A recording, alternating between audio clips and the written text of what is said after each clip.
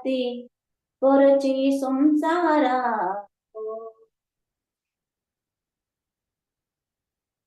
কেমনে শোধিবে মোরে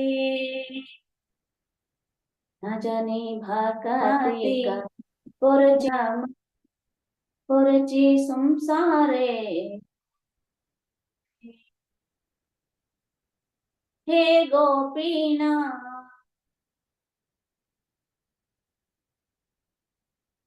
হে গোপীনা হে গোপীনা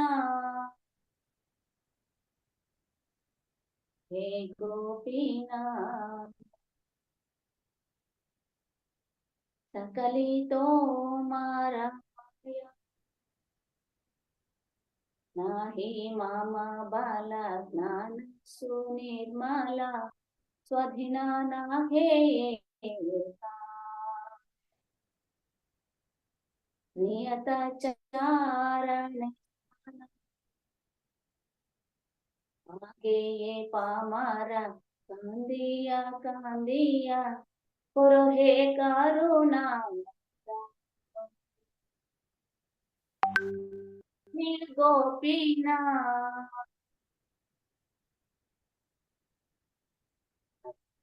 हे गोपीना हे गोपीना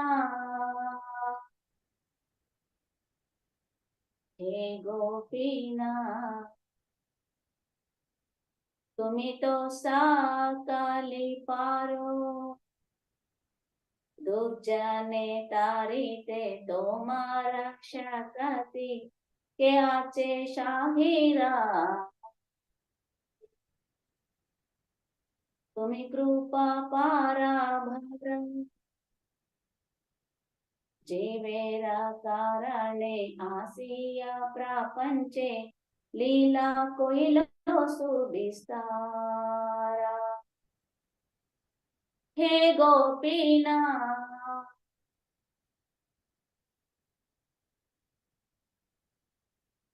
हे गोपीना हे गोपीना हे गोपीना आमी के दोषे दोषी असुरा साकाला पायिलो चरणा विनोदा थाकिलो हे गोपीना हे गोपीना हे गोपीना हे गोपीना हरे कृष्ण प्रभु हरे कृष्ण ಹರೇ ಕೃಷ್ಣ ಮಾತಾಡಿ ಧನ್ಯವಾದಗಳು. ಬಟ್ ತುಂಬಾ ಬ್ರೇಕ್ ಆಗ್ತಾ ಇತ್ತು. ಹರೇ ಕೃಷ್ಣ. ಹೌದಾ ಪ್ರಭು? ಬೇರೆ ಹೇ ಗೋಪಿನಾಥ್ ಅನ್ನೋದು ಮಾತ್ರ ತುಂಬಾ ಚೆನ್ನಾಗಿ ಎಲ್ಲರಿಗೂ ಕೇಳಿಸ್ತು ಅನ್ಸುತ್ತೆ. ಹರೇ ಕೃಷ್ಣ, ತೊಂದ್ರೆ ಇಲ್ಲ, ಧನ್ಯವಾದಗಳು. ಹರೇ ಹರೇ ಕೃಷ್ಣ ಕೃಷ್ಣ. ಹರೇ ಕೃಷ್ಣ, ಹರೇ ಕೃಷ್ಣ. ಎಲ್ಲರಿಗೂ ಮತ್ತೊಮ್ಮೆ ಅಧಿವೇಶನಕ್ಕೆ ಸ್ವಾಗತ. ಈಗ ನಮ್ಮ ಸೀನಿಯರ್ ಡಿಬೇಟಿ ಆಗಿರುವಂತ ಧನಲಕ್ಷ್ಮಿ ಮಾತಾಜಿ ಅವ್ರನ್ನ ಅಧಿವೇಶನಕ್ಕೆ ಬರಮಾಡ್ಕೊಂಡ ಅವರಿಂದ ಶಾಸನ ಕೇಳಿ. ಹರೇ ಕೃಷ್ಣ ಮಾತಾಜಿ. ಹರೇ ಕೃಷ್ಣ ಪ್ರಭು, ಹರೇ ಕೃಷ್ಣ. ಎಲ್ಲರಿಗೂ ಕೂಡ ಬೆಳಗಿನ ಶನಿವಾರದ ವಿಶೇಷ ಅಧಿವೇಶನಕ್ಕೆ ಎಲ್ಲರಿಗೂ ಮತ್ತೊಮ್ಮೆ ಸ್ವಾಗತ, ಸುಸ್ವಾಗತ. ಮೊದಲನೇದಾಗಿ ಗುರು ಕೃಷ್ಣರ ಒಂದು ಕೃಪಾಶೀರ್ವಾದವನ್ನ ಬೇಡ್ಕೊಳ್ತಾ, ಅಂದ್ರೆ ಮಂಗಳಾಚರಣವನ್ನ ಹೇಳ್ತಾ ಇವತ್ತಿನ ಅಧಿವೇಶನವನ್ನ ಪ್ರಾರಂಭ ಮಾಡೋಣ. ಓಂ ಅಜ್ಞಾನತಿಮಿರಾಂಧಸ್ಯ ಜ್ಞಾನಾಂಜನಶಲಾಕಯ ಚಕ್ಷುರುನ್ಮಿಲಿತಂ ಯೇನ ತಸ್ಮೈ ಶ್ರೀ ಗುರುವೇ ನಮಃ. ಶ್ರೀಚೈತನ್ಯಮನೋಭೀಷ್ಟಂ ಸ್ಥಾಪಿತಂ ಯೇನ ಭೂತಲೆ ಸ್ವಯಂ ರೂಪಾ ಕದಾ ಮಹ್ಯಂ ದದಾತಿ ಸ್ವಪದಾಂತಿಕಂ. ವಂದೇಹಂ ಶ್ರೀಗುರೋ ಶ್ರೀಯುತಾಪದಕಮಲಂ ಶ್ರೀಗುರೋನ್ ವೈಷ್ಣವಾಂಶ್ಚ.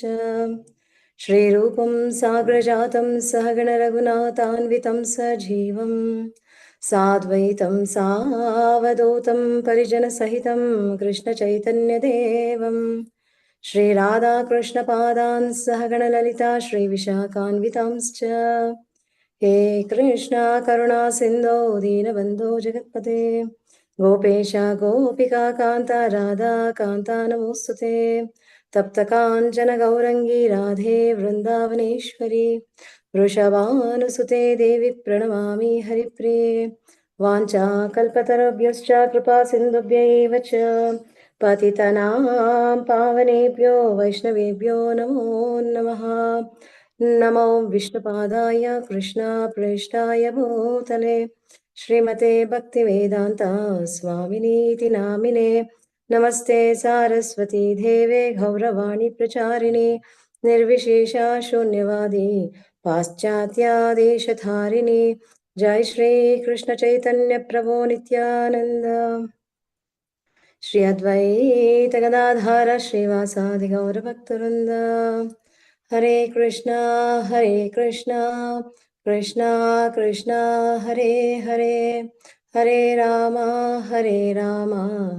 राम राम हरे हरे विघ्न विनाशक नरसिंह भगवान की जय श्री श्री जगन्नाथ सुभद्र बलदेव की जय श्री चैतन्य महाप्रभु की जय नित्यानंद महाप्रभु की जय ನಮ್ಮ ಇಸ್ಕಾನ್ ಸಂಸ್ಥೆಯ ಸಂಸ್ಥಾಪನಾಚಾರ್ಯರು ಜಗದ್ಗುರುಗಳಾಗಿರ್ತಕ್ಕಂಥ ಶ್ರೀಲ ಪ್ರಭುಪಾದ ಕಿ ಜೈ. ಹಾಗೆ ನನಗೆ ಈ ಅವಕಾಶವನ್ನ ಕೊಟ್ಟಿರ್ತಕ್ಕಂಥ ನನ್ನ ಶಿಕ್ಷಾ ಗುರುಗಳಾಗಿರ್ತಕ್ಕಂಥ ಸುರನಾಥ್ ಪ್ರಭುಗಳಿಗೆ ವಂದಿಸ್ತಾ, ಹಾಗೆ ನನ್ನ ಎಲ್ಲಾ ಎಲ್ಲರಿಗೂ ಕೂಡ ವಂದಿಸ್ತಾ ಇವತ್ತಿನ ಆ ಒಂದು ಅಧಿವೇಶನವನ್ನ ಪ್ರಾರಂಭ ಮಾಡಿ. ಹರೇ ಕೃಷ್ಣ ಎಲ್ಲರಿಗೂ ಕೂಡ. ಸೊ ಮೊದಲನೇದಾಗಿ ಇವತ್ತಿನ ಅಧಿವೇಶನ ಟಾಪಿಕ್ ಅಂದ್ರೆ ಯಾಕೆ ಅರ್ಜುನನ ಪ್ರಶ್ನೆಗಳನ್ನ ಆಯ್ಕೆ ಮಾಡ್ಕೊಂಡ ಅಂದ್ರೆ ಯೂಶಲಿ ತಲೆಯಲ್ಲಿ ಬೇರೆ ಬೇರೆ ಓಡ್ತಾ ಇತ್ತು. ಅಂದ್ರೆ ಸತ್ವಗುಣದ ಆಹಾರದ ಬಗ್ಗೆ ತಗೊಳ್ಳೋಣ, ಇಲ್ಲ ಗುರುವಿನ ಶರಣಾಗತಿಯ ಬಗ್ಗೆ ತಗೊಳ್ಳೋಣ, ಯಾವ್ದನ್ನ ತಗೊಳ್ಳೋಣ ಅನ್ನೋದು ತುಂಬಾ ಕನ್ಫ್ಯೂಸ್. ನಾನು ಕೂಡ ಅರ್ಜುನನ ತರ ಕನ್ಫ್ಯೂಷನ್ ಅಲ್ಲಿ ಇದೆ ಯಾವ್ದು ತಗೊಳ್ಳೋದು ಅಂತ ಹೇಳಿ. ಬಟ್ ಫೈನಲಿ ಇದು ಗೀತಾ ಜಯಂತಿಯ ಒಂದು ತಿಂಗಳಾಗಿತ್ತಲ್ವಾ. ಸೊ ಯಾವುದರ ಮಹತ್ವ ಹೇಳ್ತಿದ್ದಾಗ ನಮ್ಮಲ್ಲಿ ಹೆಚ್ಚಾಗಿ ನಾವೆಲ್ಲರೂ ಬದ್ಧಾತ್ಮರು, ಹಾಗಾಗಿ ಇದರ ಬಗ್ಗೆನೇ ಮಾತಾಡೋದು ಒಳ್ಳೇದು ಅಂತ ಅನ್ನಿಸ್ತು. ಸೊ ಹಾಗಾಗಿ ನಾನು ಅರ್ಜುನನ ಪ್ರಶ್ನೆಗಳನ್ನ ತಗೊಂಡೆ. ಸೊ ಈ ಅರ್ಜುನನ ಪ್ರಶ್ನೆಗಳು ಇಡೀ ಭಗವದ್ಗೀತೆಗೆ ಒಂದು ಇದು ಅಂದ್ರೆ ಉತ್ತರಗಳಲ್ವಾ. ಅರ್ಜುನನ ಪ್ರಶ್ನೆಗಳೇ ಸಂಪೂರ್ಣ ಅಂದ್ರೆ ಅರ್ಜುನನು ಎಷ್ಟು ಪ್ರಶ್ನೆಗಳು ಕೇಳ್ತಾನೆ ಅಂದ್ರೆ ಒಂದು 18 ಪ್ರಶ್ನೆಗಳನ್ನ ಕೇಳ್ತಾನೆ. ಅಂದ್ರೆ ಇಲ್ಲಿ 18 ಪ್ರಶ್ನೆಗಳು ಅಂತಂದ್ರೆ ನಾವು ಶ್ಲೋಕವನ್ನ ಗುರುತು ಮಾಡ್ಕೊಳ್ಳೋದಲ್ಲ, ಅಂದ್ರೆ ಅವನ ಭಾವದಲ್ಲಿ ಕೇಳುವಂತ ಪ್ರಶ್ನೆಗಳು. ಯಾಕೆಂದ್ರೆ ಕಂಟಿನ್ಯೂಸ್ ಆಗಿ 3-4 ಪ್ರಶ್ನೆ ಕೇಳ್ತಾನೆ, ಅವೆಲ್ಲ ಸರಿ 1, 2, 3, 4 ಆ ರೀತಿ ಅಲ್ಲ. ಮೇನ್ ಆತನಲ್ಲಿ ಬಂದಿರ್ತಕ್ಕಂಥ ಕೆಲವೊಂದು ಸಂಶಯಗಳೇನಿತ್ತು, 18 ಸಂಶಯಗಳು. ಈ 18 ಸಂಶಯಗಳಿಗೆ 18 ಅಧ್ಯಾಯಗಳು ಬಂದ್ಬಿಡ್ತು. ಸೊ ಇದನ್ನ ಯಾವತ್ತು ಭಗವಂತ ಅಂದ್ರೆ ಈತನಿಗೆ ಹೇಳಿದ್ದು ಅಂದ್ರೆ, ನಾವು ಮೊನ್ನೆನೆ ಸೆಲೆಬ್ರೇಷನ್ ಮಾಡಿದ್ವಿ ಮೋಕ್ಷದ ಏಕಾದಶಿಯ ದಿನ. ಭಗವಂತ ಅರ್ಜುನನಿಗೆ ಉದ್ಧಾರ ಮಾಡ್ಲಿಕ್ಕೆ, ಅರ್ಜುನನ ಸಲುವಾಗಿ ನಮ್ಮಂತ ಬದ್ಧಾತ್ಮರನ್ನ ಉದ್ಧಾರ ಮಾಡ್ಲಿಕ್ಕೆ, ಸೊ ಅರ್ಜುನನನ್ನ ಸ್ನೇಹಿತನಾಗಿ, ಸಖನಾಗಿ, ಶಿಷ್ಯನಾಗಿ ಸ್ವೀಕಾರ ಮಾಡಿ ಸೊ ಅರ್ಜುನನನ್ನ ಉದ್ಧಾರ ಮಾಡಿದ್ರು. ಸೊ ಇಲ್ಲಿ ಈ ಭಗವದ್ಗೀತೆ ನಾವ್ ಏನು 700 ಶ್ಲೋಕಗಳಿದೆ, ಅದನ್ನ ಭಗವದ್ಗೀತೆಯನ್ನ ಪಂಚಮ ವೇದ ಅಂತ ಕೂಡ ಕರೀತಾರೆ. ಮತ್ತೆ ಎಲ್ಲಾ ವೇದಗಳು, ವೇದಾಂತಗಳು, ವೇದಾಂತ ಸೂತ್ರ, ಉಪನಿಷತ್ತು, ಪುರಾಣ, ಇತಿಹಾಸ ಎಲ್ಲವೂ ಕೂಡ ಆ 700 ಶ್ಲೋಕಗಳಲ್ಲೇ ಅಡಗಿರುವಂಥದ್ದು. ನಮ್ಗೆ ಈ 18 ಚಾಪ್ಟರ್ಸ್ ಏನು 18 ಅಧ್ಯಾಯಗಳಿದ್ದಾವೆ, ಇದನ್ನ 3 ವಿಂಗಡಣೆಗಳನ್ನ ಮಾಡಿದ್ದಾರೆ. ಅದು ಆಲ್ಮೋಸ್ಟ್ ತಿಳ್ಕೊಂಡಿದ್ದೀವಿ. ಮೊದಲನೇ 6, ನೆಕ್ಸ್ಟ್ 6, ಆಮೇಲೆ 6 ಅಂತ ಹೇಳಿ. ಈಗ ನಾವು ಒಂದು ಪುಸ್ತಕವನ್ನ ತಗೊಂಡ್ರೆ ಅದರಲ್ಲಿ ಇಂಟ್ರಡಕ್ಷನ್ ಪಾರ್ಟ್ ಕೊಟ್ಟಿರ್ತಾರೆ, ಆಮೇಲೆ ಹಿಂದೆಗಡೆ ಅದರ ಒಂದು ಮೇನ್ ಎಸೆನ್ಸ್ ಏನಿತ್ತು ಇದರಲ್ಲಿ ಅನ್ನೋದನ್ನ ಕೊಟ್ಟಿರ್ತಾರೆ. ಕರೆಕ್ಟ್ ಅಲ್ವಾ? ಸೊ ಈಗ ಪ್ರಾರಂಭದಲ್ಲಿ ಭಗವಂತ ಕರ್ಮಯೋಗದ ಬಗ್ಗೆ ಮಾತನಾಡ್ತಾನೆ, ಕೊನೆಯಲ್ಲಿ ಜ್ಞಾನ ಯೋಗದ ಬಗ್ಗೆ ಮಾತನಾಡ್ತಾನೆ, ಮಧ್ಯದಲ್ಲಿ ಇಂಪಾರ್ಟೆಂಟ್ ವಿಚಾರ ಏನು ಭಕ್ತಿ ಯೋಗವನ್ನ ಇಟ್ಟಿದ್ದಾನೆ. ಸೊ ಈ ರೀತಿಯಾಗಿ ಈ 18 ಅಧ್ಯಾಯಗಳನ್ನ ಆಲ್ಮೋಸ್ಟ್ 3 ವಿಂಗಡಣೆಗಳನ್ನಾಗಿ ಮಾಡಿದ್ದಾರೆ. ಸೊ ಇಲ್ಲಿ ನಾವು ತಿಳ್ಕೊಬೇಕಾಗಿರೋದೇನು ಅಂದ್ರೆ, ಇದ್ರ ಹಿನ್ನೆಲೆ ಎಲ್ಲರಿಗೂ, ಮಹಾಭಾರತದ ಒಂದು ಹಿನ್ನೆಲೆ ಎಲ್ಲರಿಗೂ ಗೊತ್ತಿದೆ. ಅಂದ್ರೆ ಆ ಪ್ರಶ್ನೆಗಳು ಬರೋದಕ್ಕೆ ಕಾರಣ ಏನು ಅಂತ ಹೇಳಿ, ಅರ್ಜುನ ಅಂದ್ರೆ ಫಸ್ಟ್ ಪ್ರಶ್ನೆ ಕೇಳುವಂಥದ್ದು ಏನು ಅಂದ್ರೆ, ಈ ಒಂದು ಆ ಆ, ಏನದು ಯುದ್ಧ ಭೂಮಿಯಲ್ಲಿ ಯಾರೆಲ್ಲ ಇದ್ದಾರೆ ನಾನು ನೋಡ್ಬೇಕು ಅಂತಕ್ಕಂಥ ಅಭಿಲಾಷೆ. ಕರೆಕ್ಟ್ ಅಲ್ವಾ? ಫಸ್ಟ್ ಪ್ರಶ್ನೆ ಅದೇ ಅಲ್ವಾ? ಇಲ್ಲಿ ಯಾರ್ಯಾರಿದ್ದಾರೆ ನೋಡ್ಬೇಕು. ಯಾಕೆ ನೋಡ್ಬೇಕೀಗ ಅರ್ಜುನ ಅಲ್ಲಿರೋರನ್ನ ಅಂತಂದ್ರೆ, ಈಗ ಆಲ್ಮೋಸ್ಟ್ ಅವರು 12 ವರ್ಷಗಳ ಕಾಲ ಏನದು ವನವಾಸವನ್ನ ಮಾಡ್ಕೊಂಡು ಬಂದಿದ್ದಾರೆ. ಕರೆಕ್ಟಾ? 1 ವರ್ಷ ಅಜ್ಞಾತವಾಸವನ್ನ ಮುಗಿಸ್ಕೊಂಡು ಬಂದಿದ್ದಾರೆ. ಈಗ ಟೋಟಲ್ 13 ವರ್ಷಗಳು. ಈಗ ಯಾರೆಲ್ಲ ಯುದ್ಧಕ್ಕೆ ಬಂದಿದ್ದಾರೆ, ನಮ್ ಕ್ಯೂರಿಯಾಸಿಟಿ ಅಲ್ವಾ? ತುಂಬಾ ದಿನಗಳಾಗೋದ್ರೆ ನಮ್ಮ ರಿಲೇಟಿವ್ಸ್ಗೋ ಫಂಕ್ಷನ್ಸ್ಗೆ ಹೋದಾಗ ಯಾರು ಬಂದಿದ್ದಾರೆ ನೋಡ್ಬೇಕು ನಾನು, ಯಾರಿದ್ದಾರಲ್ಲಿ ಅಂತ ಇರುತ್ತಲ್ಲ. ಅರ್ಜುನನಿಗೂ ಹಾಗೆ ಕುತೂಹಲ ಇದೆ, ಯಾರಿದ್ದಾರೆ ನಾನ್ ನೋಡ್ಬೇಕು ಅಂತ ಹೇಳಿ. ಸೊ ಈಗ ಅಲ್ಲಿಗೆ ಹೋಗೋದಕ್ಕೂ ಕಾರಣ ಏನು? ಈಗ ಅವರು ಈ ವನವಾಸವನ್ನ ಮುಗಿಸ್ಕೊಂಡ್ ಬಂದ ನಂತರ ಒಂದು ಒಪ್ಪಂದ ಇರುತ್ತೆ, ಏನು? ಭೂಮಿಯನ್ನ ಕೊಡ್ಬೇಕು ಅಂತ ಹೇಳಿ. ಕರೆಕ್ಟ್ ಅಲ್ವಾ? ಅಣ್ಣ ತಮ್ಮಂದಿರೋದ್ಮೇಲೆ ಭಾಗಗಳಾಗ್ಬೇಕಲ್ವಾ? ಸೊ ಭಾಗಗಳಾಗ್ಬೇಕು ಅಂತ. ಆದ್ರೆ ಇಲ್ಲಿ ದುರ್ಯೋಧನನು ಏನಿರ್ತಾನೆ, ಕೌರವರು ಇವರು ಏನ್ ಮಾಡ್ತಾರೆ? ಮೋಸ, ಅಸೂಯೆ, ನಾನೇ ಅನುಭವಿಸ್ಬೇಕೆಲ್ಲ, ನಾನೇ ಮಾಡ್ಕೋಬೇಕೆಲ್ಲ ಅಂತಕ್ಕಂಥ ಭಾವ. ಸೊ ಆಗಿರ್ಬೇಕಾದ್ರೆ ಪಾಪ ಅವ್ರು ಮುಗಿಸ್ಕೊಂಡ್ ಬಂದ್ಮೇಲೆ ಅವ್ರನ್ನ ಕೇಳಿದಾಗ ಅವ್ರು ಕೊಡೋದಿಲ್ಲ ಲಾಸ್ಟ್ಗೆ. ಏಕೆಂದ್ರೆ ಈಗ ಕ್ಷತ್ರಿಯರಲ್ವಾ ಇವರು, ಕ್ಷತ್ರಿಯರು ಇರ್ಬೇಕಾದ್ರೆ ಏನ್ ಮಾಡ್ಬೇಕು? ಅವರ ಧರ್ಮವನ್ನ ಪಾಲಿಸ್ಬೇಕು. ಅಂದ್ರೆ ಅವರವರ ಧರ್ಮವನ್ನ ಅವ್ರವ್ರು ಪಾಲಿಸ್ಬೇಕು. ಇಡೀ ಭಗವದ್ಗೀತೆ ಧರ್ಮದ ಬಗ್ಗೆ ಹೇಳುವಂಥದ್ದು. ಆ 700 ಶ್ಲೋಕಗಳು ಮುಖ್ಯವಾಗಿರ್ತಕ್ಕಂಥ ಧರ್ಮದ ಬಗ್ಗೆನೇ ಹೇಳುವಂಥದ್ದು. ಸೊ ಈಗ ಯಾಕೆ ಈಗ ಅಲ್ಲಿಗೆ ಬಂದ ನಂತರ ಇವರು ಅಟ್ಲೀಸ್ಟ್ 5 ಊರುಗಳನ್ನಾದ್ರೂ ಕೊಡಿ ಅಂತ ಕೇಳ್ತಾರೆ. ಕೇಳದ್ಮೇಲೆ ಅವ್ರು 5 ಊರುಗಳಲ್ಲ, ಆ ಸೂಜಿಯ ತುದಿ ಮೊನೆ ಏನಿದೆ ಅದು ಟಚ್ ಆದ್ರೆ ಗ್ರೌಂಡ್ಗೆ ಆ ಸೂಜಿಯ ಮೊನೆಯಷ್ಟು ಜಾಗ ಕೂಡ ಕೊಡಲ್ಲ ಅಂತ ಹೇಳ್ತಾರೆ. ಅಂದ್ರೆ ಎಲ್ಲಾ ರೀತಿಯಲ್ಲೂ ಕೂಡ, ಅಂದ್ರೆ ನಾವು ಏನಾದ್ರೂ ಒಂದ್ ಯಾರ ಹತ್ರ ಏನಾದ್ರು ಮಾತಾಡ್ಸ್ಬೇಕು ಅಂದ್ರೆ ಇವ್ರನ್ನ ನೀನ್ ಹೋಗ್ ಮುಂದೆ ಮಾತಾಡು, ಅವ್ರು ಹೋಗ್ ಮುಂದೆ ಮಾತಾಡು ಅಂತ ಹೇಳ್ತೀವಲ್ಲ. ಯಾರ್ಯಾರು ಬೇಕಾಗಿರೋರ್ನೆಲ್ಲ ಕಳಿಸ್ತೀವಿ, ಮಾತಾಡಿಸ್ತೀವಿ, ಇದೆಲ್ಲ ಮಾಡ್ತೀವಿ. ಹೀಗೆ ಇವರ ಪರವಾಗಿ ಎಲ್ಲ ಆಗುತ್ತೆ. ಫೈನಲ್ ಆಗಿ ಕೃಷ್ಣನು ಹೋಗ್ತಾನೆ ಅಲ್ವಾ? ಶ್ರೀಕೃಷ್ಣ ಸಂಧಾನಕ್ಕೆ ಹೋಗ್ತಾನೆ, ಶಾಂತಿ ದೂತನಾಗಿ ಹೋಗ್ತಾನೆ. ಕೇಳ್ತಾರೆ, ಆಗ್ಲೂ ಕೂಡ ಅವ್ರು ಒಪ್ಕೊಳ್ಳೋದಿಲ್ಲ. ಸೊ ಅವಾಗ ಫೈನಲ್ ಯುದ್ಧ ಒಂದೇ ಕಟ್ಟಿಟ್ಟ ಬುತ್ತಿ ಅನ್ಕೊಳ್ತಾರೆ ತುಂಬಾ ಜನ. ಯಾಕೆ ಯುದ್ಧ ಮಾಡ್ಬೋದಿತ್ತು? ಕೃಷ್ಣ ಅನ್ಕೊಂಡಿದ್ರೆ ಎಲ್ಲ ಆಗೋಗ್ತಿತ್ತಲ್ಲ ಅಂತ ಹೇಳಿ. ಖಂಡಿತ ಇಲ್ಲ. ನಾವು ಮಕ್ಕಳಿಗೆ ಒಂದೊಂದ್ಸತಿ ಬಾಯಿ ಮಾತಲ್ಲಿ ಬುದ್ಧಿ ಹೇಳ್ತೀವಿ, ಕೆಲವೊಂದ್ಸತಿ ಏನ್ ಮಾಡ್ತೀವಿ, ಒಂದ್ ಬಿಟ್ಟು ಬುದ್ಧಿ ಹೇಳ್ತೀವಿ. ಕರೆಕ್ಟಾ? ಈಗ ಭಗವಂತನ ಮಕ್ಕಳೇ ಇವಾಗ ನಾವ್ ಹಂಗೆ ಯೋಚನೆ ಮಾಡೋದಾದ್ರೆ, ಕೌರವರು ಪಾಂಡವರು ಸೃಷ್ಟಿಯಲ್ಲಿರ್ತಕ್ಕಂಥ ಎಲ್ಲಾ ಸಕಲ ಜೀವರಾಶಿಗಳು ಭಗವಂತನ ಮಕ್ಕಳೇ. ಯಾಕೆ ನಿರ್ಧಾರ ತಗೊಂಡ್ರು ಅಲ್ವಾ? ಅಂದ್ರೆ ಈಗ ಏನು ಅಂದ್ರೆ ಫೈನಲ್ ಆಗಿ ಅವರಿಗೆ ಬುದ್ಧಿ ಕಲಿಸ್ಬೇಕಿತ್ತು ಅಲ್ವಾ? ಹಾಗಾಗಿ ಇಲ್ಲಿ ಏನಾಗುತ್ತೆ ಅಂತಂದ್ರೆ, ಭಗವಂತ ಫೈನಲ್ ಆಗಿ ಏನ್ ಮಾಡ್ತಾನೆ, ಯುದ್ಧವೇ ಇವರಿಗೆ ಸರಿಯಾದ ಒಂದು ಮಾರ್ಗ ಮತ್ತೆ ಇವ್ರಿಗೆ ಬುದ್ಧಿ ಕಲಿಸ್ಲಿಕ್ಕೆ ಅಂತ ಹೇಳಿ ಫೈನಲ್ ಆಗಿರ್ತಕ್ಕಂಥ ಡಿಸಿಷನ್ನೇ ಯುದ್ಧ. ಸೊ ಯುದ್ಧ ಎಲ್ಲಿ ನಡೆಯುತ್ತೆ? ಕುರುಕ್ಷೇತ್ರದಲ್ಲಿ ನಡೆಯುತ್ತೆ. ಕುರುಕ್ಷೇತ್ರ ಅಂದ್ರೆ ಅದು ಧರ್ಮಕ್ಷೇತ್ರ. ಯಾಕಂದ್ರೆ ಈಗ ಪಾಂಡವರು ಕೂಡ ಕುರುವಂಶದವರೇ ಅಲ್ವಾ? ಹಿನ್ನೆಲೆ ತಗೊಳಕ್ ಹೋದ್ರೆ, ಅಂದ್ರೆ ಪಿತ್ರಾರ್ಜಿತ ಆಸ್ತಿ ಅಂತ ತಗೊಂಡ್ರೆ ಕುರುವಂಶದವರು. ಇವ್ರು ಪಾಂಡು ಪುತ್ರರಾಗಿದ್ದಿದ್ರೆ ಇವ್ರನ್ನ ಪಾಂಡುಗಳು ಅಂತ ಹೇಳ್ತಾರೆ. ಬಟ್ ಮೂಲಕ ಅವರು ಅಂದ್ರೆ ಕುರುವಂಶದವರೇ ಅಲ್ವಾ? ಸೊ ಅಂದ್ರೆ ಆ ಕುರುಕ್ಷೇತ್ರ ಅಂತಕ್ಕಂಥ ಒಂದು ಜಾಗ ಬಂದು ಅಷ್ಟು ಪವಿತ್ರವಾಗಿರ್ತಕ್ಕಂಥ ಜಾಗ, ಅಷ್ಟು ಶ್ರೇಷ್ಠವಾಗಿರ್ತಕ್ಕಂಥ ಜಾಗ. ಸೊ ಆ ಜಾಗದಲ್ಲಿ ಈಗ ಯುದ್ಧಕ್ಕೆ ಸನ್ನದ್ಧವಾಗಿದೆ. ಈಗ ನೆಕ್ಸ್ಟ್, ಈಗ ಕೃಷ್ಣನು ಯಾರ ಕಡೆಗೆ ಸಪೋರ್ಟ್ ಅನ್ನೋದು ಎಲ್ಲರಿಗೂ ಗೊತ್ತಿರುವಂತದ್ದೇ. ಕೃಷ್ಣ ಏನ್ ಹೇಳ್ತಾನೆ, ನಾನು ಯುದ್ಧದಲ್ಲಿ ಏನ್ ಮಾಡ್ತೀನಿ, ಯಾವುದೇ ಆಯುಧವನ್ನ ತಗೊಳಲ್ಲ, ನಾನು ಯುದ್ಧವನ್ನ ಮಾಡಲ್ಲ. ಸೊ ನಾನು ಇವಾಗ ನಾರಾಯಣ ಸೈನ್ಯ ಒಂದ್ ಕಡೆ, ಇವಾಗ ಕೃಷ್ಣ ಒಂದ್ ಕಡೆ. ಅಂದ್ರೆ ಅರ್ಜುನನ ಆಯ್ಕೆ ಏನಿತ್ತು? ಕೃಷ್ಣನೇ ಆಗಿರುತ್ತೆ. ನೀನ್ ಯುದ್ಧ ಮಾಡದೇ ಇದ್ರು ಪರವಾಗಿಲ್ಲಪ್ಪ, ನನ್ ಜೊತೆಗಿರು ಸಾಕು ನೀನು. ಅಂದ್ರೆ ಇಲ್ಲಿ ಇನ್ಸ್ಟ್ರಕ್ಟರ್ ಆಗಿ ಗೈಡೆನ್ಸ್ ಕೊಡ್ತಕ್ಕಂಥ ಒಂದು ಗೈಡರ್ ಆಗಿ, ಇನ್ಸ್ಟ್ರಕ್ಟರ್ ಆಗಿ, ಒಬ್ಬ ಡ್ರೈವರ್ ಆಗಿ ಕೃಷ್ಣ ಅಲ್ಲಿ ಬರ್ತಕ್ಕಂಥದ್ದು. ಸೊ ಈಗ ಫಸ್ಟ್ ಏನಾಗತ್ತೆ, ಅಲ್ಲಿ ರಥವನ್ನ ತಗೊಂಡೋಗಿ ನಿಲ್ಲಿಸುವಂಥದ್ದು. ಸೊ ಸೇನೆಯೋರ್ ಮಧ್ಯೆ ರಥಂ ಸ್ಥಾಪಯಮೆ ಅಚ್ಯುತ. ಅಂದ್ರೆ ಯಾರೆಲ್ಲ ಅಚ್ಯುತ ಕರ್ಕೊಂಡೋಗಿ ನನ್ನ ಈ ರಥವನ್ನ ಮಧ್ಯದಲ್ಲಿ ನಿಲ್ಸು, ನಾನು ಯಾರೆಲ್ಲ ಬಂದಿದ್ದಾರೆ ನೋಡ್ಬೇಕು ಅಂತಕ್ಕಂಥ ಒಂದು ಪ್ರಶ್ನೆ, ಮೊದಲನೆಯ ಪ್ರಶ್ನೆ ಇದು. ಸೊ ಈಗ ಅಲ್ಲಿಗೆ ಹೋಗ್ತಾನೆ, ಕರ್ಕೊಂಡು ಹೋಗಿ ಮಧ್ಯಕ್ಕೆ ನಿಲ್ಲಿಸ್ತಾನೆ. ಇಲ್ಲಿ ನಾನು ಸಂಪೂರ್ಣ ಭಗವದ್ಗೀತೆ ಹೇಳಲಿಕ್ಕೆ ಆಗೋದಿಲ್ಲ. ದ ಮೇನ್ ಹೈಲೈಟ್ಸ್ ಏನಿರುತ್ತೆ, ಅರ್ಜುನನ ಪ್ರಶ್ನೆಗೆ ಸಂಬಂಧಪಟ್ಟಿರ್ತಕ್ಕಂಥದ್ದು ಹೇಗೆ ಸಂಪೂರ್ಣವಾಗಿ ಬಂತು ಅನ್ನೋ ವಿಚಾರವನ್ನು. ಯಾಕೆಂದ್ರೆ ಡೀಟೇಲ್ಡ್ ಆಗಿ ಹೋಗ್ಲಿಕ್ಕೆ ನಮ್ಗೆ 1 hour ಖಂಡಿತ ಸಾಲೋದಿಲ್ಲ. ಸೊ ಹಾಗಾಗಿ ಇದು ಮೇನ್ ನಮ್ಗೆ ಮುಖ್ಯವಾಗಿ ನಾವು ಆ ಧರ್ಮವನ್ನ ಹೇಗೆ ತಿಳ್ಕೊಬೇಕು ಅನ್ನೋ ಉದ್ದೇಶ ಅಷ್ಟೇ. ಈಗ ಅಲ್ಲಿಗೆ ಹೋಗ್ತಾನೆ, ಹೋದ್ಮೇಲೆ ಆ ರಥವನ್ನ ಸ್ಥಾಪನೆ ಮಾಡಿದ್ಮೇಲೆ ಏನಾಯ್ತು, ಅಲ್ಲಿ ಎಲ್ಲಾರನ್ನ ನೋಡ್ತಾನೆ. ನೋಡಿದ್ಮೇಲೆ ಯಾರೆಲ್ಲ ಕಾಣ್ತಾರಲ್ಲಿ? ಭೀಷ್ಮರು ಕಾಣಿಸ್ತಾರೆ, ದ್ರೋಣರು ಕಾಣಿಸ್ತಾರೆ, ಬೇಕಾಗಿರ್ತಕ್ಕಂಥ ಎಲ್ಲೆಲ್ಲೋ ಇರ್ತಕ್ಕಂಥ ಅವರ ಈ ಸ್ನೇಹಿತರು ಕಾಣಿಸ್ತಾರೆ, ದೊಡ್ಡಪ್ಪ ಚಿಕ್ಕಪ್ಪಂದಿರು ಅವ್ರ ಮಕ್ಕಳು ಮೊಮ್ಮಕ್ಕಳು ಎಲ್ಲರನ್ನ ನೋಡ್ತಾನೆ. ಈಗ ನೋಡಿದ್ಮೇಲೆ ಏನಾಯ್ತು? ಅರ್ಜುನನಿಗೆ ಟೆನ್ಷನ್ ಆಗೋಯ್ತು. ಅಯ್ಯೋ ಇವ್ರ ಅವ್ರ ಕಡೆ ಇದಾರ, ಹಿಂಗಿದಾರ, ನಮ್ಗೆ ಅನ್ಸುತ್ತಲ್ವಾ ಕೆಲವೊಂದ್ಸತಿ.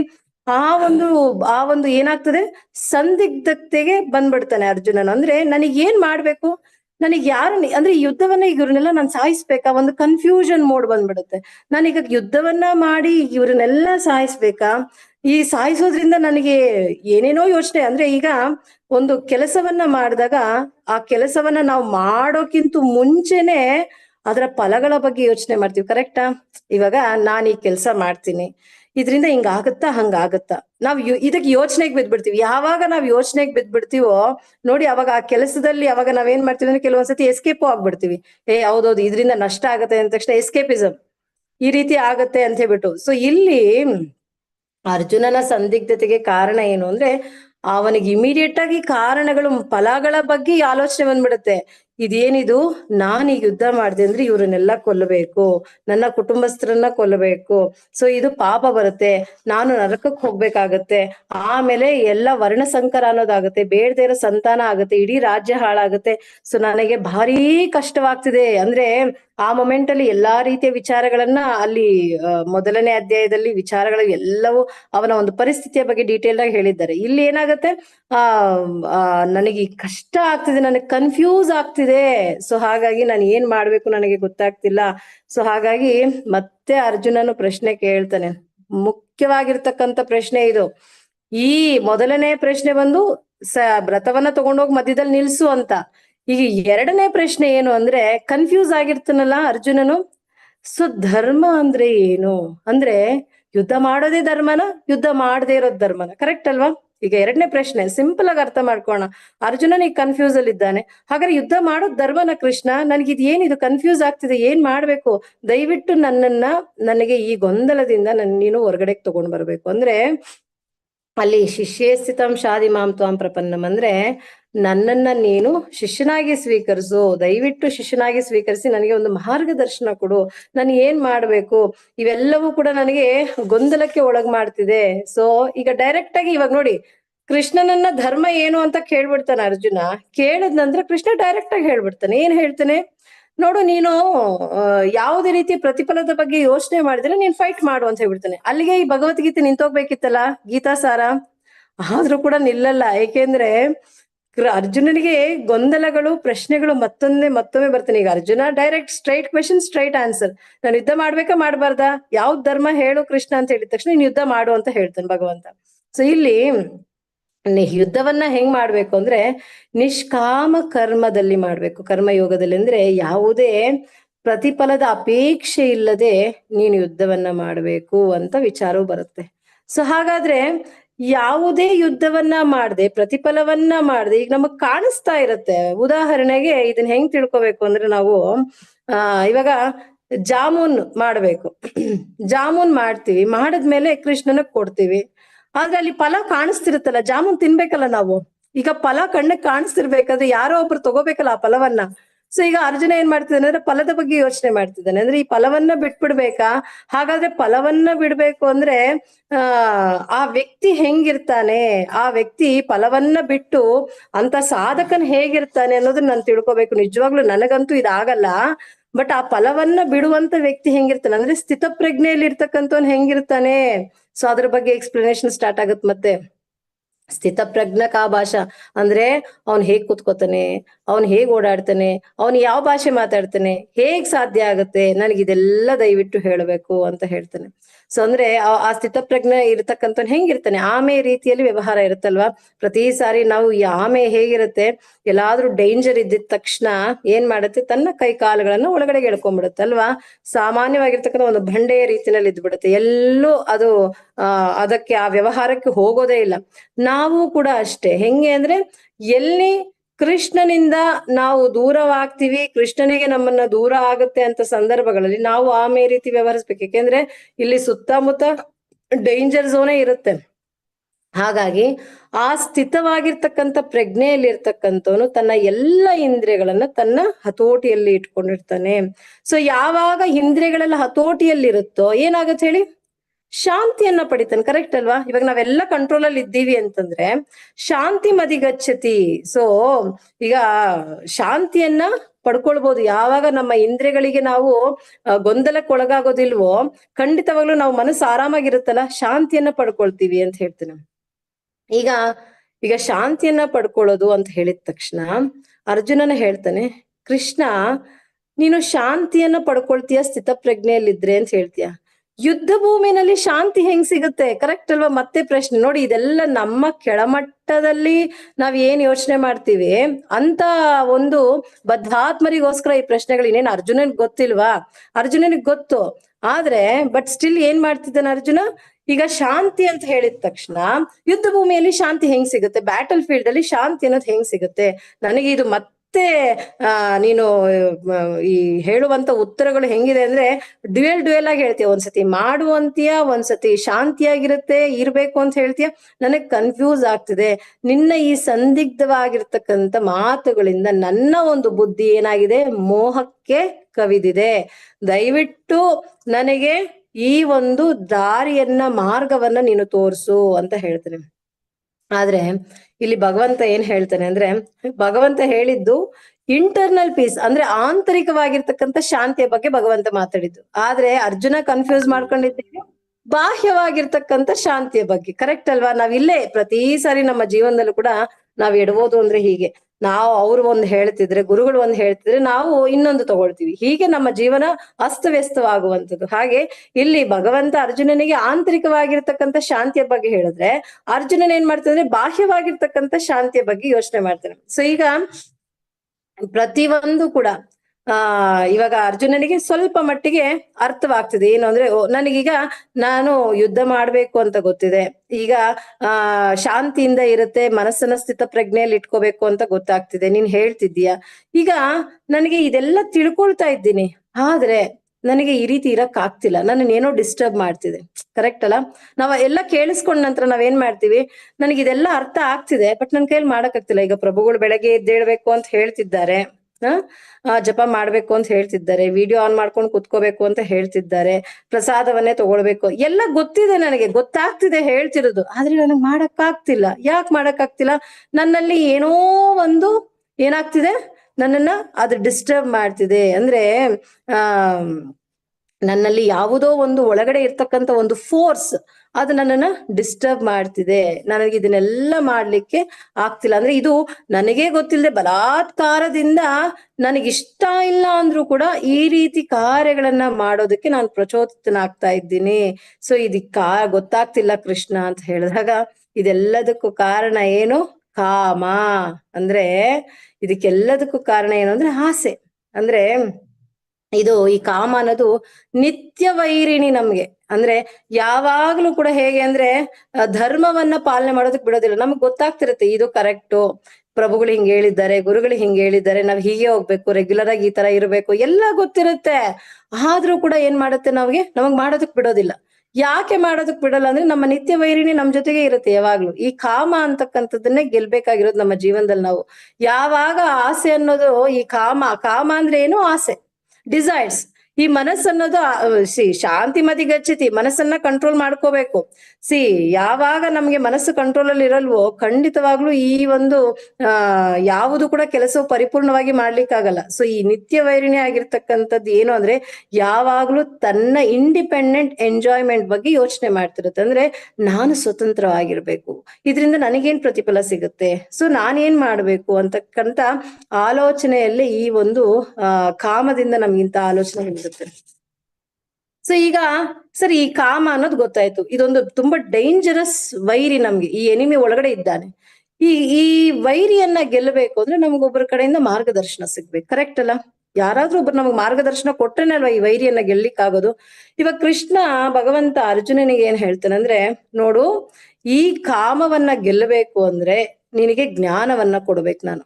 ಈ ಜ್ಞಾನವನ್ನ ನಾನು ಇವಾಗ ನಿನ್ಗೆ ಏನ್ ಜ್ಞಾನವನ್ನ ಕೊಡ್ತೀನಿ, ಈ ಜ್ಞಾನವನ್ನ ನಾನು ಆಲ್ರೆಡಿ ಹಿಂದೆ ವಿವಸ್ವಾನ್ಗೆ ಹೇಳಿದ್ದೆ. ಹಾಗೆ ಮನುಗೆ ಹೇಳಿದ್ದೆ, ಇಕ್ಷ್ವಾಕುಗೆ ಹೇಳಿದ್ದೆ. ಒಂದು ಪರಂಪರೆನೇ ಬರ್ತಿದೆ ಈ ಜ್ಞಾನ, ದಿವ್ಯ ಜ್ಞಾನದ ಬಗ್ಗೆ ಅನ್ನೋ ವಿಚಾರವನ್ನ ಭಗವಂತ ಅರ್ಜುನನಿಗೆ ಹೇಳ್ತಾನೆ. ಈಗ ಮತ್ತೆ ಕನ್ಫ್ಯೂಸ್, ಇಲ್ಲೇ ಇದ್ದೀಯ, ನನ್ ಜೊತೆಗೆ ಇದ್ದೀಯ ನೀನು. ಮತ್ತೆ ನೋಡಿದ್ರೆ ಯಾರ್ಯಾರ ಬಗ್ಗೆನೋ ಮಾತನಾಡ್ತಿದ್ಯಲ್ಲ ಕೃಷ್ಣ, ನನಗೀಗ ಅರ್ಥ ಇನ್ನೂ ಕನ್ಫ್ಯೂಸ್ ಆಗೋಗ್ತಿದೆ ಅಂತ ಹೇಳ್ತಾನೆ. ಅಂದ್ರೆ ನಾನು ನೀನು ಒಂದೇ ವಯಸ್ಸಿನವರು, ನಾವು ಇಬ್ರು ಕೂಡ ಓಡಾಡ್ತೀವಿ, ಲೈಕ್ ಒಟ್ಟಿಗೆ ಊಟ ಮಾಡ್ತೀವಿ, ಒಟ್ಟಿಗೆ ಮಲಗಿದ್ದೀವಿ, ಅಂದ್ರೆ ಜೊತೆಗೆ ಅಂದ್ರೆ ಫ್ರೆಂಡ್ಸ್. ಇವಾಗ ನಾವ್ ಹೆಂಗೆ ಕಸಿನ್ಸ್ ಎಲ್ಲ ರಜೆಗಳಿಗೆ ಒಂದೇ ಕಡೆ ಇರ್ತೀವಿ, ಇರ್ತೀವೋ ಆ ರೀತಿಯಾಗಿ ಇವರಿಬ್ರು ಕೂಡ ಹಾಗೆ ಬೆಳೆದು. ನನಗೆ ಗೊತ್ತಿಲ್ಲದೆ ನೀನು ಎಲ್ಲಿಗೆ ಹೋಗಿದ್ದೆ, ನೀನ್ ಯಾವಾಗ ಹೋಗಿದ್ದೆ, ನೀನ್ ಹೆಂಗೆ ಸಾಧ್ಯ ಅಲ್ಲಿಗೆ ಹೋಗೋದಕ್ಕೆ, ಹೇಳೋದಕ್ಕೆ, ನೀನ್ ಯಾವಾಗ ಹುಟ್ಟಿದ್ದೆ, ಇದೆಲ್ಲ ಪ್ರಶ್ನೆಗಳು ಈಗ ಅರ್ಜುನನಿಗೆ ಗೊಂದಲವಾಗ್ತಿದೆ. ಸೊ ಇವಾಗ ಈ ಕಾಮವನ್ನ ಗೆಲ್ಲಬೇಕು ಅಂತಂದ್ರೆ ಈ ಜ್ಞಾನವನ್ನ ಪಡ್ಕೋಬೇಕು. ಅಂದ್ರೆ ಆ ಪರಂಪರೆಯಲ್ಲಿ ಬರ್ತಕ್ಕಂಥ ಭಗವಂತನ ಏನ್ ಆಲ್ರೆಡಿ ವಿವಸ್ವಾನಿಗೆ, ಮನುಗೆ, ಇಕ್ಷ್ವಾಕುಗೆ ಈ ಪರಂಪರೆಯಲ್ಲಿ ಬಂದಿದೆ, ಈ ಜ್ಞಾನವನ್ನ ತಿಳ್ಕೊಂಡಾಗ ಮಾತ್ರನೇ ನಮ್ಗೆ ಈ ಕಾಮದಿಂದ ಹೊರಗಡೆ ಬರ್ಲಿಕ್ಕೆ ಆಗೋದು ಅನ್ನೋದನ್ನ ಹೇಳ್ತಾನೆ. ಇದರೊಟ್ಟಿಗೆ ಭಗವಂತ ಇನ್ನೂ ಒಂದು ಜ್ಞಾನವನ್ನ ಕೊಡ್ತಾನೆ. ಯಾಕೆ ಅಂದ್ರೆ ಈ ವಿಚಾರವನ್ನ ಯಾರಿಗೆ ಹೇಳಿದ್ದ, ಅವರಿಗೆಲ್ಲ ಹೇಳಿದ್ದೆ ಅಂತ ಹೇಳಿದಾಗ ಒಂದು ದಿವ್ಯ ಜ್ಞಾನವನ್ನ ಅರ್ಜುನನಿಗೆ ಕೊಡ್ತಾನೆ. ಏನು ಅಂದ್ರೆ, ನಾನು ನಿನ್ನ ರೀತಿ ಸಾಮಾನ್ಯ ವ್ಯಕ್ತಿ ಅಲ್ಲ, ನಾನು ಸಚ್ಚಿದಾನಂದ ಸ್ವರೂಪನು. ಅಂದ್ರೆ ನನಗೆ ಹುಟ್ಟು ಸಾವು ಅನ್ನೋದೇ ಇಲ್ಲ. ನಾನು ನನ್ನ ದೇಹವನ್ನ ನಿಮ್ಮ ರೀತಿ ಬದಲಾಯಿಸಲ್ಲ. ನೀನು ಪದೇ ಪದೇ ಇಡೀ ಅಂದ್ರೆ ಒಂದು ಜನ್ಮ ಆದ ನಂತರ ಇನ್ನೊಂದು ಜನ್ಮ, ಪ್ರತಿ ಜನ್ಮದಲ್ಲೂ ನಾನು ನಿನ್ ಜೊತೆಗೆ ಇದ್ದೀನಿ. ಆದ್ರೆ ನಾನು ನಿನ್ನ ರೀತಿ ದೇಹವನ್ನ ಬದಲಾಯಿಸೋದಿಲ್ಲ. ಸೊ ಹಾಗಾಗಿ ನನಗೆ ಎಲ್ಲವೂ ನೆನಪಿರುತ್ತೆ, ನಿನಗೆ ಯಾವುದೂ ನೆನಪಿರೋದಿಲ್ಲ. ಸೊ ಹಾಗಾಗಿ ಈ ಜ್ಞಾನವನ್ನಂದ್ರೆ ಇವಾಗ ಎಕ್ಸಾಕ್ಟ್ ಆಕ್ಚುಯಲ್ ಪಿಕ್ಚರ್ ಬರ್ತಿದೆ. ಭಗವಂತ ಎಂತ ದಿವ್ಯ ಪುರುಷನು ಅಂತಕ್ಕಂಥದ್ದು ಆ 4ನೇ ಅಧ್ಯಾಯದಲ್ಲಿ ದಿವ್ಯ ಜ್ಞಾನವನ್ನ ಅರ್ಜುನನಿಗೆ ಕೊಡುವಂತ ಸಂದರ್ಭ ಇದು. ಸೊ ಇಲ್ಲಿ ಅರ್ಜುನನಿಗೆ ಇವಾಗ ಮತ್ತೆ ಈ ಜ್ಞಾನದ ಬಗ್ಗೆ ಎಲ್ಲ ಹೇಳ್ತಿದ್ದಾರೆ. ನಾನು ಈ ರೀತಿ ಇದ್ದೀನಿ. ಹಾಗಾದ್ರೆ ಈ ಜ್ಞಾನವನ್ನ ಯಾರ ಹತ್ರ ನಾವು ಪಡ್ಕೋಬೇಕು? ಸರಿಯಾಗಿರ್ತಕ್ಕಂಥ ಪರಂಪರೆಯಲ್ಲಿ ಬರ್ತಕ್ಕಂಥ ಗುರುಗಳ ಬಳಿಗೆ ಹೋದಾಗ ಮಾತ್ರ ನಾವು ಜ್ಞಾನವನ್ನ ಸೊ ಈ ಜ್ಞಾನವನ್ನ ಪಡ್ಕೊಳ್ಳುವ ರೀತಿ ಹೇಗೆ? ತದ್ವಿದ್ಧಿ ಪ್ರಣಿಪಾತೇನ ಪರಿಪ್ರಶ್ನೇನ ಸೇವಯ. ಸೊ ಸರಿಯಾಗಿರ್ತಕ್ಕಂಥ ಗುರುಗಳು, ಫಸ್ಟ್ ರೈಟ್ ಗುರುಗಳನ್ನ ಆಯ್ಕೆ ಮಾಡ್ಬೇಕು. ಆ ಗುರುಗಳಿದ್ದಾರ ನೋಡ್ಬೇಕು, ಅವರು ಒಂದು ಪರಂಪರೆಗೆ ಕನೆಕ್ಟ್ ಆಗಿದ್ದಾರ ನೋಡ್ಬೇಕು, ಆ ಪರಂಪರೆಯಲ್ಲಿ ಮೂಲ ಪುರುಷನು ಕೃಷ್ಣನೇ ಆಗಿದ್ದಾನ ನೋಡ್ಬೇಕು. ಕರೆಕ್ಟ್ ಅಲ್ವಾ? ಇದನ್ನೆಲ್ಲ ತಿಳ್ಕೊಂಡಾಗ ನಾವು ಸರಿಯಾಗಿರ್ತಕ್ಕಂಥ ಗುರುಗಳ ಹತ್ರಕ್ಕೆ ಹೋಗ್ಬೇಕು. ಇಲ್ಲ ಅಂತಂದ್ರೆ ಈಗಿನ ಕಾಲದಲ್ಲಿ ಡೋಂಗಿ ಬಾಬಾಗಳು ಸರಗಳ ಹಾಕೊಂಡು, ಉಂಗುರಗಳ ಹಾಕೊಂಡು, ಅಪಾಯಿಂಟ್ಮೆಂಟ್ ಕೊಟ್ಟು ನಮಗೆ ಸೇವೆಯನ್ನ ಮಾಡಿ ಅಂತ ಹೇಳಿ ಈ ರೀತಿಯಾಗಿ ನಮ್ಮನ್ನ ಮೋಸ ಅಂದ್ರೆ ನಾವು ಮೋಸ ಹೋಗೋರು ಇರುವವರೆಗೂ ಮೋಸ ಮಾಡೋರು ಇದ್ದೇ ಇರ್ತಾರೆ. ಸೊ ಹಾಗಾಗಿ ನಾವು ಜೋಪಾನ ಇರ್ಬೇಕು. ಇಲ್ಲಿ ಭಗವಂತ ಅರ್ಜುನನಿಗೆ ಜ್ಞಾನವನ್ನ ಏನ್ ಕೊಟ್ಟ? ಸರಿಯಾದ ಗುರುಗಳನ್ನ ನೀನು ಆಯ್ಕೆ ಮಾಡ್ಕೊಂಡೆ ಅಂತಂದ್ರೆ ಖಂಡಿತವಾಗ್ಲೂ ನೀನು ಈ ಒಂದು ಇದರಿಂದ ಹೊರಗಡೆ ಬರೋದಕ್ಕೆ ಸಾಧ್ಯವಾಗುತ್ತೆ. ಹಾಗಾದ್ರೆ ಈಗ ಕೃಷ್ಣ ಮತ್ತೆ ಹೇಳ್ತಾನೆ, ಈಗ ಇವಾಗ ಕರ್ಮವನ್ನ ಬಿಡು ಅಂತ ಹೇಳ್ತೀಯ, ಭಕ್ತಿ ಪೂರ್ವಕವಾಗಿ ಕರ್ಮ ಮಾಡ್ಬೇಕು ಅಂತ ಹೇಳ್ತಿದ್ಯಾ, ಇವೆರಡರಲ್ಲಿ ಯಾವ್ದು ಶ್ರೇಯಸ್ಸು ಅಂತ ಮತ್ತೆ ಅರ್ಜುನನ ಪ್ರಶ್ನೆ. ಈಗ ಗುರುಗಳ ಹತ್ರ ಹೋಗಿ ಜ್ಞಾನವನ್ನೇನೋ ಪಡ್ಕೊಳ್ತೀನಿ, ಓಕೆ, ಇದರಿಂದ ಹೊರಗಡೆ ಬರ್ಲಿಕ್ಕೆ.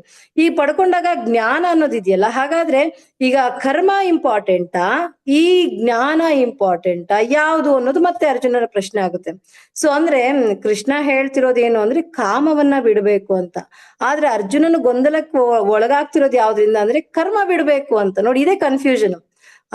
ಭಗವಂತ ಅರ್ಜುನನಿಗೆ ಮಾರ್ಗದರ್ಶನ ಕೊಡ್ತಿರೋದು ಏನು ಅಂದ್ರೆ ಕಾಮವನ್ನ ಬಿಡು, ನೀನು ಇದನ್ನ ಬಿಡು ಅಂತ ಹೇಳಿ. ಸೊ ಬಟ್ ಅರ್ಜುನನ್ ಕನ್ಫ್ಯೂಸ್ ಆಗಿ ಕೆಲಸವನ್ನೇ ಬಿಡಬೇಕು. ಈ ಕಾಮ ಅಂದ್ರೆ ಏನು?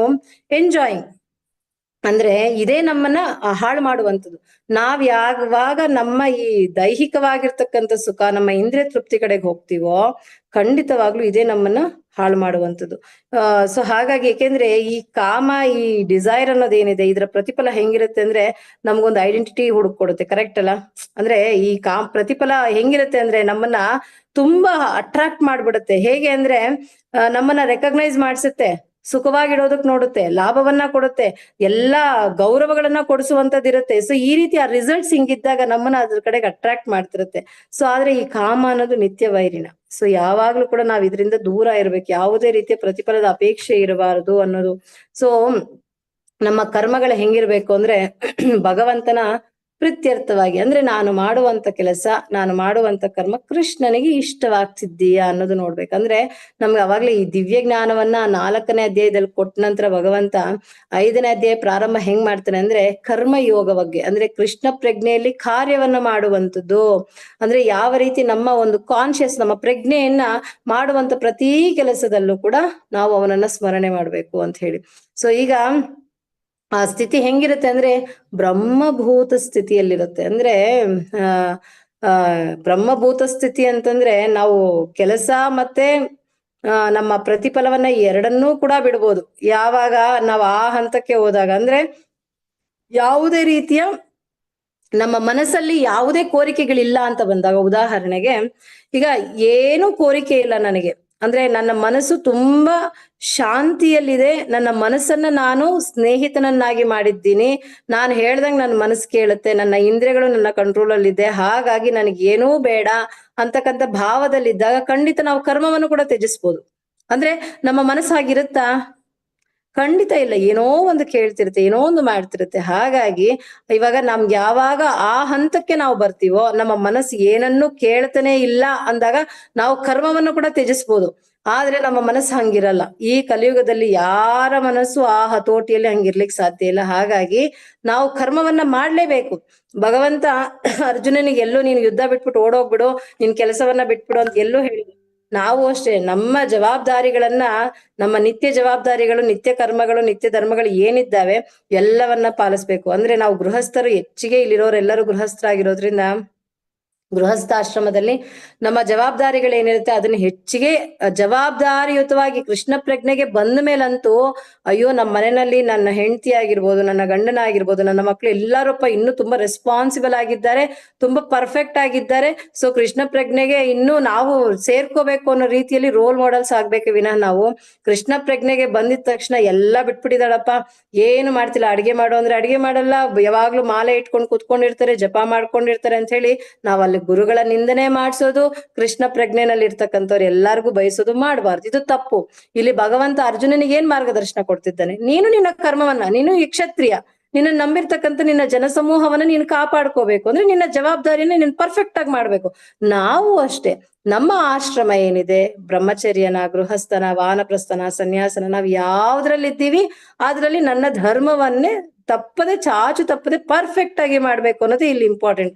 ಸೊ ಈಗ ನೆಕ್ಸ್ಟ್ ಅರ್ಜುನನು ಕೇಳ್ತಿದ್ದಾನೆ, ಈಗ ಈ ಮನಸ್ಸು ಅನ್ನೋದು ಇದೆಯಲ್ಲ ತುಂಬಾ ಕಷ್ಟ, ಚಂಚಲವಾಗಿರುವಂಥದ್ದು, ಪ್ರಕ್ಷುಬ್ಧವಾಗಿರ್ತಕ್ಕಂಥದ್ದು. ಯಾಕೆಂದ್ರೆ ಗಾಳಿಯನ್ನ ಬೇಕಾದ್ರೂ ಕಂಟ್ರೋಲ್ ಮಾಡ್ಬಿಡ್ಬೋದು, ಈ ಮನಸ್ಸನ್ನ ಕಂಟ್ರೋಲ್ ಮಾಡೋದು ಭಾರೀ ಕಷ್ಟ ಕೃಷ್ಣ, ನನ್ನ ಕೈಲಿ ಇದು ಆಗೋದಿಲ್ಲ ಅಂತ ಹೇಳ್ತಾನೆ. ಆಗ ಕೃಷ್ಣ ಹೇಳ್ತಾನೆ, ನೋಡು ನಿಜ ನೀನ್ ಹೇಳ್ತಿರೋದೇನೋ ನಾನು ಒಪ್ಕೊಳ್ತೀನಿ, ಯಾಕೆಂದ್ರೆ ಮನಸ್ಸನ್ನ ಅಷ್ಟು ಸುಲಭವಾಗಿ ಕಂಟ್ರೋಲ್ ಮಾಡ್ಲಿಕ್ಕೆ ಯಾರ ಕೈಯಿಂದಲೂ ಆಗಲ್ಲ. ಆದ್ರೆ ಆಗತ್ತೆ ಅಭ್ಯಾಸ ಯೋಗ ಯುಕ್ತೇನ, ಅಂದ್ರೆ ನಿರಂತರವಾಗಿ ರೆಗ್ಯುಲರ್ ಆಗಿ ಪ್ರಾಕ್ಟೀಸ್ ಅನ್ನ ಮಾಡಿ ಸರಿಯಾಗಿರ್ತಕ್ಕಂಥ ಮಾರ್ಗದರ್ಶನ. ಇಲ್ಲಿ ನೋಡಿ, ಒಂದು ರೆಗ್ಯುಲರ್ ಪ್ರಾಕ್ಟೀಸು ಮತ್ತೆ ಆ ಪ್ರಾಕ್ಟೀಸ್ ಅನ್ನೋದು ಸರಿಯಾಗಿದೆಯಾ ಇಲ್ವಾ ಅಂತ ರೈಟ್ ಮೆಥಡ್, ಇವೆರಡೂ ಇಂಪಾರ್ಟೆಂಟ್. ಅಭ್ಯಾಸ ಯೋಗ ಯುಕ್ತೇನೆ. ಈಗ ನಾವ್ ಅನ್ಕೊಳ್ತೀವಿ ನಾನ್ ಮಾಡಿದ್ದೆ ಕರೆಕ್ಟು, ನಾನು ಹಿಂಗೆ ರೆಗ್ಯುಲರ್ ಆಗಿ ಮಾಡ್ಕೊಂಡು ಹೋಗ್ತೀನಿ ಅಂದ್ರೆ ತಪ್ಪಾಗತ್ತೆ. ನಾನು ಮಾಡುವಂತ ಒಂದು ಸಾಧನೆ ಕೂಡ ಪರ್ಫೆಕ್ಟ್ ಆಗಿದೆಯಾ ಇಲ್ವಾ ಅಂತ ಒಂದು ಗುರು, ಈಗ ಆಲ್ರೆಡಿ ಗುರುಗಳ ಆಶ್ರಯ ಪಡಿಬೇಕು ಅಂತ ಹೇಳಿದ್ದಾರೆ, ದಿವ್ಯ ಜ್ಞಾನವನ್ನ ಪಡ್ಕೊಂಡು ಗುರುಗಳ ಆಶ್ರಯನ ಪಡ್ಕೋಬೇಕು ಅಂತ ಹೇಳಿ. ಆ ಗುರುಗಳು ಹಾಕೊಡ್ತಕ್ಕಂಥ ಶಾಸ್ತ್ರದ ನಿಯಮ ನಿಬಂಧನೆಗಳು ಏನಿರುತ್ತೆ ಅದರ ಪ್ರಕಾರವಾಗಿ ನಾವು ನಮ್ಮ ಸಾಧನೆಯನ್ನ ಮಾಡ್ಬೇಕು. ಸೊ ಹಾಗಾಗಿ ಭಗವಂತ ಅರ್ಜುನನಿಗೆ ಹೇಳುವಂಥದ್ದೇನು ಅಂದ್ರೆ ಕಂಟ್ರೋಲ್ ಮಾಡಬಹುದು ಮನಸ್ಸನ್ನ. ಯಾವಾಗ ಅಂದ್ರೆ ನಿರಂತರವಾಗಿ ಶ್ರದ್ಧೆಯಿಂದ ನಾನು ಮಾಡ್ಲೇಬೇಕು ಈ ಕೆಲಸ ಅಂತ ಹೇಳಿ, ಯಾವಾಗ ನನ್ನ ಕೆಲಸದ ಮೇಲೆ ನನಗೆ ಶ್ರದ್ಧೆ ಅನ್ನೋದು ಬರುತ್ತೆ, ನಿರಂತರವಾದ ಅಭ್ಯಾಸದಿಂದ ಏನಾಗುತ್ತೆ ಅಂದ್ರೆ ಖಂಡಿತವಾಗ್ಲೂ ನಾನು ಮಾಡುವಂತ ಸಾಧನೆ. ಸೊ ಈಗ ಸರಿ, ಈ ರೀತಿ ಸಾಧನೆ ಏನೋ ಮಾಡ್ತೀನಿ ಕೃಷ್ಣ, ಇವಾಗ ನಮ್ಗೆಲ್ಲ ಡೌಟ್ ಇದೆ ನೋಡಿ, ಸಾಧನೆ ಅಂತೂ ಮಾಡ್ತಾ ಇರ್ತೀವಿ, ಸಾಧನೆ ಮಾಡ್ತಾನೇ ಇರ್ತೀವಿ, ಆ ಸಾಧನೆಗೆ ಒಂದು ಕಾಲ ಇಲ್ವಾ? ಎಷ್ಟು ದಿನ ಮಾಡ್ಬೇಕು, ಎಷ್ಟು ಮಾಲೆ ಮಾಡ್ಬೇಕು, ಎಷ್ಟೊತ್ತು, ಕರೆಕ್ಟ್ ಅಲ್ವಾ? ನಮ್ಗಿದೆಲ್ಲ ಡೌಟ್ ಇರುತ್ತಲ್ಲ, ಇನ್ನು ಎಷ್ಟು ಇದೆಲ್ಲ ಈ ಜನ್ಮ ಎಲ್ಲ ಮಾಡ್ಕೊಂಡು ಒಂದಿನ ಸತ್ತು ಹೋಗ್ತೀನಿ, ಆಮೇಲೆ ನನ್ನ ಪರಿಸ್ಥಿತಿ ಏನು? ಕ್ವೆಶನ್ ಮಾರ್ಕ್ ಅಲ್ವಾ? ಈ ಡೌಟ್ ಕೂಡ ಅರ್ಜುನ ನೋಡಿ ಅಲ್ಲಿ ಯಾಕೆಂದ್ರೆ ಅರ್ಜುನನ ಯುದ್ಧ ಭೂಮಿ, ನಮ್ಮ ಯುದ್ಧ ಭೂಮಿ ಅಂದ್ರೆ ಏನ್ ಸಾಮಾನ್ಯವಾಗಿರ್ತಕ್ಕಂಥದ್ದಲ್ವಲ್ಲ, ಪಕ್ಕದಲ್ಲಿ ಎಲ್ಲರೂ ಸಾಯಿರ್ತಿರ್ತಾರೆ.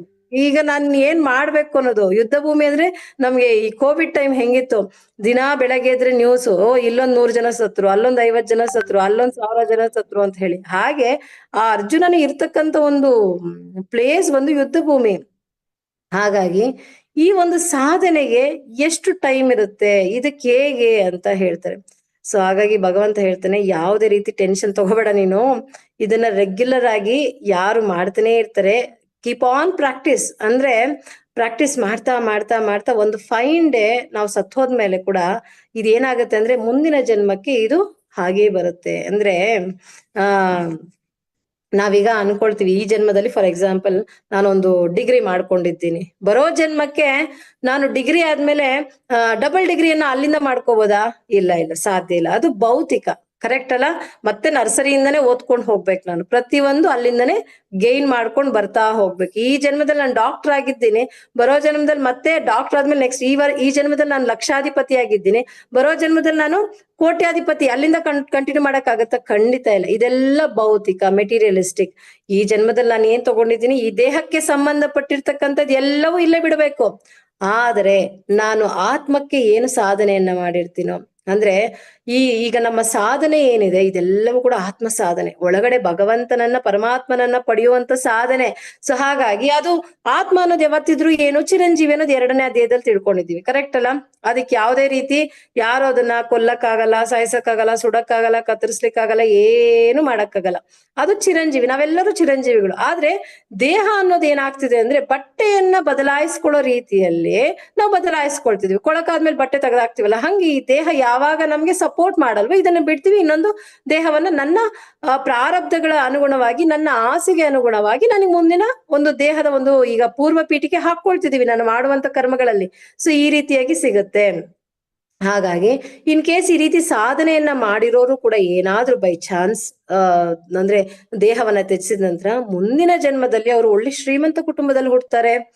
ಸಾಧಕರು ಯಾವತ್ತೂ ತೊಂದರೆ ಆಗಲ್ವಂತೆ ಅವರು ಶ್ರೀಮಂತ ಕುಟುಂಬದಲ್ಲಿ. ಅಂದ್ರೆ ಶುಚೀನಾಂ ಶ್ರೀಮತಾಂ ಗೇಹೆ ಯೋಗಂ ಭ್ರಷ್ಟೋಭಿಜಾಯತೆ. ಅಂದ್ರೆ ಈಗ ಮಾಡುವಂತ ಯೋಗವು ಭ್ರಷ್ಟವಾದಾಗ ಅವ್ರಿಗೇನು ಅನ್ಯಾಯ ಮಾಡಲ್ಲ ನಾನು ಅನ್ಯಾಯ ಮಾಡದೆ ಅಂದ್ರೆ ಅವ್ರಿಗೆ ಅನುಕೂಲವೇ ಮಾಡ್ತೀನಿ. ಏನು, ಧರ್ಮಾತ್ಮರ ಮನೆಯಲ್ಲಿ ಹುಡ್ತಾರೆ, ಶ್ರೀಮಂತರ ಮನೆಯಲ್ಲಿ ಹುಡ್ತಾರೆ. ಈಗ ಎಷ್ಟೋ ಜನಕ್ಕೆ ಬೇಸಿಕ್ ನೆಸೆಸಿಟೀಸೇ ಇರಲ್ಲ.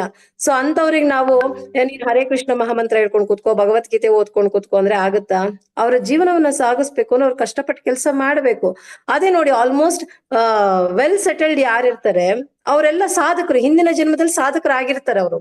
ಓಕೆನಾ? ಸಾಧಕರಾಗಿದ್ದಾಗ ಏನಾಯ್ತು ಅಂದ್ರೆ ಈ ಜನ್ಮದಲ್ಲಿ ಅವ್ರಿಗೆ ಒಳ್ಳೆ ದ ಬೆಸ್ಟ್ ಫ್ಯಾಮಿಲೀಸು, ಧರ್ಮಾತ್ಮರ ಮನೆಯಲ್ಲಿ ಒಳ್ಳೆ ಎಲ್ಲಾ ರೀತಿಯಲ್ಲಿ ಸಕಲ ಸೌಕರ್ಯಗಳು ಸಿಗುತ್ತೆ.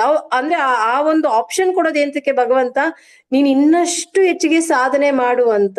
ಆದ್ರೆ ಕಲಿಯುಗದಲ್ಲಿ ಏನಾಗ್ತಿದೆ, ಶ್ರೀಮಂತರ ಮಕ್ಕಳು ಇನ್ನೂ ಹೆಚ್ಚಾಗಿ ಏನ್ ಮಾಡ್ತಾರೆ, ಕ್ಲಬ್ಬು ಪಬ್ಬು ಇನ್ನೊಂದು ಮತ್ತೊಂದು. ಸೊ ಈ ರೀತಿಯಾಗಿ ಹೋಗಿ ಅವ್ರಿಗೆ ಭಗವಂತ ಕೊಟ್ಟಿರ್ತಕ್ಕಂಥ ಅರ್ಹತೆಯನ್ನ ಏನ್ ಮಾಡ್ಕೊಳ್ತಿದ್ದಾರೆ, ಹಾಳು ಮಾಡ್ಕೊಳ್ತಿದ್ದಾರೆ. ಮತ್ತೆ ಅವ್ರು ಭಗವಂತನಿಂದ ದೂರ ಆಗ್ಬಿಡ್ತಾರೆ. ಇದು ಒಂಥರ ಸೈಕಲ್ ಇದ್ದಂಗೆ. ಹೇಗೆ ಅಂದ್ರೆ ಪುನರಪಿ ಜನನಂ ಪುನರಪಿ ಮರಣಂ. ನಮ್ಮ ಸಾಧನೆಗಳು ಕೂಡ ಹೀಗೆ. ನಾವ್ ಯಾವಾಗ ಹೆಚ್ಚಾಗಿ ಪ್ಯೂರ್ ಕಾನ್ಶಿಯಸ್ ಅಲ್ಲಿ ನಮ್ಮ ಜ್ಞಾನವನ್ನ ಪಡ್ಕೊಂಡು ಯಾವಾಗ ಈ ರೀತಿ ಇರ್ತೀವೋ, ಖಂಡಿತವಾಗ್ಲು ನಾವು ಭಗವಂತ ಹೇಳ್ತಿದ್ದಾನೆ, ಒಳ್ಳೆ ಕುಟುಂಬಗಳಲ್ಲಿ ಒಳ್ಳೆ ಇದ್ರಲ್ಲಿ ಜನ್ಮ ತಗೊಳ್ತೀರಾ, ಮತ್ತೆ ಏನಾಗ್ತೀರಾ, ಫೈನಲ್ ಆಗಿ ಬಹುನಾಂ ಜನ್ಮನಾಮ್ ಅಂತೆ ಅಲ್ವಾ. ಈ ರೀತಿ ಬರ್ತಾ ಬರ್ತಾ ಬರ್ತಾ ಬರ್ತಾ ಫೈನಲ್ ಆಗಿ ಒಂದು ಫೈನ್ ಜನ್ಮ ಬರುತ್ತೆ. ಯಾವ್ದು ಆ ಫೈನ್ ಜನ್ಮ? ಯಾವಾಗ ಕೃಷ್ಣನೇ ನನಗೆಲ್ಲ. ಅಂದ್ರೆ ಈಗ ನಾವ್ ಈ ಜನ್ಮದಲ್ಲಿ ನಮ್ಮ ಪರಿಸ್ಥಿತಿಗಳು ಏನಿದೆ ಹೇಳಿ, ಅಯ್ಯೋ ನಾನು ಇನ್ನೂ ಸ್ವಲ್ಪ ನನ್ ಮಕ್ಳಿಗೆ ಮದ್ವೆ ಮಾಡ್ಬೇಕು, ನಾನು ಇನ್ನೂ ಒಂಚೂರು ಅಂದ್ರೆ ಕೃಷ್ಣ ಇದ್ದಾನೆ ನನ್ನ ಜೊತೆಗೆ, ಕೃಷ್ಣನ್ನ ತಗೊಂಡಿದ್ದೀನಿ ನಾನು, ಬಟ್ ಸ್ಟಿಲ್ ನನ್ನ ಏನು ರೆಸ್ಪಾನ್ಸಿಬಿಲಿಟೀಸ್ ಇದೆ ಇವನ್ನೆಲ್ಲ ಮಾಡ್ಬೇಕು ಅಂತಕ್ಕಂಥ ಕಾನ್ಶಿಯಸ್ ನನಗಿದೆ. ಸೊ ಅಂದ್ರೆ ಇವಾಗ ನೋಡ್ಬೋದು, ಆಚಾರ್ಯರು, ಗೋಸ್ವಾಮಿಗಳು ಇವರೆಲ್ಲ ಏನು ಅಂದ್ರೆ ಎಲ್ಲವನ್ನ ಬಿಟ್ಬಿಟ್ರು ಅವ್ರು, ಕರೆಕ್ಟಾ? ಎಲ್ಲವನ್ನ ಬಿಟ್ಬಿಟ್ಟು ಕೃಷ್ಣ ನೀನೇ ಫೈನಲ್, ನನಗೇನು ಈ ದೇಹಕ್ಕೆ ಸಂಬಂಧ ಅಂದ್ರೆ ಅವರಿಗೆ ದೇಹ ಜ್ಞಾನ ಅನ್ನೋದೇ ಇಲ್ಲ, ಬರೀ ಆತ್ಮಜ್ಞಾನ. ಆ ಹಂತಕ್ಕೆ ಒಂದು ಹಂತಕ್ಕೆ ಹೋಗ್ತಾರೆ, ಆಗ next back to Godhead. So ಅಲ್ಲಿವರೆಗೂ ನಮ್ಗೆ ಅಂತಹ ಒಂದು ಪ್ರಜ್ಞೆ ಬರುವವರೆಗೂ ಕೂಡ ನಮಗೆ ಈ ಮುಂದಿನ ದೇಹಗಳು ಸಿಗ್ತಾನೇ ಇರುತ್ತೆ. ಅಂದ್ರೆ ಅದೇ ಅಯ್ಯೋ ನನ್ಗೆ ಈ ಜನ್ಮದಲ್ಲಿ ನಾನು ಅಂದ್ರೆ ನಾವು ಅಂದ್ರೆ ಏನ್ ಹೇಳ್ತಾರೆ, ಆ ರೀತಿ ಇರ್ಬೇಕು ಅಂತ ನಾವು ಪ್ಲಾನ್ ಮಾಡ್ಕೊಂಡ್ ಮೈಂಡ್ ನ ತಗೊಂಡ್ ಬಂದ್ರು ಕೂಡ ಅದು ಇಂಟರ್ನಲ್ ಆಗಿ ನಮಗೆ ಆ ಫೋರ್ಸ್ ಅನ್ನೋದು ಬರ್ಬೇಕು. ಅದ್ ಯಾವಾಗ ಬರುತ್ತೆ? ನಾವು ರೆಗ್ಯುಲರ್ ಆಗಿ ಸಾಧನೆಯನ್ನ ಮಾಡ್ತಾ ಮಾಡ್ತಾ ಗುರುಗಳ ಶರಣಾಗತಿ, ಶಾಸ್ತ್ರದ ಬಗ್ಗೆ ಜ್ಞಾನ, ಭಗವಂತನ ಮೇಲೆ ಶ್ರದ್ಧೆ, ನಂಬಿಕೆ ದೃಢವಾಗಿ ಇದ್ದಾಗ ಈ ಒಂದು ಹಂತಕ್ಕೆ ನಾವು ಬರೋದಕ್ಕೆ ಸಾಧ್ಯವಾಗುತ್ತೆ. ಸೊ ಇಷ್ಟು ವಿಚಾರಗಳು ಏನು ಅಂದ್ರೆ ಮೊದಲನೇ 6 ಅಧ್ಯಾಯಗಳು ಆಧ್ಯಾತ್ಮಿಕ ಸಾಧನೆ ಇದೆಲ್ಲ ಕೂಡ. ಈಗ ನಮಗೆ ಈ 7ನೇ ಚಾಪ್ಟರ್ ಇಂದ ಏನಾಗುತ್ತೆ ಅಂದ್ರೆ ಭಕ್ತಿ ಯೋಗದ ಬಗ್ಗೆ ಹೇಳ್ತಾರೆ. ಅಂದ್ರೆ ಎಕ್ಸಾಕ್ಟ್ ಆಗಿ 7ನೇ ಚಾಪ್ಟರ್ ಇಂದ ಭಗವಂತ ಏನ್ ಹೇಳ್ತಾನೆ ಅಂದ್ರೆ ಇಷ್ಟೊತ್ತು ಏನ್ ಹೇಳ್ದ ಕರ್ಮಯೋಗದ ಬಗ್ಗೆ ಮಾತನಾಡ್ದ. 6 ಅಧ್ಯಾಯಗಳು ಕರ್ಮಯೋಗ ಏನು, ಎಲ್ಲಾ ಡಿಟ್ಯಾಚ್ ಮಾಡು, ನೀನು ಫಲಗಳ ಬಗ್ಗೆ ಅಪೇಕ್ಷೆ ಮಾಡ್ಬೇಡ, ಫಲಗಳನ್ನೆಲ್ಲ ಬಿಟ್ಬಿಡು, ಇದೆಲ್ಲ ಮಾಡು, ನಿಷ್ಕಾಮ ಕರ್ಮಯೋಗದಲ್ಲಿ ಇರು, ಇದೆಲ್ಲ ಹೇಳ್ಕೊಂಡ್ ಬಂದ. ಈಗ ಸಡನ್ ಆಗಿ ಅಟ್ಯಾಚ್ಮೆಂಟ್ ಬಗ್ಗೆ ಮಾತನಾಡ್ತಿದ್ದಾನೆ. ಅಂದ್ರೆ 6ನೇ ಅಧ್ಯಾಯದವರೆಗೂ ಡಿಟ್ಯಾಚ್ಮೆಂಟ್ ರಿನೌನ್ಸಿಯೇಷನ್ ಅಂತ ಹೇಳ್ತಾ 7ನೇ ಅಧ್ಯಾಯಕ್ಕೆ ಬರ್ತಿದ್ದಂಗೆನೆ ಅಟ್ಯಾಚ್ಮೆಂಟ್ ಬಗ್ಗೆ ಮಾತನಾಡ್ತಿದ್ದಾನೆ. ಅಂದ್ರೆ ಯಾರಿಗೆ ಅಟ್ಯಾಚ್ ಆಗ್ಬೇಕು? ಈಗ ಮನುಷ್ಯ ಅಂತೂ ಯಾವುದೋ ಅಟ್ಯಾಚ್ಮೆಂಟ್ ಅಂತೂ ಇದ್ದೇ ಇರುತ್ತೆ. ಸೊ ಈಗ ಭಗವಂತ ಹೇಳುವಂಥದ್ದು ಏನು ಅಂದ್ರೆ ಈ ನಮ್ಮ ಮನಸ್ಸು, ಈ ನಮ್ಮ ದೇಹ, ಈ ಒಂದು ಬುದ್ಧಿ ಏನು ಅಂದ್ರೆ ಯಾವುದೋ ಏನೋ ಮಾಡ್ತಿರುತ್ತೆ. ಈಗ ನಾವ್ ಇಲ್ಲಿ ಬಿಡ್ತೀವಿ, ಇಲ್ಲಿ ಹಚ್ಕೋತೀವಿ. ಸೊ ಯಾರನ್ನ ಹಚ್ಕೋಬೇಕು ಅನ್ನೋದ್ರ ಬಗ್ಗೆ ಈ 7ನೇ ಅಧ್ಯಾಯ ಭಕ್ತಿ ಯೋಗದಲ್ಲಿ ಬರುವಂಥದ್ದು. ಅಂದ್ರೆ ಭಗವಂತ ಹೇಳ್ತಾನೆ, ಮಯ್ಯಾಸಕ್ತ ಮನಪಾರ್ಥ, ಅಂದ್ರೆ ಪಾರ್ಥ ನಿನ್ನ ಮನಸ್ಸನ್ನ ನನ್ನಲ್ಲಿ ನಿಲ್ಲಿಸು. ಅಂದ್ರೆ ಇದ್ರಲ್ಲೆಲ್ಲ ಸಂಪೂರ್ಣವಾಗಿ 7ನೇ ಒಂದು ಅಧ್ಯಾಯದಲ್ಲಿ ನನಗೆ ಅಟ್ಯಾಚ್ ಆಗು ಅಂದ್ರೆ ಈಗ ಇಷ್ಟೊತ್ತು ಏನ್ ಹೇಳ್ದ ಭಗವಂತ ಅಂದ್ರೆ ಸರಿಯಾದ ಗುರುಗಳ ಹತ್ರಕ್ ಹೋಗ್ಬೇಕು, ಸರಿಯಾದ ರೆಗ್ಯುಲರ್ ಆಗಿ ಪ್ರಾಕ್ಟೀಸ್ ಮಾಡ್ಬೇಕು ಅಂತ. ರೈಟ್ ಮೆಥಡ್ ಯಾವ್ದು ಅನ್ನೋದು 7ನೇ ಅಧ್ಯಾಯದಲ್ಲಿ ಹೇಳ್ತಿದ್ದಾನೆ. ಅಂದ್ರೆ 7ನೇ ಅಧ್ಯಾಯದಲ್ಲಿ ರೈಟ್ ಮೆಥಡ್ ಯಾವುದು? ಕರ್ಮಯೋಗವನ್ನ ನಾವು ಮಾಡ್ಬೇಕು, ಆದ್ರೆ ಫಲಗಳನ್ನ ಯಾರಿಗ್ ಬಿಡ್ಬೇಕು? ಭಗವಂತನಿಗೆ ಬಿಡ್ಬೇಕು ಅನ್ನೋದು ಇಲ್ಲಿಂದ ನಮಗೆ ಕ್ಲಾರಿಟಿ ಬರುತ್ತೆ. So giving results to Krishna. ಯಾವುದೇ ರೀತಿಯ ಫಲದ ಅಪೇಕ್ಷೆ, ಈಗ ರಿಸಲ್ಟ್ ಅಂತೂ ಅಲ್ಲಿದೆ, ಗುಲಾಬ್ ಜಾಮೂನ್ ಅಂತೂ ಅಲ್ಲಿದೆ, ತಿನ್ಬೇಕಲ್ಲ. ಸೊ ಕೃಷ್ಣಾರ್ಪಣ ಮಸ್ತು ಅಂತ ಅವನಿಗೆ ಕೊಟ್ಟು ಬಿಡೋದು. ಆಮೇಲೆ ಅದನ್ನ ತಿನ್ನೋರು ಯಾರು? ನಾವೇ ಅಲ್ವಾ? ಅಂದ್ರೆ ಬಟ್ ಆ ಭಾವ ಏನಿದೆ, ಅವನಿಗೆ ಕೊಡುವಂತ ಭಾವ ಏನಿದೆ, ಅದು ಇಂಪಾರ್ಟೆಂಟ್. ಅದು ಈಗ ನಮ್ಗೆ 7ನೇ ಅಧ್ಯಾಯದಲ್ಲಿ ಭಕ್ತಿ ಯೋಗದಲ್ಲಿ ಹೇಳುವಂಥದ್ದು. ಸೊ ನಮ್ಗೆ ಈ ಭಾವ ಹೆಂಗಿರ್ಬೇಕು ಅಂದ್ರೆ ಈಗ ಯಶೋದ ಮಯ್ಯೆ ಕೃಷ್ಣನಿಗೋಸ್ಕರ ಎಲ್ಲವನ್ನ ಮಾಡ್ತಿರ್ತಾಳಲ್ಲ. ಅಂದ್ರೆ ನನ್ನ ಮಗ ತಿನ್ನ ಇಲ್ವಾ, ನನ್ ಮಗ ಆಟ ಆಡ್ತಿದ್ದಾನೆ ಅಂದ್ರೆ ಅವನಿಗೇನಾದ್ರೂ ಏಟ್ ಬಿದ್ಬಿಡತ್ತಾ, ಸೊ ಅವನನ್ನ ನೀಟಾಗಿ ಇಡ್ಬೇಕು ಅಂದ್ರೆ ಆ ಒಂದು ಸೇವೆ ಅನ್ನೋದಿದೆ ನೋಡಿ. ಆ ಭಕ್ತಿ ಯೋಗದಲ್ಲಿ ಈ ಸೇವೆ ಅನ್ನೋದು ತುಂಬಾ ಇಂಪಾರ್ಟೆಂಟ್. ನಾವು ಭಕ್ತಿಯಲ್ಲಿ ಉಳ್ಕೋಬೇಕು ಅಂದ್ರೆ ಸೇವೆ ಅನ್ನೋದು ತುಂಬಾ ಇಂಪಾರ್ಟೆಂಟ್. ಹಾಗಾಗಿ ನಮ್ಗೆ ಸಂಪೂರ್ಣವಾಗಿ ಸೇವೆಯ ಬಗ್ಗೆ, ಭಕ್ತಿಯ ಬಗ್ಗೆ ಭಗವಂತ ಡೀಟೇಲ್ ಆಗಿ ಭಕ್ತಿ ಯೋಗದಲ್ಲಿ ಕೊಟ್ಬಿಟ್ಟಿದ್ದಾರೆ. ಹಾಗೆ ಈ ಭಗವಂತನ ಹತ್ರಕ್ಕೆ ಈ ಭಕ್ತಿ ಸೇವೆಗೆ 4 ಜನ ತುಂಬಾ ಬರ್ತಾರೆ. ಅರ್ಥೋ, ಜಿಜ್ಞಾಸು, ಅರ್ಥಾರ್ಥಿ, ಜ್ಞಾನಿಗಳು, ಇವರೆಲ್ಲ ಬರ್ತಾರೆ. ಇನ್ನ 4 ಜನ ನರಾಧಮರು, ಅವರು ಇವರು ದೂರ ಹೋಗ್ತಿರ್ತಾರೆ. ಅಂದ್ರೆ ಇಂಥ ವ್ಯಕ್ತಿಗಳು ಕೂಡ ಇದ್ದಾರೆ ಅಂತ ಭಗವಂತ ಅರ್ಜುನನಿಗೆ ಹೇಳ್ತಾರೆ. ನೋಡು, ಈ ರೀತಿ ನಾನು ಮಾಡ್ತೀನಿ ಅಂತ ಹೇಳಿ ಹತ್ರ ಬರೋರು ಇದ್ದಾರೆ. ಸೊ ಅರ್ಥೋ ಅಂದ್ರೆ ದುಃಖದಲ್ಲಿ ಇರುವವರು ಬರುವಂತರು, ವಿಚಾರಶೀಲರು ಬರುವಂತರು, ಭೌತಿಕ ಲಾಭದ ಅಪೇಕ್ಷೆ ಇರುವವರು ಬರೋದು, ಮತ್ತೆ ಜ್ಞಾನವನ್ನ ಅನ್ವೇಷಣೆ ಮಾಡುವಂತವ್ರು ಬರೋದು. ಸೊ ಈ ರೀತಿ ಇರ್ತಾರೆ. ಮತ್ತೆ ನನ್ನಿಂದ ದೂರ ಹೋಗೋರು ಇರ್ತಾರೆ. ಅಂದ್ರೆ ದುಷ್ಟರು, ಅಸುರರು, ಇವರೆಲ್ಲ ಏನಿರ್ತಾರೆ, ಇವರೆಲ್ಲ ಭಗವಂತನನ್ನ, ಇವಾಗ ನಾವು ಅಷ್ಟೇ ಎಷ್ಟೋ ಬಾರಿ ಕೃಷ್ಣ ಪ್ರಜ್ಞೆ ಬಗ್ಗೆ ಹೇಳ್ತಿರ್ತೀವಿ, ಭಗವದ್ಗೀತೆ ಬಗ್ಗೆ ಹೇಳ್ತಿರ್ತೀವಿ, ನಮಗ್ ಗೊತ್ತು ಬಿಡ್ರಿ ಅಂತ ಹೇಳ್ತಾರೆ. ತುಂಬಾ ಜನ ಹೇಳ್ತಿರ್ತಾರೆ, ಕರೆಕ್ಟ್ ಅಲ್ಲ? ಅಂದ್ರೆ ಆ ಭಗವಂತನನ್ನ ಆಕ್ಸೆಪ್ಟ್ ಮಾಡಕ್ಕಾಗಲ್ಲ. ಅವನ ಸುಪ್ರೀಂ ಪರ್ಸನಾಲಿಟಿಯ ಇದನ್ನ ಅವ್ರಿಗೆ ತಗೊಳ್ಲಿಕ್ಕೆ ಆಗೋದಿಲ್ಲ. ಸೊ ಇವರೆಲ್ಲರೂ ಹೇಗೆ ದೂರ ಆಗ್ತಿರ್ತಾರೆ ಭಗವಂತನಿಂದ ಅನ್ನೋದು. ಮತ್ತೆ ಭಗವಂತ ಹೇಳ್ತಾನೆ, ಯಾರೆಲ್ಲ ಈ 4 ಜನರು ಬರ್ತಾರೆ ಹಂತ ಹಂತವಾಗಿ ನನ್ನ ಹತ್ರಕ್ಕೆ, ಇವ್ರಿಗೆಲ್ಲ ಒಂದು ಅರೇಂಜ್ಮೆಂಟ್ ಮಾಡಿದ್ದಾನೆ ಭಗವಂತ. ಅಂದ್ರೆ ಬಹುನಾಮ್ ಜನ್ಮನ ಮತ್ತೆ ಜ್ಞಾನವಾನ್ ಪ್ರಪದ್ಯತೆ, ಅಂದ್ರೆ ವಾಸುದೇವ ಸರ್ವಮಿತಿ. ಅಂದ್ರೆ ಫೈನಲ್ ಆಗಿ ಒಂದು ಜನ್ಮದಲ್ಲಿ, ಕೊನೆಯ ಜನ್ಮದಲ್ಲಿ ವಾಸುದೇವನೇ ಸರ್ವವು ಅಂತ ಯಾವಾಗ ಬರ್ತಾನೋ ಅವನೇ ಮಹಾತ್ಮನು. ಅಂತ ಮಹಾತ್ಮನು ಸುದುರ್ಲಭ. ಅಂದ್ರೆ ಅಂತವ್ರು ಸಿಗೋದು ತುಂಬಾ ವಿರಳ. ಅಂದ್ರೆ 1000 ಜನಕ್ಕೊಬ್ರು ಸಿಗೋದು ಕಷ್ಟನೇ, 1,00,000 ಜನಕ್ಕೊಬ್ರು ಸಿಗೋದು ಕಷ್ಟನೇ. ಅಂದ್ರೆ ಅಷ್ಟು ಸುದುರ್ಲಭ. ಅಂದ್ರೆ Krishna is everything in my life ಅನ್ನೋದೇ ನನ್ನ ಲಾಸ್ಟ್ ಜನ್ಮ. ಅರ್ಥ ಮಾಡ್ಕೋಬೇಕಂದ್ರೆ ನಾವ್ ಅನ್ಕೊಳ್ತೀವಿ, ನಾನು ಇಮಿಡಿಯೇಟ್ ಆಗಿ ಈ ಜನ್ಮದಲ್ಲಿ ಬ್ಯಾಕ್ ಟು ಗಾಡೆಡ್ ಹೋಗ್ಬಿಡ್ತೀನಿ, ಯಾಕೆಂದ್ರೆ ನನಗೆ ಪ್ರಭುಗಳು ಹೇಳಿದ್ದಾರೆ ಹೀಗ್ ಮಾಡು, ಜಪ ಮಾಡು, ಇನ್ನೊಂದ್ ಮಾಡು, ಎಲ್ಲ ಮಾಡು, ನಾನು ಬರೋ ಜನ್ಮಕ್ಕೆ ಹೋಗ್ಬಿಡ್ತೀನಿ. ಖಂಡಿತ ಇಲ್ಲ. ನಾವ್ ಯಾವಾಗ ಕೃಷ್ಣನೇ ನನ್ನ ಜೀವನ ಅಂತ ಯಾವಾಗ ಅನ್ಕೊಳ್ತೀವೋ, ಯಾವ ಜನ್ಮದಲ್ಲಿ ಅನ್ಕೊಳ್ತೀವೋ, ಕೃಷ್ಣನೇ ಫೈನಲ್, ಅದೇ ನನ್ನ ಕೊನೆಯ ಜನ್ಮ. ನಾನು ಇನ್ನು ನನ್ನ ಮಕ್ಕಳಪ್ಪ, ನನ್ನ ಪ್ರತಿಷ್ಠೆ, ನನ್ನ ದುಡ್ಡು, ನನ್ನ ಹಣ, ನನ್ನ ಕಾಸು, ನನ್ನ ಗೌರವ, ನನ್ನ ಪ್ರತಿಷ್ಠೆ ಅಂತ ಅದ್ರ ಬಗ್ಗೆ ನಾನು ಇನ್ನೂ ಯೋಚನೆ ಮಾಡ್ತಿದ್ದೀನಿ ಅಂದ್ರೆ ನನಗೆ ಇನ್ನೂ ಜನ್ಮ ಇದೆ. ನನಗೆ ಕೃಷ್ಣನೇ ಎಲ್ಲ ಅಂತ ಯಾವಾಗ ನನ್ನ ನಿರ್ಧಾರ ಬರುತ್ತೋ ಅದೇ ನನ್ನ ಕೊನೆಯ ಜನ್ಮ. ಸೊ ಹಾಗಾಗಿ ಈ ರೀತಿಯಾಗಿ ನಮಗೆ ವಿಚಾರಗಳನ್ನ ಹೇಳುವಂಥದ್ದು ಭಗವಂತ ಹೇಳ್ತಿದ್ದಾನೆ. ಆಮೇಲೆ ಆ ಈಗ ಭಗವಂತ ಅರ್ಜುನ ಕೇಳ್ತಾನೆ, ಸೊ ನೀನು ಹೇಳಿದ್ದೆಲ್ಲ ನಾನು ಫಾಲೋ ಮಾಡ್ತೀನಿ, ಹಾಗಾದ್ರೆ ಜೀವನದ ಉದ್ದೇಶ ಏನು? ಫೈನಲ್ ಅಂದ್ರೆ ಈಗ ಫೈನಲ್ ನನಗೊಂದು ವಿಚಾರ ಗೊತ್ತಾಗ್ಬೇಕು, ಜೀವನಕ್ಕೆ ಒಂದು ಫೈನಲ್ ಪರಮ ಗುರಿ ಏನು ಅನ್ನೋ ವಿಚಾರವನ್ನ ಕೇಳ್ತಾನೆ. ಆಗ ಭಗವಂತ 8ನೇ ಒಂದು ಚಾಪ್ಟರ್ ಅನ್ನ ಭಗವತ್ ಪ್ರಾಪ್ತಿಯ ಬಗ್ಗೆ ಹೇಳ್ತಾನೆ. ಅಂದ್ರೆ ಭಗವಂತನನ್ನ ಹೇಗೆ ಪಡ್ಕೊಳ್ಳಿ, ಇದೆಲ್ಲ ಭಕ್ತಿ ಯೋಗದಲ್ಲೇ ಬರುವಂಥದ್ದು. ಅಂದ್ರೆ ನಾವು ಕೃಷ್ಣನ ಬಗ್ಗೆ ಇವಾಗ ಹೆಂಗೆ ದಾಮೋದರ ಲೀಲೆಯಲ್ಲಿ ನೋಡ್ಬೋದು ನಾವು. ಯಶೋದಮ್ಮಯ್ಯೆ ಇದನ್ನ ಇದು ಮಜ್ಜಿಗೆ ಬೆಣ್ಣೆಯನ್ನ ಕಡಿಬೇಕಾದ್ರೆ ಬೆಳಗಿನ ಜಾವ 4 ಗಂಟೆನಲ್ಲಿ ಕಾಯ ವಾಚ ಮನಸ, ಕಾಯ ಅಂತಂದ್ರೆ ತನ್ನ ದೇಹದಿಂದ ಕಡಿತಿರ್ತಾಳೆ, ಓಕೆನಾ. ವಾಚ ಅಂದ್ರೆ ಭಗವಂತನ ಬಗ್ಗೆ ಹಾಡುಗಳನ್ನ, ಅವನ್ ಮಾಡಿರುವ ಲೀಲೆಗಳನ್ನ ಹೇಳ್ಕೊಂಡು ಮೊಸರನ್ನ ಕಡಿತಿರ್ತಾಳೆ. ಮನಸ್ಸು, ನನ್ನ ಮಗು ಎದ್ ಬಿಡುತ್ತೇನೋ, ಮಂಚದಿಂದ ಬಿದ್ದು ಬಿಟ್ರೆ ಬಂದು ಎದ್ಬಿಡ್ತಿದ್ದಾನೆ ಅಂದ್ರೆ ಗಮನ ಎಲ್ಲ ಮನಸ್ಸಲ್ಲೇ ಇದೆ.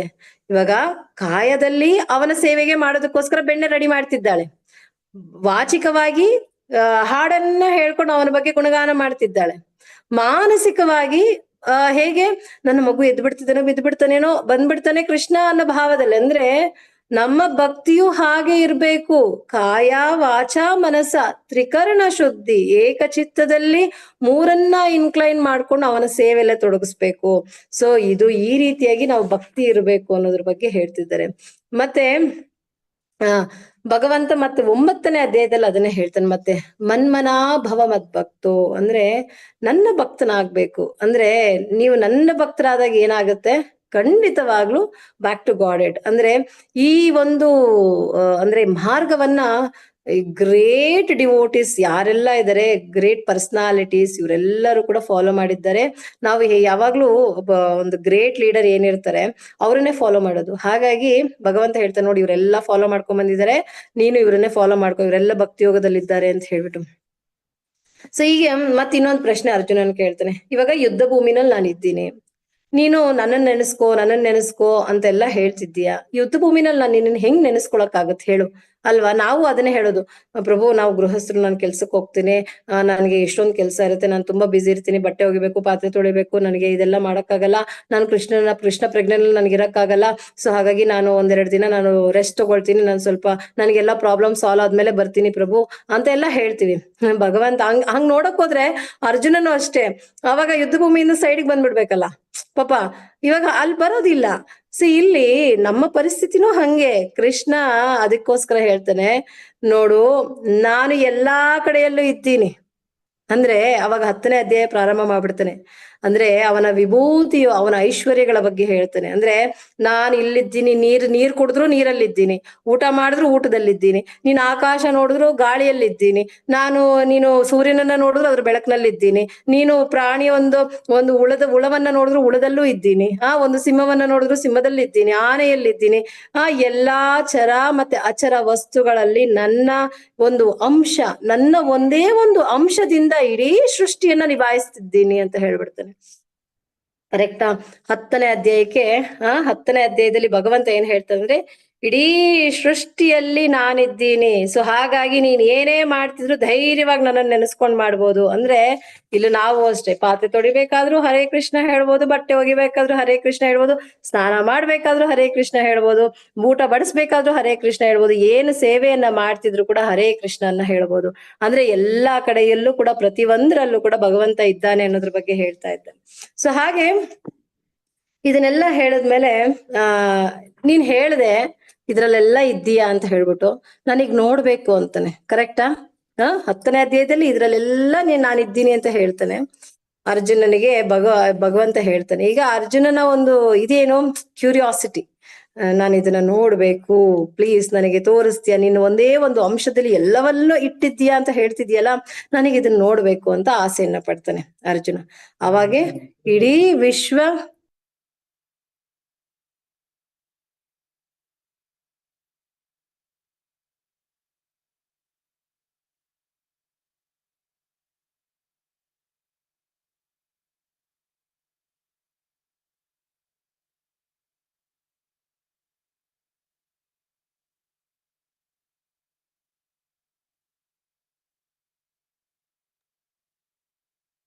ಹರೇ ಕೃಷ್ಣ. ಮ್ಯೂಟ್ ಆಗೋಯ್ತು ಪ್ರಭು, ಸಾರಿ. ಸೊ ಈಗ ಅರ್ಜುನನ ಅಪೇಕ್ಷೆ ಏನಿತ್ತು ಅಂದ್ರೆ ಈ ಒಂದು ಆ ಭಗವಂತನ ಆ ಐಶ್ವರ್ಯಗಳು ಏನೆಲ್ಲ ಇದೆ ಅದನ್ನ ನೋಡ್ಬೇಕು ಅಂತಕ್ಕಂತ ಆಸೆಯು ಅರ್ಜುನನಿಗೆ ಬಂತು. ಆಗ ಭಗವಂತ ಏನ್ ಹೇಳಿದ್ದ, ನಾನು ಬ್ರಹ್ಮನಲ್ಲಿ ಮತ್ತೆ ಶಿವನು ನಾನೇ, ಬ್ರಹ್ಮನು ನಾನೇ, ಎಲ್ಲವೂ ನಾನೇ, ಆ ಇಡೀ 7 ಬ್ರಹ್ಮಾಂಡಗಳು, ಲೋಕಗಳು ಎಲ್ಲವೂ ಹೀಗಿದೆ, ಏನೆಲ್ಲ ಹೇಳಿದ್ನೋ ಎಲ್ಲವನ್ನ ನೋಡುವಂತ ಕುತೂಹಲ. ಸೊ ಈಗ ಭಗವಂತನು ತನ್ನ ವಿಶ್ವರೂಪವನ್ನು ಪ್ರಕಟ ಮಾಡಿ ಈಗ ವಿಶ್ವರೂಪ ನೋಡಿದ್ಮೇಲೆ ಫೈನಲ್ ಆಗಿ ಅರ್ಜುನನಿಗೆ ಅಲ್ಲಿಗೆ ಭಗವದ್ಗೀತೆ ನಿಲ್ಬೇಕಿತ್ತಲ್ಲ. ಅಂದ್ರೆ ಎಲ್ಲ ನೋಡ್ಬಿಟ್ಟ, ಇನ್ನೇನ್ ಮುಗೀತು, ಭಗವಂತ ಹೇಳಿದ್ದಾನೆ ಅಂತ ಹೇಳಿ. ಆದ್ರೆ ಇನ್ನೂ ನಿಲ್ಲಲ್ಲ, ಇನ್ನೂ ಕೂಡ ಮುಂದುವರಿಯುತ್ತೆ. ಈಗ ಆ ಒಂದು ವಿಶ್ವರೂಪದಲ್ಲಿ ಏನೆಲ್ಲ ನೋಡ್ತಾನೆ, ಆ ಒಂದು ಲೋಕಗಳಾಗಿರ್ಬೋದು ಎಲ್ಲವನ್ನ ನೋಡ್ತಾನೆ. ನೋಡ್ತಾ ನೋಡ್ತಾ ನೋಡ್ತಾ ನೋಡ್ತಾ ಏನಾಗತ್ತೆ, ಮುಖ್ಯವಾಗಿರ್ತಕ್ಕಂಥ ಕಾಲ ರೂಪದ ದರ್ಶನವಾಗುತ್ತೆ. ಕಾಲ ಅಂದ್ರೆ ಏನು, ಪ್ರೆಸೆಂಟು, ನಮ್ಗೆ ಪಾಸ್ಟ್ ಮತ್ತೆ ಫ್ಯೂಚರ್, ಕರೆಕ್ಟ್ ಅಲ್ವಾ? ಸೃಷ್ಟಿ ಸ್ಥಿತಿ ಲಯ ಎಲ್ಲವೂ ಆಗುವಂಥದ್ದು ಇದೇ ಕಾಲ. ಈಗ ಈ ಕಾಲ ಅಂತಕ್ಕಂಥದ್ದು ಏನಾಗುತ್ತೆ ಅಂದ್ರೆ ಭಗವಂತನ ಆ ಒಂದು ಫೈನಲ್ ಏನದು ಪ್ರಳಯ ಕಾಲವನ್ನು, ಈ ಕಾಲ ರೂಪದ ದರ್ಶನವಾಗುತ್ತೆ. ಈ ಕಾಲ ರೂಪವನ್ನ ನೋಡ್ತಾ ನೋಡ್ತಾ ಅರ್ಜುನನಲ್ಲಿ ಬದಲಾವಣೆಗಳು ಸ್ಟಾರ್ಟ್ ಆಗುತ್ತೆ. ಏನಂದ್ರೆ ಅವನ ರಸಗಳು ಅಂದ್ರೆ ಭಾವಗಳು, ಭಯಾನಕಕ್ಕೆ ಟೆನ್ಷನ್ ಎಲ್ಲಾ ರೀತಿಯಲ್ಲಿ ಬಂದ್ಬಿಡುತ್ತೆ. ಸೊ ಈ ರೀತಿ ಭಯದ ಒಂದು ವಾತಾವರಣಕ್ಕೆ ಬರ್ತಾನೆ. ಮತ್ತೆ ಎಸ್ಪೆಷಲಿ ಈ ವಿಶ್ವರೂಪವನ್ನ ಆಲ್ರೆಡಿ ಭಗವಂತ ಇನ್ನಿಬ್ಬರಿಗೆ ತೋರಿಸಿರ್ತಾನೆ. ಯಾರಿಗೆ, ಒಂದು ಯಶೋದಮಯ್ಯಗೆ ಬಾಲಕೃಷ್ಣನಾಗಿರ್ಬೇಕಾದ್ರೆ ಮಣ್ಣನ್ನ ಬಾಯಿಗೆ ಹಾಕೊಂಡಾಗ ಓಪನ್ ಮಾಡ್ತಾನೆ, ಆಗ್ಲೂ ಕೂಡ ಈ ವಿಶ್ವರೂಪವನ್ನ ನೋಡಿರ್ತಾನೆ. ಮತ್ತೆ ದುರ್ಯೋಧನನ ಹತ್ರಕ್ಕೆ ಶಾಂತಿ ಸಂಧಾನಕ್ಕೆ ಅಂತ ಹೋಗ್ತಾನಲ್ಲ, ಈ ಯುದ್ಧವನ್ನು ಪ್ರಾರಂಭ ಮಾಡೋಕ್ಕಿಂತ ಮುಂಚೆ, ಆಗ್ಲೂ ಕೂಡ ಅಲ್ಲಿ ಕೃಷ್ಣನನ್ನ ಕಟ್ ಹಾಕ್ಲಿಕ್ಕೆ ನೋಡ್ತಾರೆ.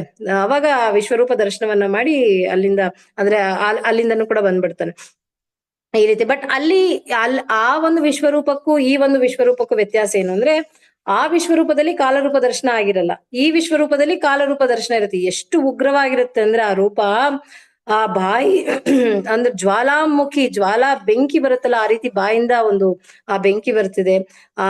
ಅಲ್ಲಿರ್ತಕ್ಕಂಥವ್ರೆಲ್ಲರೂ ಕೂಡ ಆ ಕಾಲರೂಪ ದರ್ಶನ ಅಂದ್ರೆ ಆ ಫ್ಯೂಚರ್ ಆಗುವಂತದ್ದು ಅರ್ಜುನನಿಗೆ ಈಗಲೇ ಕಣ್ಣಿಗೆ ಕಟ್ಟಂಗ್ ಕಾಣಿಸ್ತಿದೆ. ಅಲ್ಲಿರ್ತಕ್ಕಂಥ ಕೌರವರೆಲ್ಲ ಹೇಗೆ ಅಂತಂದ್ರೆ, ಈ ಬೆಂಕಿಯ ಹುಳಗಳು ಬೆಂಕಿಯ ಕಡೆಗೆ ಹೋಗುವ ರೀತಿನಲ್ಲಿ ಪತಂಗಗಳು ಹೋಗ್ತವಲ್ಲ, ಹಂಗೆ ಎಲ್ಲ ಅವನ ಬಾಯೊಳಗೆ ಹೋಗ್ತಾ ಇದೆ. ಆ ತಲೆ ಬುರುಡೆಗಳು ಇವು ಎಲ್ಲ ಹಲ್ಲುಗಳ ಮಧ್ಯೆ ಸಿಕ್ಕಾಕೊಂಡಿದೆ.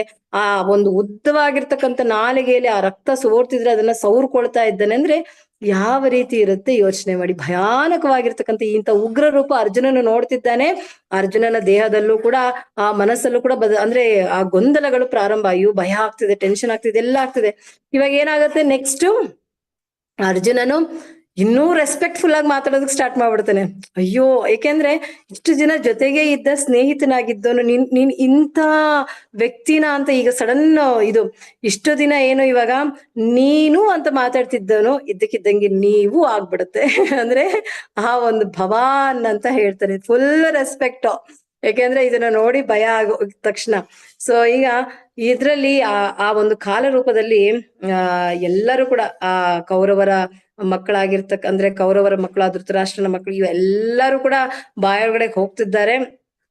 ಸೊ ಇಲ್ಲಿ ಇನ್ನೂ ಒಂದು ಸಂದೇಶವನ್ನ ಭಗವಂತ ಕೊಡ್ತಿದ್ದಾನೆ. ಇದರ ಅರ್ಥ ಏನು ಅಂದ್ರೆ, ನೀನು ಯುದ್ಧವನ್ನ ಮಾಡದೇ ಇರು, ಇವರೆಲ್ಲರೂ ಕೂಡ ಈಗ ಈ ಯುದ್ಧ ಅಂದ್ರೆ ಈ ಮೊಮೆಂಟ್ಗೆ ಸತ್ತು ಹೋಗ್ತಾರೆ. ಕರೆಕ್ಟ್ ಅಲ್ವಾ?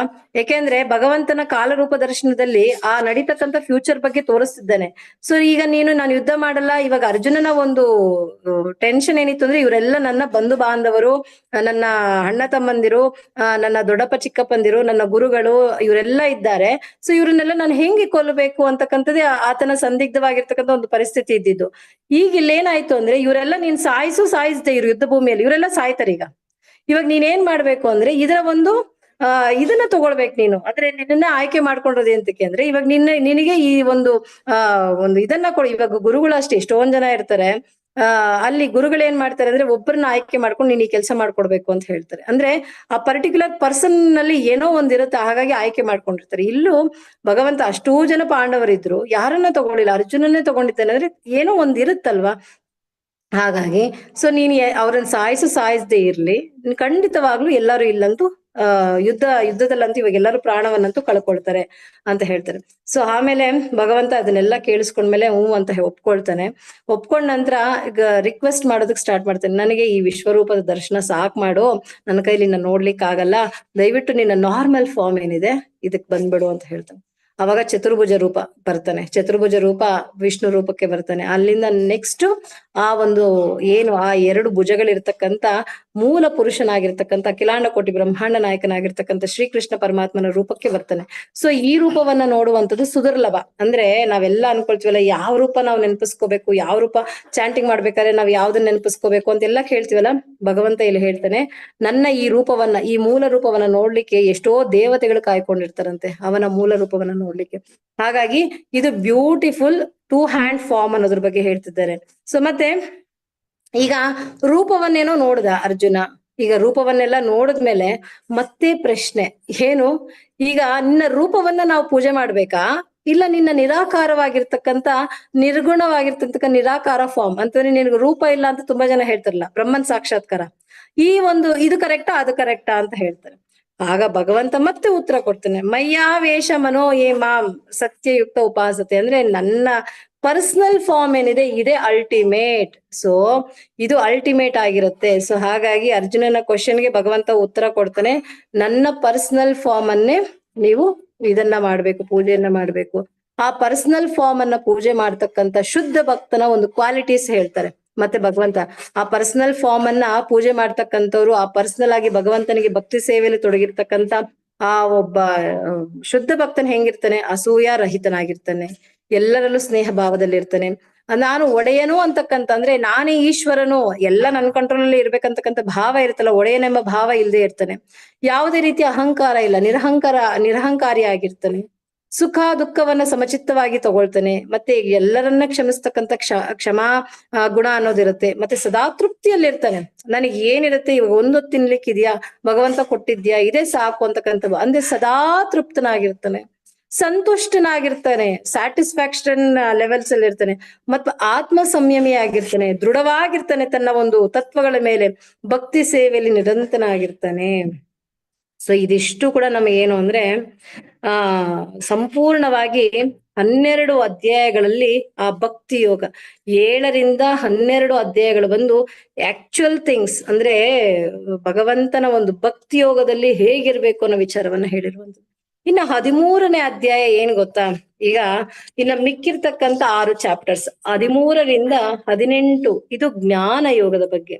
ಇಲ್ಲಿ ಇವ ಹೆಂಗೆ ಅಂದ್ರೆ ಆಕ್ಚುಲಿ ನಮ್ಗೆ ಸಂಪೂರ್ಣವಾಗಿ ಅರ್ಜುನನಿಗೆ ಉತ್ತರ ಸಿಕ್ಕಿದೆ, ಯುದ್ಧವನ್ನ ಮಾಡಬೇಕು ಅಂತ ಹೇಳಿ, ಕರೆಕ್ಟ್ ಅಲ್ವಾ?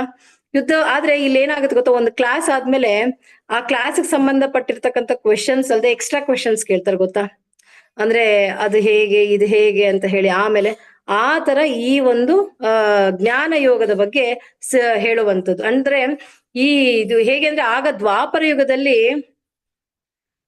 ನಾವೀಗ ಈ ಕಲಿಯುಗದಲ್ಲಿ ಕೇಳ್ತೀವಿ ನೋಡಿ, ಎಲ್ಲದಕ್ಕೂ ಕೂಡ ಇದು ಸೈಂಟಿಫಿಕ್ ಆಗಿದೆಯಾ, ಇದು ವೈಜ್ಞಾನಿಕವಾಗಿದೆಯಾ, ಇದು ನಿಜವಾಗ್ಲೂ ಇದಕ್ಕೆ ಏನಾದ್ರು ರೀಸನ್ ಇದೆಯಾ ಅಂತ ಹೇಳ್ಬಿಟ್ಟು ನಾವೆಲ್ಲದಕ್ಕೂ ಒಂದೊಂದು ರೀಸನ್ ಕೇಳ್ತೀವಿ ನೋಡಿ, ಸೈಂಟಿಫಿಕ್ ರೀಸನ್ಸ್. ಆಗ ದ್ವಾಪರ ಯುಗದಲ್ಲಿ ಆ ಒಂದು ಮೊಮೆಂಟ್ ಅಲ್ಲಿ ಸಾಂಖ್ಯ ಯೋಗ ಅನ್ನೋದು ಇಂಪಾರ್ಟೆಂಟ್ ಆಗಿತ್ತು. ಅಂದ್ರೆ ಸಾಂಖ್ಯ ಯೋಗ ಅಂದ್ರೆ ಇಂಟೆಲೆಕ್ಚುಯಲ್ ಆಗಿ ಅರ್ಥ ಮಾಡ್ಕೊಳ್ಳೋದು, ಅಂದ್ರೆ ಅನಾಲಿಟಿಕಲ್ ಆಗಿ ಅರ್ಥ ಮಾಡ್ಕೊಳ್ಳೋದು.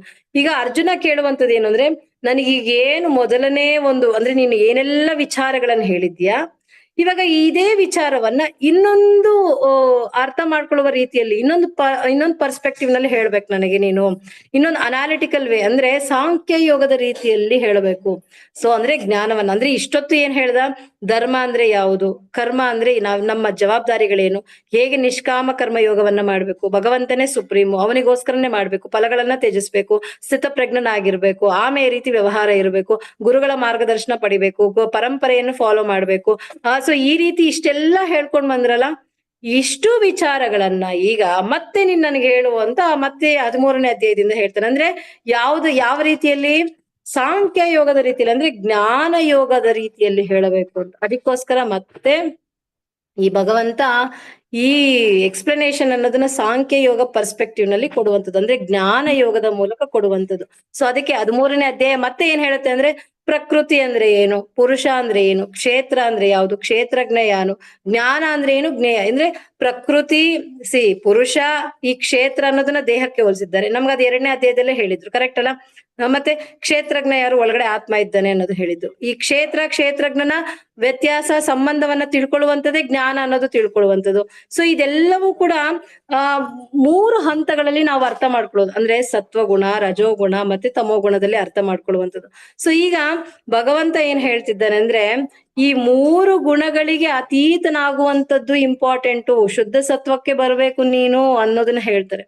ಸೊ ಇದನ್ನ ಹೇಳ್ತಾ ಹೇಳ್ತಾ ಆ ನಮ್ಗೆ ಈಗ ಭೌತಿಕ ಪ್ರಕೃತಿಯಲ್ಲಿ 3 ಗುಣಗಳೇನಿರ್ತವೆ, ತ್ರಿಗುಣಗಳು, ಸತ್ವಗುಣ, ರಜೋಗುಣ, ತಮೋಗುಣ. ಸೊ ಇದ್ರಲ್ಲಿ ಬರ್ತಕ್ಕಂತ ವಿಚಾರದ ಬಗ್ಗೆ ಹೇಳೋದಕ್ಕೆ ಪ್ರಾರಂಭ ಮಾಡುವಂಥದ್ದು.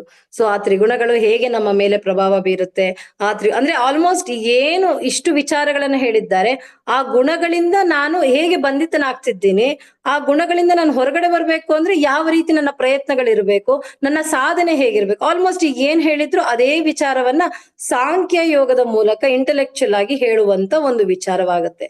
ಹಾಗೆ 15ನೇ ಅಧ್ಯಾಯಕ್ಕೆ ಅಂತ ಬಂದಾಗ ಅಲ್ಲಿ ಪುರುಷೋತ್ತಮ ಯೋಗ ಅನ್ನೋದನ್ನ ಹೇಳ್ತಾರೆ. ಅಂದ್ರೆ ಒಂದು ಅಶ್ವತ್ಥ ವೃಕ್ಷಕ್ಕೆ ಈ ಒಂದು ಸೃಷ್ಟಿಯನ್ನ, ಅಂದ್ರೆ ಈ ಒಂದು ಭೌತಿಕ ಲೋಕವನ್ನ ಹೋಲಿಸ್ತಾರೆ. ಅಲ್ಲಿರ್ತಕ್ಕಂಥ ಎಲೆಗಳೆಲ್ಲ ವೇದ ಮಂತ್ರಗಳಂತ ಹೇಳ್ತಾರೆ. ಆ ಮರಗಳ ಆ ಎಲೆಗಳ ಬಗ್ಗೆ ನಾವು ಜ್ಞಾನವನ್ನ, ಅಂದ್ರೆ ನಾವು ಇಲ್ಲೂ ಅದನ್ನೇ ತಿಳ್ಕೊಂಡಿದ್ದು, ಅಂದ್ರೆ ಆ ವೇದಗಳನ್ನ, ವೇದಾಂತ ಸೂತ್ರಗಳನ್ನ ಪರಂಪರೆಯ ಮೂಲಕ ತಿಳ್ಕೊಬೇಕು ಅನ್ನೋದು.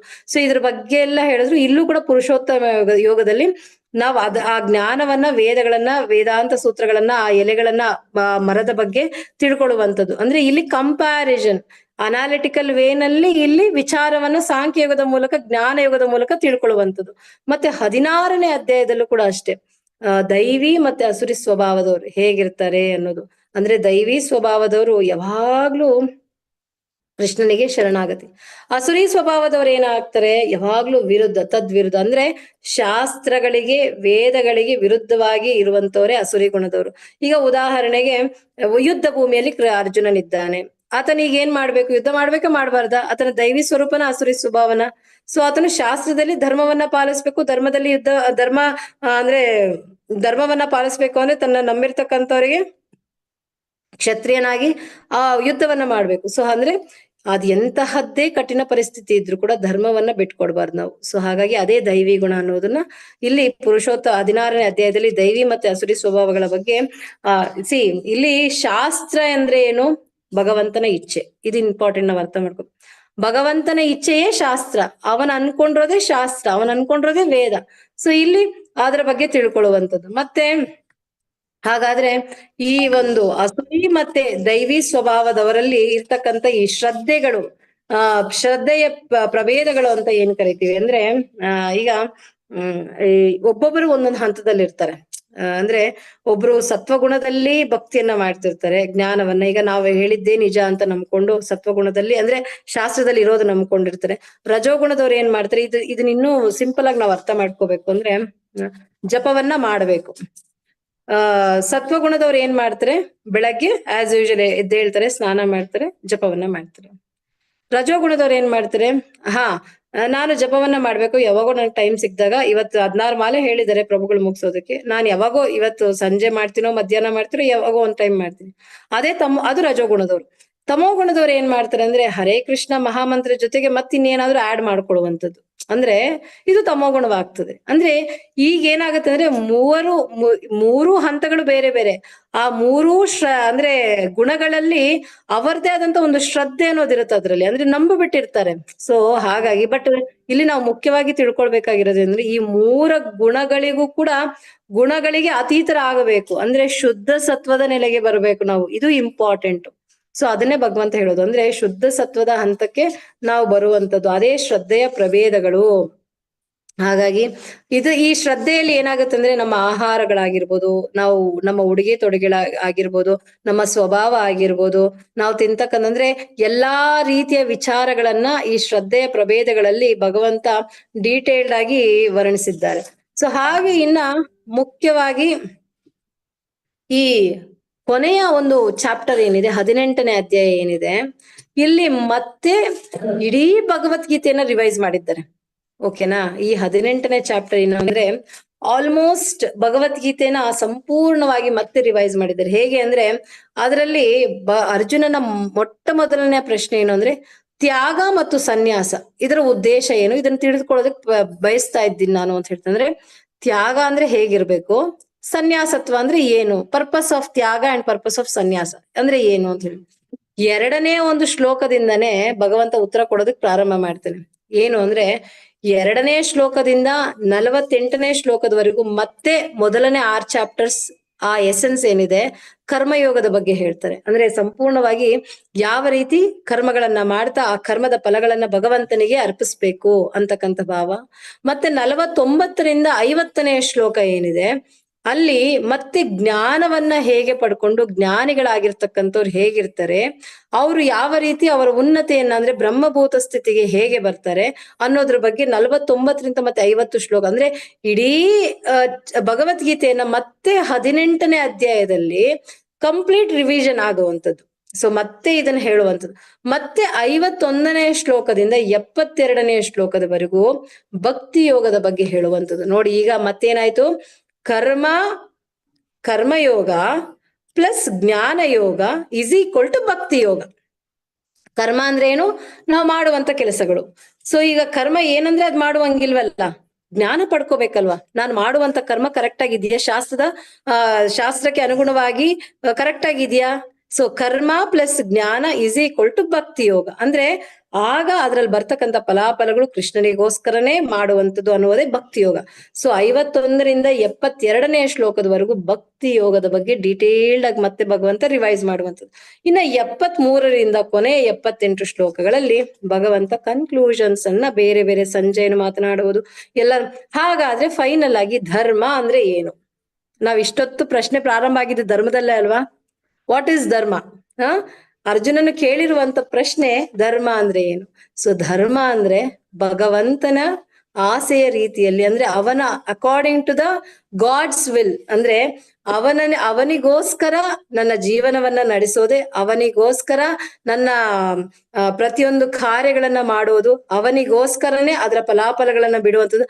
ಫೈನಲ್ ಆಗಿ ಕೃಷ್ಣನನ್ನ ಸ್ಯಾಟಿಸ್ಫೈ ಮಾಡ್ತಿದ್ದೀನ ಅನ್ನೋದೇ ಧರ್ಮ. ಫೈನಲ್ ಇಡೀ ಭಗವದ್ಗೀತೆಯ ಸಾರ ಏನು, ಧರ್ಮ ಅಂದ್ರೆ ಏನು, ಭಗವಂತನಿಗೋಸ್ಕರ ನನ್ನ ಜೀವನವನ್ನ ನಡೆಸುವುದು, ಭಗವಂತನೇ ನನ್ನ ಅಲ್ಟಿಮೇಟ್, ಭಗವಂತನಿಗೋಸ್ಕರನೇ ಪ್ರತಿ ಒಂದನ್ನು ಕೂಡ ನನ್ನ ಜೀವನದಲ್ಲಿ ಅಳವಡಿಸ್ಕೊಳ್ಳುವುದೇ ಇದೇ ಧರ್ಮ. ಸೊ ಈ ಧರ್ಮವನ್ನ ಪಾಲಿಸೋದಕ್ಕೋಸ್ಕರ ನಮ್ಗೆ ಗುರುಗಳು ಎಷ್ಟೋ ನಿಯಮ ನಿಬಂಧನೆಗಳನ್ನ ಹಾಕೊಳ್ತಾರೆ. ಏನು ಚಾಂಟಿಂಗ್ ಅನ್ನ ಮಾಡಿ, ಏಕೆ ಅಂತಂದ್ರೆ ಎಲ್ಲಾ ಗುಣಗಳನ್ನ ನಾವು ಮೀರ್ಕೊಂಡ್ ಬರ್ಬೇಕು. ನಾವಿನ್ನೂ ತಮೋ ಗುಣದಲ್ಲಿರ್ತೀವಿ, ರಜೋಕ್ ಬರ್ತೀವಿ, ಸತ್ವಕ್ ಬರ್ತೀವಿ, ಆಮೇಲೆ ಶುದ್ಧ ಸತ್ವಕ್ಕೆ ಬರುವಂಥದ್ದು. ಹಾಗಾಗಿ ಹಂತ ಹಂತವಾಗಿ ಇದೆಲ್ಲ ಸಾಧನೆಯನ್ನ ಮಾಡುವಂತ ಸಾಧಕರು ನಾವು ಆಗ್ಬೇಕು. ಅದಕ್ಕೆ ಹೇಳೋದು ಪ್ರತಿನಿತ್ಯ ಬೆಳಗ್ಗೆ ಬ್ರಾಹ್ಮಿ ಮುಹೂರ್ತದಲ್ಲಿ ನಮ್ಮ ಒಂದು ಜಪ ತಪಗಳನ್ನ ಮುಗಿಸ್ಕೋಬೇಕು, ಸಾಧನೆಗಳನ್ನ ಸ್ಟಾರ್ಟ್ ಮಾಡ್ಕೋಬೇಕು. ಸಾಧ್ಯವಾದಷ್ಟು ನಾವು ಪ್ರಸಾದವನ್ನ ಭಗವಂತನಿಗೆ ಪುಷ್ಪಂ ಪತ್ರಂ ಫಲಂ ತೋಯಂ ಅಂತ ಹೇಳ್ತಾರಲ್ಲ, ಅವನಿಗೆ ಏನ್ ಕೊಟ್ರು ತಗೊಳ್ತಾನೆ. ಸೊ ನನ್ನ ಯೋಗ್ಯತೆಗೆ ತಕ್ಕಂತೆ ನಾನು ಅವನಿಗೆ ಎಲ್ಲವನ್ನ ಅರ್ಪಿಸ್ತಕ್ಕಂಥದ್ದು. ಸೊ ನನ್ನ ಭಾವ ಆಗಿರ್ಬೇಕು, ನನಗೋಸ್ಕರ ಅಂತಲ್ಲ, ನನ್ನ ಇಂದ್ರಿಯ ತೃಪ್ತಿ ಅಲ್ಲ, ಭಗವಂತನ ಇಷ್ಟಾರ್ಥವಾಗಿ ಅವನಿಗೋಸ್ಕರ ನಾನು ಎಲ್ಲವನ್ನ ಮಾಡುವಂತ ಭಾವನಂದಾಗ ಅದೇ ಧರ್ಮ. ಇದೇ ಧರ್ಮ, ಅವನಿಗೋಸ್ಕರ ಮಾಡುವುದೇ ಧರ್ಮ, ಇದೇ ಫೈನಲ್ ಎಸೆನ್ಸ್. ಸೊ ಹಾಗಾಗಿ ಇಡೀ ನಮ್ಗೆ 700 ಶ್ಲೋಕಗಳನ್ನ ನಾವು ತಿಳ್ಕೊಂಡ್ರು ಕೂಡ ಧರ್ಮ ಅಂದ್ರೆ ಭಗವಂತನಗೋಸ್ಕರ ಮಾಡುವಂಥದ್ದೇ ಧರ್ಮ. ಸೊ ಈ ರೀತಿಯಾಗಿ ನಾವು ಸಾಧನೆಗಳನ್ನ ಮಾಡ್ತಾ ನಾವು ಒಂದು ಏನು ಭಗವದ್ಗೀತೆಯಲ್ಲಿ ಇರ್ತಕ್ಕಂಥ ಸಾರವನ್ನ ಅರ್ಥ ಮಾಡ್ಕೊಂಡು ಈ ಮನುಷ್ಯ ಜನ್ಮವನ್ನ ಸಾಕಾರತೆ ಮಾಡ್ಕೊಳ್ಳೋದೇ ಧರ್ಮ. ಧನ್ಯವಾದಗಳು ಪ್ರಭು. ಇದ್ರಲ್ಲಿ ಏನಾದ್ರೂ ತಪ್ಪುಗಳಿದ್ರೆ ದಯವಿಟ್ಟು ಕ್ಷಮಿಸಿ. ಸೊ ಅಂದ್ರೆ ಎಲ್ಲವನ್ನ ಇದರಲ್ಲಿ ಮುಗಿಸ್ಲಿಕ್ಕೆ ಆಗಲ್ಲ, ಬಟ್ ಸ್ಟಿಲ್ ಪ್ರಯತ್ನವನ್ನ ಮಾಡಿ ಅರ್ಜುನನ ಪ್ರಶ್ನೆಗಳನ್ನ ಮಾತ್ರ ತಗೊಂಡು ಆ ಉತ್ತರಗಳನ್ನ ಮಾತ್ರ ಹೈಲೈಟ್ಸ್ ಮಾಡಿ ತಗೊಂಡಿದ್ದೀನಿ. ಸೊ ಹಾಗಾಗಿ ಇದರಲ್ಲಿ ಏನೇ ತಪ್ಪುಗಳಿದ್ರು ದಯವಿಟ್ಟು ಕ್ಷಮಿಸಿ.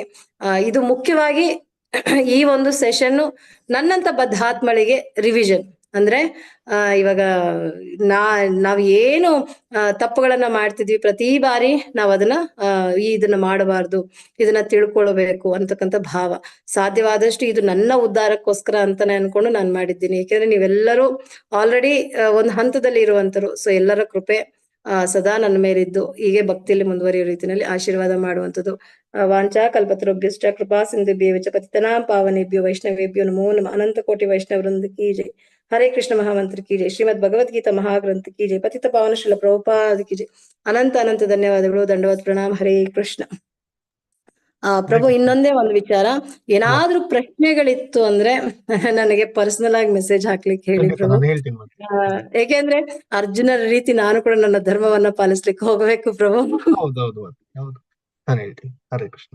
ತುಂಬಾ ಧನ್ಯವಾದಗಳು ಮಾತಾಡಿ, ನಿಮ್ಮ ಈ ಸಮಯವನ್ನು ಕೊಟ್ಟು. ಸೊ ನಮ್ಗೆಲ್ಲ ಅಂದ್ರೆ ನಾನು ನಿನ್ನೆ ತಾನೇ ಪ್ರಭುಗಳ ಹತ್ರ ಮಾತಾಡ್ತಾ ಇದ್ದೆ, ಪ್ರಭು 18ನೇ ಅಧಿವೇಶನ ಏನ್ ಮಾಡೋಣ, ಯಾರಿಗಾದ್ರೂ ಕೊಡೋಣ, ಹೇಗೆ ಇವಾಗ ನೀವು ಬರೋರ್ಗು ಅಂತ. ಸೊ ಅಂದ್ರೆ ನಾನ್ ನಿನ್ನೆ ಕೇಳಿದ್ದೆ, ನಿಜವಾಗ್ಲೂ ಇದನ್ನ ನಾನು ಪ್ರಭುಗಳ ಹತ್ರ ಮಾತಾಡ್ಕೊಂಡ್ರಿ ನಾವು. ಇವತ್ತು ನನ್ಗೆ ಮೊನ್ನೆ ಚಾಪ್ಟರ್ ಇಂದ 18 ಚಾಪ್ಟರ್ ವರೆಗೂ ಮತ್ತೆ ಈಗ ಪ್ರಭುಗಳು ಹೇಗೆ ಏನೋ ಕನ್ಕ್ಲೂಷನ್ ಅನ್ನೋದು ಕೊಟ್ರು ಅನ್ನೋದನ್ನ ನನ್ಗೆ ವಾಪಸ್. ಸೊ ನನಗೆ ಗ್ಯಾಪ್ ಆಗಿಲ್ಲ. ಸೊ ನಾನು 1 ತಿಂಗಳು ಮತ್ತೆ ಅಧಿವೇಶನ ಹೋಸ್ಟ್ ಮಾಡೋದಾಗಿರ್ಬೋದು, ಇಲ್ಲ ಹೊಸ ಭಗವದ್ಗೀತಾ ಸೆಷನ್ ಕೇಳುವಂತದ್ದಾಗಿರ್ಬೋದು ಸಿಕ್ಕಿಲ್ಲ ಅನ್ನೋ ಭಾವನೆ ನಿಜವಾಗ್ಲೂ ಮಾತಾಜಿ ನಾನು ಹೇಳ್ತಾ ಇದ್ದೀನಿ. ನೀವು ಹೇಳಿದ್ದು ಟಾಪಿಕ್ಗೂ ನಾನು ಅನ್ಕೊಂಡಿದ್ದು ನಿನ್ನೆ ಕೇಳಿದ್ಕು ಕರೆಕ್ಟ್ ಆಗಿದೆ ಅಂತ ಅನ್ಕೊಳ್ತೀನಿ ಭಗವಂತ. ಸೊ ಅದೇ ಭಕ್ತರು ಏನೋ ಒಂದ್ ಹೇಳಿರ್ತಾರೆ, ಸೊ ಅದ್ರದ್ದು ಲಿಂಕ್ ಆಗಿರುತ್ತೆ. ಸೊ ಅದೇ ನಿನ್ನೆ ಮಾತಾಡಿದ್ದು, ನಾನು ಅದೇ ಅನ್ಕೊಂಡೆ, ಇವಾಗ ಈ ಭಗವದ್ಗೀತಾ ಶುರು ಮಾಡಲ್ಲ ಪ್ರಭು ಹೊಸದು, ಅಂದ್ರೆ ನೆಕ್ಸ್ಟ್ ಇಯರ್ ಇಂದ ನೋಡೋಣ ಅಂತ ಇದ್ರು. ಸೊ ನನ್ಗೆ ಆ ಕನ್ಕ್ಲೂಷನ್ ಅನ್ನೋದು ಸಿಕ್ತು. ಖಂಡಿತ ತುಂಬಾ ಧನ್ಯವಾದಗಳು ಮಾತಾಡಿ. ಸೊ ಎಲ್ಲರಿಗೂ ಸೊ ಭಗವದ್ಗೀತಾ ಅನ್ನೋದು ಎಲ್ಲರೂ ಓದ್ತಾ ಇದ್ದಾರೆ, ಸೊ ಬುಕ್ ಅನ್ನು ತಗೊಂಡಿರ್ತಾರೆ, ಕೆಲವೊಂದು ಸಾರಾಂಶಗಳು ಗೊತ್ತಿರಲ್ಲ ಭಗವದ್ಗೀತೆ ಏನು ಅಂತ. 18 ದಿವಸದ ಅಧಿವೇಶನದಲ್ಲಿ ಕೇಳಿರ್ತಾರೆ, ಆನಂತರ ಏನು ಮತ್ತೆ ಹೊಸ ಅಧಿವೇಶನ ಬರೋ ತನಕ ಅವ್ರಿಗೆ ಅದ್ರ ಬಗ್ಗೆ ಯೋಚನೆ ಇರೋದಿಲ್ಲ, ಏನೋ ಓದ್ತಾ ಇರ್ತಾರೆ, ಅರ್ಥ ಮಾಡ್ಕೊಳ್ತಿರ್ತಾರೆ. ಬಟ್ ಅಂದ್ರೂ ಕೂಡ ಇವತ್ತು ನೀವು ವಿಸ್ತಾರವಾಗಿ 1ನೇ ಅಧ್ಯಾಯದಿಂದ 18ರ ಅಧ್ಯಾಯದವರೆಗೂ ಸೊ ಈ ಒಂದೊಂದು ಬ್ರೇಕಪ್ ಅಂತ ಏನಿದೆ ನಮ್ಮ 3 ಭಾಗಗಳನ್ನು ಕೂಡ ವಿಸ್ತಾರವಾಗಿ ಹೇಳ್ಕೊಟ್ಟಿದ್ದಾರೆ. ತುಂಬಾ ಧನ್ಯವಾದಗಳು ಮಾತಾಜಿಯವರು. ಹೀಗೆ ಸದಾಕಾಲ ಕೃಷ್ಣ ಪ್ರಜ್ಞೆಯಲ್ಲಿ ಇದ್ದು ಸೊ ನಮ್ಮೆಲ್ಲರಿಗೂ ಇದೇ ರೀತಿಯ ಕ್ಲಾಸಸ್ ಗಳನ್ನ ಕೊಡ್ಲಿ ಅಂತ ಹೇಳ್ತಾ ಎಲ್ಲರೂ ಪರವಾಗಿ ಸೊ ಮಾತಾಜಿಗೂ ಒಮ್ಮೆ ಹರೇ ಕೃಷ್ಣ ಮಹಾಮಂತ್ರವನ್ನು. ಹರೇ ಕೃಷ್ಣ ಕೃಷ್ಣ ಕೃಷ್ಣ ಹರೇ ಹರೇ, ಹರೇ ರಾಮ ರಾಮ ರಾಮ ಹರೇ ಹರೇ. ಹರೇ ಕೃಷ್ಣ ಮಾತಾಜಿ, ಧನ್ಯವಾದಗಳು. ಸೊ ಧನ್ಯವಾದಗಳು. ಮಾತಾಜಿ ಅವ್ರು ಹೇಳಿದಾಗೆ, ಸೊ ಮಾತಾಜಿ ಅವ್ರಿಗೂ ಕೆಲ್ಸಕ್ಕೆ ಹೋಗುವಂತ ಕೆಲಸ ಇದೆ. ಸೊ ಪ್ರಶ್ನೆಗಳನ್ನುವಂಥದ್ದಿಲ್ಲ, ಅಂದ್ರೆ ಅವ್ರಿಗೆ ಯಾರಾದ್ರೂ ಪ್ರೈಸ್ ಮಾಡ್ಬೇಕು ಏನಾದ್ರು ಇದ್ರೆ ದಯವಿಟ್ಟು ಅವ್ರ ನಂಬರ್ ಕಾಲ್ ಮಾಡಿ ಕೇಳುವಂತದ್ದು. ಸೊ ಒಂದಿಬ್ಬರನ್ನ ಕೇಳೋಣ ಮಾತಾಜಿ, ಪ್ರೈಸ್ ಮಾಡಿರೋರ್ಗೆ. ಹರೇ ಕೃಷ್ಣ. ಗಿರೀಶ್ ಪ್ರಭು. ಹರೇ ಕೃಷ್ಣ ಪ್ರಭು, ನಾನು ಅನೌನ್ಸ್ಮೆಂಟ್ ಮಾಡ್ಲಿಕ್ಕೆ ಕಾಲ್ ಮಾಡಿದೆ ಪ್ರಭು. ಅನೌನ್ಸ್ಮೆಂಟ್ ಮಾಡೋಣ. ಸೊ ನಾನು ಅನೌನ್ಸ್ಮೆಂಟ್ ಮಾಡ್ಬೇಕು. ಸೊ ಅದಕ್ಕೆ ಮುಂಚೆ ಮಾತಾಜಿ ನಿಮ್ಗೆ ಸಮಯ ಎಷ್ಟು ಗಂಟೆ ತನಕ ಇದೆ? 10 minutes ಪ್ರಭು, ಒಂದು 5 minutes ಪ್ರಭು, ಕ್ಷಮೆ ಇರ್ಲಿ. ಸೊ ವಿಜಯಮ್ಮ ಮಾತಾಜಿ, ಹರೇ ಕೃಷ್ಣ. ಸೊ ಚಿಕ್ಕದಾಗಿ ಚೊಕ್ಕವಾಗಿ ಹೇಳಿ ಮುಗಿಸ್ಬಿಡಿ. ಹರೇ ಕೃಷ್ಣ ಪ್ರಭು. ಚೊಕ್ಕದಾಗಿ ನೀವೇ ಹೇಳ್ಬಿಟ್ರಿ ಪ್ರಭು. ನಾನೇನ್ ಹೇಳ್ಬೇಕಂತ ಇದ್ನೋ ಲೋಕೇಶ್ ಪ್ರಭುನೇ ಹೇಳ್ಬಿಟ್ರು.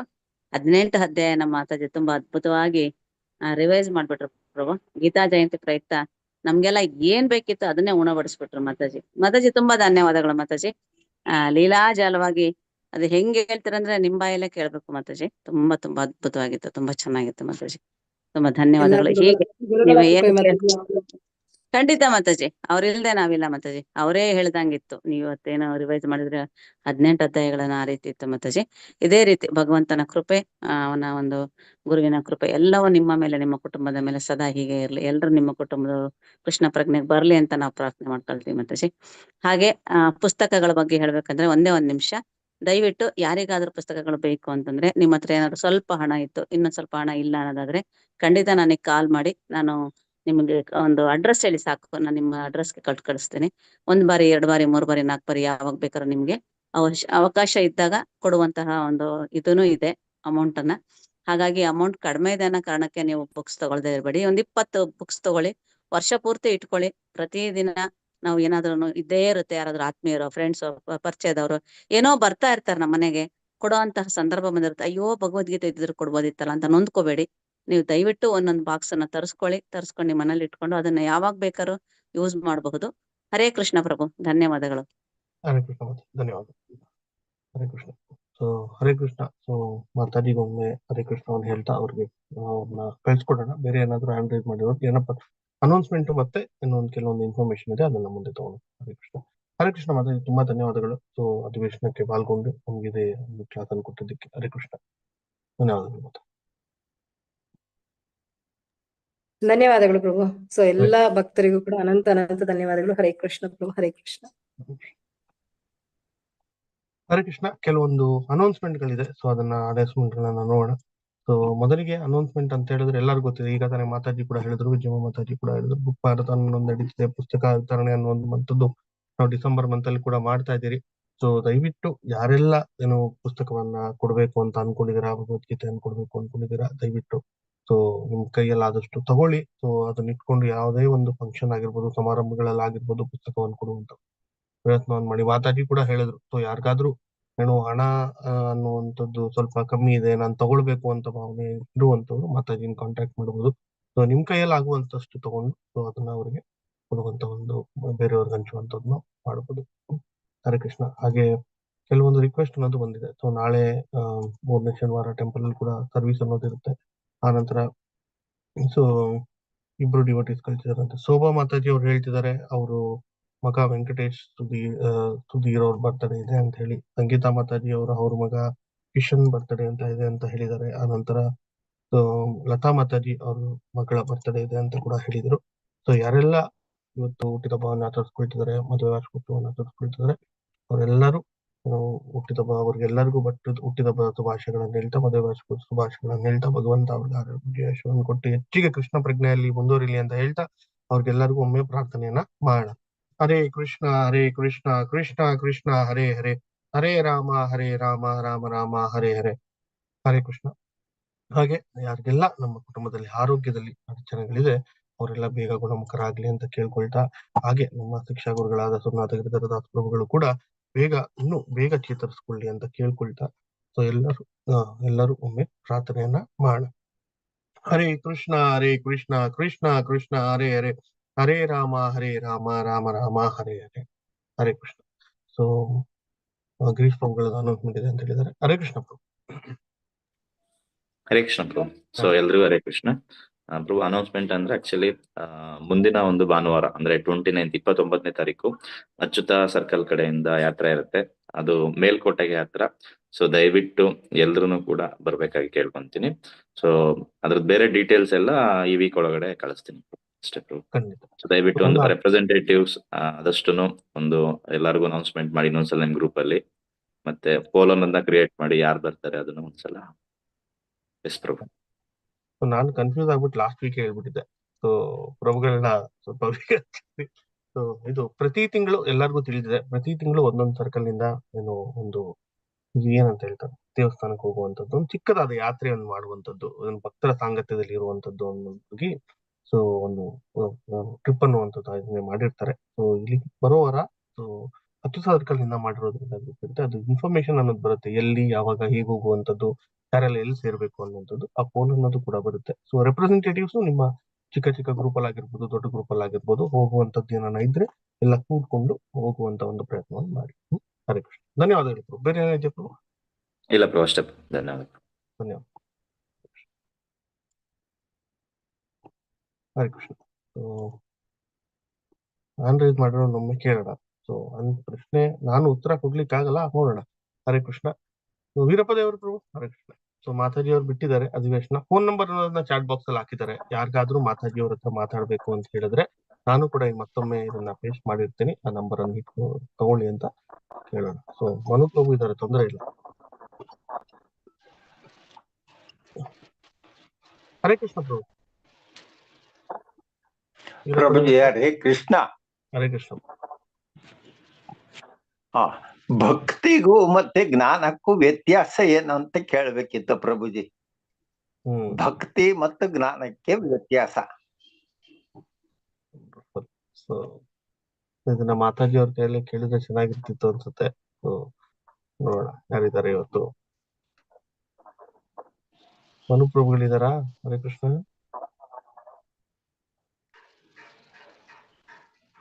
ಹರೇ ಕೃಷ್ಣ ಪ್ರಭು. ಹರೇ ಕೃಷ್ಣ ಪ್ರಭು. ಹರೇ ಕೃಷ್ಣ ಪ್ರಭು. ಎಲ್ಲ ಟ್ರಾವೆಲಿಂಗ್ ಇತ್ತು, ರೆಡಿ ಪ್ರಿಪರೇಷನ್ ಆಗ್ತಾ ಇದ್ವಿ, ತೊಂದ್ರೆ ಇಲ್ಲ. ಪ್ರಭುಗಳ ಪ್ರಶ್ನೆ ತುಂಬಾ ಟಫ್ ಹೌದು, ಬಟ್ ನಮ್ಮ ಹಂತದಲ್ಲಿ ಅಂದ್ರೆ ಏನ್ ಅರ್ಥೈಸ್ಕೊಂಡಿದೀವಿ ಅದನ್ನ ಹೇಳೋದಾದ್ರೆ,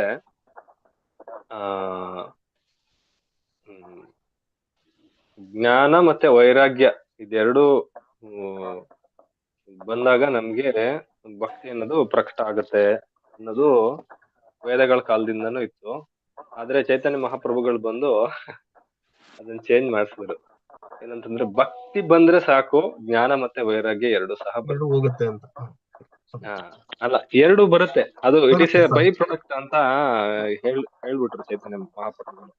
ಸೊ ಹಾಗಾಗಿ ನಾವು ಜ್ಞಾನದ ಬಗ್ಗೆ ಅಷ್ಟೊಂದು ಜ್ಞಾನ ಬೇಕು ಖಂಡಿತ ಪ್ರಾರಂಭ ಹಂತದಲ್ಲಿ, ಆದ್ರೆ ಜ್ಞಾನದ ಬಗ್ಗೆ ಹೆಚ್ಚು ನಾವು ಇದ್ ಮಾಡ್ಕೊಳ್ಳೋದಕ್ಕಿಂತ ಭಕ್ತಿಯ ಮಾರ್ಗ ಏನಿದೆ ಅದನ್ನ ನಾವು ಪಾಲನೆ ಮಾಡ್ಬೇಕು.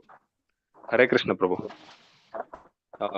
ವ್ಯತ್ಯಾಸ ಖಂಡಿತ ಇದೆ ಪ್ರಭು, ಜ್ಞಾನ ಮತ್ತೆ ಭಕ್ತಿ ನಡುವೆ ವ್ಯತ್ಯಾಸ ಇದೆ, ಮತ್ತೆ ವ್ಯತ್ಯಾಸನೂ ಇಲ್ಲ. ಭಕ್ತಿ ಮಾಡಿದಾಗ ಜ್ಞಾನ ಅನ್ನೋದು ಫಾಲೋ ಮಾಡಿ ಅದು ತಂತಾನಾಗೆ ಬಂದ್ಬಿಡುತ್ತೆ. ನಮ್ಮ ಭಕ್ತಿ ಸಿದ್ಧಾಂತ ಸರಸ್ವತಿ ಗೋಸ್ವಾಮಿ ಮಹಾರಾಜ್ ಅವರ ಗುರುಗಳು ಯಾರಿದ್ರು, ಗೌಕಿಶೋರ್ ದಾಸ್ ಬಾಬ್ಜಿ ಮಹಾರಾಜ್, ಅವ್ರು ಏನು ಓದಿರ್ಲಿಲ್ಲ ಅಲ್ವಾ, ಆದ್ರೆ ಅವರು ಭಕ್ತಿ ಸಿದ್ಧಾಂತ ಸರಸ್ವತಿ ಗೋಸ್ವಾಮಿ ಮಹಾರಾಜ್ ಅವರ ಗುರು ಮಹಾರಾಜ್ ಆದ್ರು ಅಲ್ವಾ.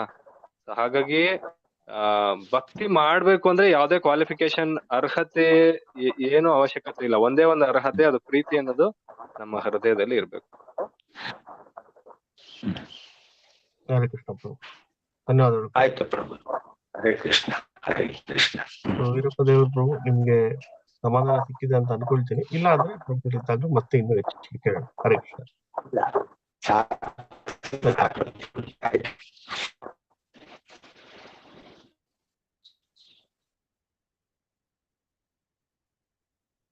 ಹರೇ ಕೃಷ್ಣ.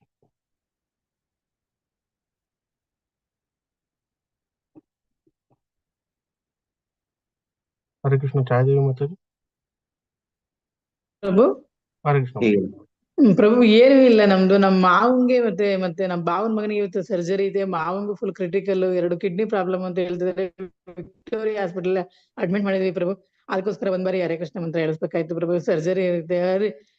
ಹರ್ಷವರ್ಧನ್ ಪಿ ಅಂತ ಪ್ರಭು, ನಮ್ಮ ಭಾವನ ಮಗನ ಹೆಸರು. ಹರ್ಷವರ್ಧನ್ ಪಿ. ಸೊ ಹರ್ಷವರ್ಧನ್ ಅವ್ರಿಗೆ ಇವತ್ತು ಆಪರೇಷನ್ ಇದೆ ಅಂತ ಹೇಳ್ತಿದ್ದಾರೆ. ಕಿಸ್ತೆ ಇದೆ ಅನ್ನುವಂಥದ್ದು ಕೂಡ ಅಡ್ಮಿಟ್ ಮಾಡೋ ಕೂಡ ಆಗಿದ್ದಾರೆ. ಅವರು ಬೇಗ ಗುಣಮುಖರಾಗ್ಲಿ ಅಂತ ಹೇಳ್ತಾ, ಎಲ್ಲರೂ ಒಮ್ಮೆ ಅವರ ಸಕ್ಸಸ್ ಅನ್ನೋದಾಗ್ಲಿ ಅಂತ ಹೇಳ್ತಾ, ಎಲ್ಲರೂ ಒಮ್ಮೆ ಅವರಿಗೆ ಪ್ರಾರ್ಥನೆಯನ್ನ ಮಾಡಿ. ಹರೇ ಕೃಷ್ಣ ಹರೇ ಕೃಷ್ಣ ಕೃಷ್ಣ ಕೃಷ್ಣ ಕೃಷ್ಣ ಹರೇ ಕೃಷ್ಣ ಹರೇ ಹರೇ ಹರೇ ರಾಮ ಹರೇ ರಾಮ ರಾಮ ರಾಮ ಹರೇ ಹರೇ. ಹರೇ ಹರೇ ಕೃಷ್ಣ. ಹರೇ ಕೃಷ್ಣ ಪ್ರಭು. ಥ್ಯಾಂಕ್ ಯು ಪ್ರಭು. ಹರೇ ಕೃಷ್ಣ. ಹರೇ ಕೃಷ್ಣ. ಗುರು ರಾಘವೇಂದ್ರ ಪ್ರಭು.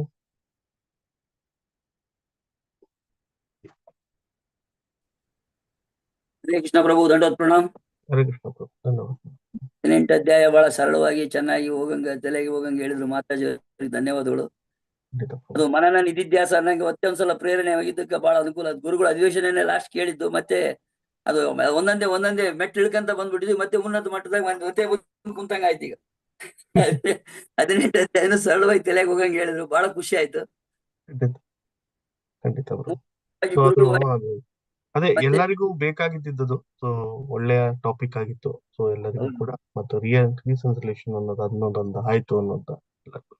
ಹರೇ ಕೃಷ್ಣ. ಹರೇ ಕೃಷ್ಣ. ಹರೇ ಕೃಷ್ಣ. ಧನ್ಯವಾದ. ಪ್ರವೀಣ್ ಪ್ರಭು. ಹರೇ ಕೃಷ್ಣ. ಹರೇ ಕೃಷ್ಣ ಪ್ರಭು. ಹರೇ ಕೃಷ್ಣ ಪ್ರಭು, ಒಂದ್ ಬ್ಲೆಸ್ಸಿಂಗ್ ಬೇಕಿತ್ತು ನಿಮ್ಮ ವೈಷ್ಣವ ಭಕ್ತರ ಕಡೆಯಿಂದ. ಖಂಡಿತ ಪ್ರಭು. ನಮ್ಮ ಮನೆಯವರು ಸಂಗೀತ ಮಾತಾಜಿ ಅಂತ ಹೇಳ್ಬಿಟ್ಟು, ಅವರು ಕೃಷ್ಣ ಭಕ್ತಿಲಿ ಇದಾರೆ ಪ್ರಭು. ಅವ್ರದ್ದು ಇವತ್ತು ಹುಟ್ಟದ ಹಬ್ಬ ಇದೆ. ಒಂದ್ ಬಾರಿ ಹರೇ ಕೃಷ್ಣ ಹೇಳ್ಬೇಕಿತ್ತು. ಖಂಡಿತ ಎಲ್ಲಾರ್ಗು ಸೇರಿಸಿ ಮಾಡಿದ್ದೀನಿ. ಸೊ ಬಟ್ ಇದು ಹೆಸರು ಹೇಳಿ ಪ್ರಭು. ಸಂಗೀತ ಮಾತಾಜಿ ಅಂತ ಪ್ರಭು. ಹರೇ ಕೃಷ್ಣ. ಸೊ ಇವತ್ತು ಸಂಗೀತ ಮಾತಾಜಿ ಅವ್ರದ್ದು ಹುಟ್ಟಿದ ಹಬ್ಬ ಅಂತ ಹೇಳ್ತಿದ್ದಾರೆ. ಸೊ ಎಲ್ಲ ಇವತ್ತು ಅವ್ರಿಗೆ ಹುಟ್ಟಿದಬ್ಬ ಶುಭಾಶಯಗಳನ್ನು ಹೇಳ್ತಾ, ಕೃಷ್ಣ ಪ್ರಜ್ಞೆ ಹುಟ್ಟಿದಬ್ಬ ಶುಭಾಶಯಗಳನ್ನು ಹೇಳ್ತಾ, ಸೊ ಅವ್ರಿಗೆ ಭಗವಂತ ಇನ್ನೂ ಹೆಚ್ಚಿಗೆ ಕೃಷ್ಣ ಪ್ರಜ್ಞೆಯನ್ನು ಮುಂದುವರಿಯುವಂತ ಕೊಡ್ಲಿ ಅಂತ ಕೇಳ್ಕೊಳ್ತಾ, ಒಮ್ಮೆ ಅವರಿಗಾಗಿ ಹರೇ ಕೃಷ್ಣ ಮಂತ್ರವನ್ನು ಹೇಳ. ಹರೇ ಕೃಷ್ಣ ಹರೇ ಕೃಷ್ಣ ಕೃಷ್ಣ ಹರೇ ಕೃಷ್ಣ ಹರೇ ಕೃಷ್ಣ ಹರೇ ಕೃಷ್ಣ ಹರೇ ಹರೇ ರಾಮ ಹರೇ ಹರೇ ರಾಮ ರಾಮ ಹರೇ ರಾಮ ರಾಮ ರಾಮ ಹರೇ ಹರೇ. ಧನ್ಯವಾದಗಳು ಪ್ರಭು. ಹರೇ ಕೃಷ್ಣ. ಹರೇ ಕೃಷ್ಣ. ಕರುಣಾಪುರ ಎಸ್ ಪ್ರಭು. ಹರೇ ಕೃಷ್ಣ. ಕೃಷ್ಣ ಪ್ರಭು. ಹರೇ ಕೃಷ್ಣ. ಪ್ರಭು ಜ್ಞಾನ ಮತ್ತೆ ಇದಕ್ಕೆ ತುಂಬಾ ಚೆನ್ನಾಗಿ ಪ್ರಶ್ನೆ ಕೇಳಿದ್ರು ಪ್ರಭು ವೀರಪ್ಪ ದೇವರು ಹೌದು ಪ್ರಭು. ಪ್ರಭು ನಂದು ಒಂದ್ ಸಣ್ಣದೊಂದು ಒಂದೇ ಒಂದ್ ನಿಮಿಷದ ಕತೆ ಹೇಳ್ಬೋದಾ ಅಂತ ಒಂದು ಅದ್ರ ಬಗ್ಗೆ, ಜ್ಞಾನದ ಬಗ್ಗೆ ಮತ್ತೆ ಭಕ್ತಿ ಬಗ್ಗೆ. ಭಕ್ತಿ ದೇವರನ್ನ ಇದ್ ಮಾಡ್ಕೊಂಡು ಹೋಗೋದು. ಜ್ಞಾನ ಯಾವ ರೀತಿ ಅಂತಂದ್ರೆ ಮೊನ್ನೆ ಯಾರ ಹತ್ರನೇ ಕೇಳಿದ್ದು. ಒಬ್ಬ ಕಾರಲ್ಲಿ ನಾನೀಗ ಕಾರ್ ಡ್ರೈವಿಂಗ್ ಮಾಡ್ತಾ ಇದ್ದೆ ಪ್ರಭು. ಕಾರಲ್ಲಿ ಹೋಗ್ತಾ ಇರ್ಬೇಕಾದ್ರೆ ಚಕ್ರ ಪಂಚರ್ ಆಗ್ಬಿಡುತ್ತೆ. ಅವಾಗ ಏನ್ ಮಾಡ್ತಾನೆ, ಅವನು ನಿಲ್ಲಿಸ್ಬಿಟ್ಟು, ಶ್ರೀಮಂತ ನಿಲ್ಲಿಸ್ಬಿಟ್ಟು ಕಾರ್ ಒಂದು ಬ್ರಿಡ್ಜ್ ಕೆಳಗಡೆ ಆ ಕಡೆ ಏನು ಬರಕ್ ಆಗಲ್ಲ, ಮಧ್ಯೆ ಏನು ಜಾಗ ಇರಲ್ಲ, ಅಲ್ಲಿ ನಿಂತ್ಬಿಟ್ಟಿರುತ್ತೆ. ಅವ್ನ್ ಬ್ರಿಡ್ಜ್ ಮೇಲೆ 4 ಬೋಲ್ಟ್ಗಳು ಬಿಚ್ಚಿಬಿಟ್ಟು ಇಟ್ಟಿರ್ತಾನೆ. ಇನ್ನೊಂದು ತಗೊಳ್ಬೇಕಾದ್ರೆ ಆ 4 ಬೋಲ್ಟ್ಗಳು ಕೆಳಗೆ ಬಿದ್ದೋಗ್ಬಿಡುತ್ತೆ, ಹಳ್ಳಕ್ ಬಿದ್ದೋಗ್ಬಿಡುತ್ತೆ, ಅಂದ್ರೆ ನೀರಿಗೆ ಬಿದ್ದೋಗ್ಬಿಡುತ್ತೆ. ಅವ್ನು ಯೋಚನೆ ಮಾಡ್ತಾ ಕೂತಾಂತಾನೆ, ಏನ್ ಮಾಡ್ಬೇಕು ಗೊತ್ತಾಗ್ತಾ ಇಲ್ಲ ಅವನಿಗೆ, 4 ಬೋಲ್ಟ್ಗಳಿಲ್ಲ. ಅವಾಗ ಯಾರೊಬ್ಬ ದನ ಕಾಯ್ತಿರೋನೊಬ್ಬ ಬಂದ್ಬಿಟ್ಟು, ಅವನಿಗೆ ಇದಿಲ್ಲ, ವಿದ್ಯಾಭ್ಯಾಸ ಇಲ್ಲ ಏನಿಲ್ಲ, ಅವನು ಆಕ್ಚುಲಿ ಹೆಬ್ಬೆಟ್ಟು ಅವನು. ಅವ್ನ್ ಬಂದ್ಬಿಟ್ಟು ಏನಂತ ಕೇಳ್ತಾನೆ, ದನ ಕಾಯ ನಿನಗೆ ಹೆಂಗ್ ಗೊತ್ತಾಗುತ್ತೆ ಹೋಗು ಅಂತ ಬೈದ್ಬಿಡ್ತಾನೆ ಶ್ರೀಮಂತ. ಅವನು ಆದ್ರೂನು ಬೇಜಾರ್ ಮಾಡ್ಕೊಂಡಲೆ, ಆಯ್ತು ಪರವಾಗಿಲ್ಲ ಹೇಳಿ ನೋಡೋಣ ನೀವು ಏನಾಗಿದೆ ಅಂತ ಕೇಳಿದಾಗ, ಅವ್ನು ನೋಡೋಣ ಇವ್ನ್ ಏನಿದೆ ಅಂತ ತಿಳ್ಕೊಂಡ್ಬಿಟ್ಟು, ನಾನು ಹಿಂಗ್ 4 ಬೋಲ್ಟ್ ಬಿದ್ದೋಗಿದೆ ಅಂತ ಹೇಳ್ತಾನೆ. ಅವಾಗ ಅವ್ನು ಒಂದ್ ಮಾತು ಹೇಳ್ತಾನೆ ಪ್ರಭು, 4 ಚಕ್ರದಲ್ಲೂ 3 ಚಕ್ರದಲ್ಲೂ ಒಂದೊಂದ್ ಬೋಲ್ಟ್ ತಗೊಂಡ್ಬಿಟ್ಟು ಇದಕ್ಕೆ ಹಾಕೊಂಡ್ಬಿಟ್ಟು ಮುಂದೆ ಹೋಗಿ ಒಂದು ಸ್ವಲ್ಪ ದೂರ ಹೋಗ್ಬಿಟ್ಟು ಆಮೇಲೆ ನೀವು ಅದನ್ನ ರಿಪೇರಿ ಮಾಡಿಸ್ಕೋಬಹುದಲ್ವಾ ಅಂತ ಒಂದು ಹೇಳ್ತಾನೆ ಪ್ರಭು. ಬಟ್ ಅವನು ಆಕ್ಚುಲಿ ಅವನು ಹೆಬ್ಬೆಟ್ಟು, ಅಂದ್ರೆ ವಿದ್ಯಾಭ್ಯಾಸ ಇಲ್ಲ ಅವನಲ್ಲಿ. ಅದಕ್ಕೆ ಈ ಕತೆ ನೆನಪಿ ಬಂತು ನನಗೆ. ನಾನು ಅದಕ್ಕೆ ಕಾರ್ ಸೈಡ್ಗೆ ಹಾಕ್ಬಿಟ್ಟು ಮಾತಾಡ್ತಾ ಇದ್ದೀನಿ ಪ್ರಭು. ಖಂಡಿತ. ಸೊ ಎಷ್ಟು ಅದು ಜನಕ್ಕೆ ಅರ್ಥ ಆಯ್ತು ಅಂತ ಭಕ್ತಿ ಗೊತ್ತಾಗ್ಲಿಲ್ಲ ಅಂದ್ರೆ ಪ್ರಭುಗಳು ಹೇಳಿದ್ದು. ಅಷ್ಟೇ ಭಕ್ತಿ ದೇವರ ಹತ್ರ ಹೋಗೋದು. ಜ್ಞಾನ ಅಂದ್ರೆ ಇದು ಜ್ಞಾನ ಅಂತ ಅನ್ಕೊಂಡಿದೀನಿ ಪ್ರಭು. ನಾನಷ್ಟು ದೊಡ್ಡ ಇದಲ್ಲ, ಈ ಸದ್ಯಕ್ಕೆ ಸೇರ್ಕೊಂಡಿರೋದು. ಆತರ ಕತೆ ನೆನಪಿ ಬಂತು ಮತ್ತೆ. ಖಂಡಿತ. ಧನ್ಯವಾದಗಳು ಪ್ರಭು. ಹರೇ ಕೃಷ್ಣ. ಧನ್ಯವಾದ ಪ್ರಭು, ಧನ್ಯವಾದ ಪ್ರಭು. ಪ್ರಭುಗಳು ಹೇಳ್ತಾ ಇರೋದು ಏನಂತಂದ್ರೆ, ಜ್ಞಾನನು ಭಕ್ತಿ, ಜ್ಞಾನ ಇದ್ರೆ ಸಾಕು. ಅವನೊಬ್ಬ ಏನು ಓದಿಲ್ಲ ಆದ್ರೂನು ಅವನಿಗೆ ಅದರಲ್ಲಿ ಬುದ್ಧಿವಂತಿಕೆ ಇತ್ತು ಅನ್ನೋದು ಸೂಕ್ಷ್ಮವಾಗಿ ಹೇಳಿದ್ರು. ಸೊ ಹಾಗೆ ಜ್ಞಾನ ಅಂದ್ರೆ ಭಕ್ತಿ ಅನ್ನೋದು ಬಂದಾಗ ಆಟೋಮೆಟಿಕ್ ಜ್ಞಾನ ಅನ್ನೋದು ಕೂಡ ಬರುತ್ತೆ ಅಂತ ಮಹಾಪ್ರಭು ಹೇಳಿದ್ರು. ಹರೇ ಕೃಷ್ಣ. ಧನ್ಯವಾದಗಳು ಪ್ರಭು. ಹರೇ ಕೃಷ್ಣ. ಕೃಷ್ಣದಾಸ್ ಪ್ರಭು. ಹರೇ ಕೃಷ್ಣ. ಗಂಗಾಜೀವಿ ಕೃಷ್ಣದಾಸ್ ಪ್ರಭು. ಹರೇ ಕೃಷ್ಣ. ಹರೇ ಕೃಷ್ಣ ಪ್ರಭು. ಹರೇ ಕೃಷ್ಣ. ಎಲ್ಲರಿಗೂ ತುಂಬಾ ಧನ್ಯವಾದ ಪ್ರಭು. ಅಂದ್ರೆ ಏನಾದ್ರೂ ಒಂದು ಕಾರ್ಯಕ್ರಮ ಮಾಡ್ಬೇಕಾದ್ರೆ ಅದು ವೇದಿಕೆ ಮುಖ್ಯ ಪ್ರಭು. ಹಾಗಾಗಿ ನೀವೆಲ್ಲರೂ ಸಹ ನೀವು ಮತ್ತೆ ಸುರನಾಥ್ ಪ್ರಭು, ಮನೋಪ್ರಭುಗಳು ಎಲ್ಲ ತುಂಬಾ ಚೆನ್ನಾಗಿ ಮಾಡ್ತಾ ಇದ್ದೀರಿ. ಧನ್ಯವಾದಗಳು. ಈಗ ಆಕ್ಚುಲಿ ಈಗ ಭಕ್ತಿ ಮತ್ತೆ ಈಗ ಜ್ಞಾನ ಮತ್ತೆ ಭಕ್ತಿ ಬಗ್ಗೆ ಹೇಳಿದಾಗ ಅಂತಂದ್ರೆ, ಈಗ ನಾವು ಉದಾಹರಣೆಗೆ ಭಗವಂತನಿಗೆ ಒಂದು ನೈವೇದ್ಯ ಮಾಡ್ಲಿಕ್ಕೆ ಅಂತ ಹೊರಟ್ವಿ ಅಂತ ಇಟ್ಕೊಳ್ಳಿ. ಅದನ್ನ ನಾವು ಉದಾಹರಣೆ ಕೇಸರಿ ಬಾತ್ ಮಾಡ್ಬೇಕು, ಭಗವಂತನಿಗೆ ಅರ್ಪಣೆ ಮಾಡ್ಬೇಕು ಅಂತ ನಾವು ಅನ್ಕೊಳ್ತೀವಿ ಅಂತ ಇಟ್ಕೊಳ್ಳಿ. ಆ ಕೇಸರಿ ಬಾತ್ ಮಾಡ್ಬೇಕಾದ್ರೆ ಏನೆಲ್ಲ ಸಲಕರಣೆಗಳು ಬೇಕು ಅನ್ನೋದು ತಿಳ್ಕೊಳ್ಳೋದೇ ಜ್ಞಾನ. ಸೊ ಯಾರಿಗೋಸ್ಕರ ಮಾಡ್ತೀವಿ, ಈ ಭಗವಂತನಿಗೆ ಅರ್ಪಿಸ್ಲಿಕ್ಕೋಸ್ಕರ ಮಾಡ್ತೀವಿ. ಸೊ ಇದು ಭಕ್ತಿಯಾಗಿ ನಾವು ತಿಳ್ಕೊಬೇಕು. ಮಾಡ್ತಾ ಇರೋದು ಯಾರು? ಭಗವಂತನಿಗೋಸ್ಕರ ಮಾಡೋದ್ರಲ್ಲೇ ನಾವು ತಿಳ್ಕೊಳ್ಳೋದು ಏನ್ ಮಾಡ್ಬೇಕು. ಕೇಸರಿ ಬಾತ್ ಮಾಡ್ಬೇಕಾದ್ರೆ ನಾವು ಸಕ್ಕರೆ, ಅದಕ್ಕೆ ಏನೇನ ಸಲಕರಣೆಗಳು ಬೇಕು ಅದನ್ನ ತಿಳ್ಕೊಳ್ಳೋದೇ ಜ್ಞಾನ. ಯಾರಿಗೋಸ್ಕರ ಅಂದ್ರೆ ಭಗವಂತನಿಗೋಸ್ಕರ ಮಾಡ್ತೀವಿ. ಸೊ ಇದು ಭಕ್ತಿ. ಹಾಗಾಗಿ ಎಲ್ಲರಿಗೂ ತುಂಬಾ ತುಂಬಾ ಧನ್ಯವಾದಗಳು. ಮಾತಾಜಿ ತುಂಬಾ ಸರಳವಾಗಿ, ಸಂಕ್ಷಿಪ್ತವಾಗಿ ತುಂಬಾ ವಿಚಾರಗಳನ್ನು ತಿಳಿಸ್ಕೊಟ್ಟಿ. ಎಸ್ ಪ್ರಭು. ಎಸ್ ಪ್ರಭು. ಧನ್ಯವಾದಗಳು ಪ್ರಭು. ಥ್ಯಾಂಕ್ ಯು ಪ್ರಭು. ಸೊ ಪ್ರಭುಗಳು ಒಂದು ಚಿಕ್ಕದಾದ ಪ್ರಸಾದವನ್ನು ಮಾಡುವಂತ ಒಂದು ಕಾನ್ಸೆಪ್ಟ್ ನಲ್ಲಿ ಭಕ್ತಿ ಮತ್ತೆ ಜ್ಞಾನ ಅನ್ನುವಂಥದ್ದು ಹೇಗೆ ಅಂತ ಸರಳವಾಗಿ ಹೇಳಿದ್ರು ಅಂತ. ಅಂದ್ರೆ ಗೊತ್ತಾಗ್ದಿರೋರ್ಗು ಗೊತ್ತಾಗುವಂತ ಒಂದು ವಿಚಾರ. ಸೊ ಕರುಣಾ ಪ್ರಭುಗಳು ಹೇಳಿದ್ರು, ಸೊ ಚಕ್ರದಲ್ಲಿ ಏನಪ್ಪಾ ಬೋಲ್ಟ್ ಇಲ್ಲ ಅಂತ ಹೇಳಿದ್ರೆ ಒಬ್ಬ ಜ್ಞಾನಿ ಇದ್ರೆ ಅವನು ಹೇಗೆ ಇನ್ನು 3ರಿಂದ ಒಂದೊಂದು ಬೋಲ್ಟ್ ತಗೊಂಡು ಎಲ್ಲಾನು 3 ಬೋಲ್ಟ್ ಅನ್ನೊಂದು ಮಾಡ್ಕೊಂಡು ಮುಂದಕ್ಕೆ ಹೋಗಿ ಚೇಂಜ್ ಮಾಡ್ಕೊಳ್ಳುವುದು. ಹಾಗೆ ಸೊ ನಮಗೆ ತಿಳಿದಿರುವ ಹಾಗೆ ಸೊ ಜ್ಞಾನ ಹೋಗುವಂತದ್ದು. ಹರೇ ಕೃಷ್ಣ. ರೇಣುಕಾ ಮಾತಾಡಿ. ಹರೇ ಕೃಷ್ಣ. ಏನಾದ್ರು ಇಳುವರಿ ಆಗ್ತದೆ? ಹರೇ ಕೃಷ್ಣ. ಹರೇ ಕೃಷ್ಣ ಎಲ್ಲರಿಗೂ. ಪ್ರಭು, ಇದು ಭಕ್ತಿ ಮತ್ತು ಜ್ಞಾನದ ಬಗ್ಗೆ ಪ್ರಭುಗಳು ಕೇಳಿದ್ರು. ಅದರಲ್ಲಿ ಭಗವದ್ಗೀತೆಯಲ್ಲಿ ಮಾತಾಜಿರು ಹೇಳಿದಂಗೆ 1ರಿಂದ 6ನೇವರೆಗೂ ಕರ್ಮಯೋಗದ ಬಗ್ಗೆ ಹೇಳುತ್ತೆ. 7ನೇದ್ರಿಂದ 12ರವರೆಗೂ ಅಂದ್ರೆ ಭಕ್ತಿ ಅಂದ್ರೆ ಸಂಪೂರ್ಣವಾಗಿ ನಾವು ಭಗವಂತನ ಏನು ಭಗವಂತನಲ್ಲಿ ನಾವು ಪ್ರಾರ್ಥನೆ ಮಾಡ್ಕೊಳ್ತೀವೋ, ಭಗವಂತನ ಸೇವೆ ಮಾಡ್ತೀವೋ ಅದು ಭಕ್ತಿ ಆಗುತ್ತೆ. ಆ ಭಕ್ತಿ ಮೂಲಕ ನಾವು ಜ್ಞಾನ ಪಡ್ಕೋಬೇಕು ಅಂತ 13 18ನೇ ಅಧ್ಯಾಯದವರೆಗೂ ನಾನು ಯಾರು, ನಾನು ಏನಕ್ಕೆ ಬಂದೆ, ನನ್ನ ಗುರಿ ಏನು ಅನ್ನೋದನ್ನ ತಿಳಿಸ್ಕೊಡುತ್ತಲ್ಲ ಪ್ರಭು, ಅದೇ ಜ್ಞಾನ ಆಗುತ್ತೆ. ಅಂದ್ರೆ ನಾನು ದೇಹ ಅಲ್ಲ, ಆತ್ಮ ಪರಮಾತ್ಮನೊಂದಿಗೆ ಸೇರ್ಬೇಕು ಅನ್ನೋದು ಜ್ಞಾನ ಆಗುತ್ತೆ. ಅದೇನ್ ಗುರಿ, ನಮ್ಮದೇನ್ ಗುರಿ ಆಗಿರುತ್ತೆ ಅಂದ್ರೆ ಭಗವಂತನ ಧಾಮಕ್ಕೆ ಹೋಗೋದೇ ನಮ್ ಗುರಿ ಆಗುತ್ತೆ. ಇದು ಜ್ಞಾನ ಆಗುತ್ತೆ ಪ್ರಭು. ನಾವು ಭಗವಂತನ ಕರ್ಮ ಮಾಡ್ಕೊಳ್ತಾ ನಾವು ಭಗವಂತನ ಸೇವೆ ಮಾಡೋದು ಸೇವೆ ಆಗುತ್ತೆ, ಭಕ್ತಿ ಸೇವೆ. ಭಕ್ತಿ ಸೇವೆ ಮೂಲಕ ನಾವು ಏನು ಜ್ಞಾನ ಪಡ್ಕೊಳ್ತೀವಿ, ನಾನು ಆತ್ಮ ದೇಹ ಅಲ್ಲ, ಆತ್ಮನಿಂದ ಪರಮಾತ್ಮನ ಹೆಂಗ್ ಸೇರೋದು ಅಂತ ಹೋಗ್ತೀವೋ ಅದು ಜ್ಞಾನ ಆಗುತ್ತೆ ಅಂತ ನಾನು ಅನ್ಕೊಂಡಿದ್ದೀನಿ ಪ್ರಭು. ಹರೇ ಕೃಷ್ಣ ಪ್ರಭು. ಅದನ್ನ ಹೇಳ.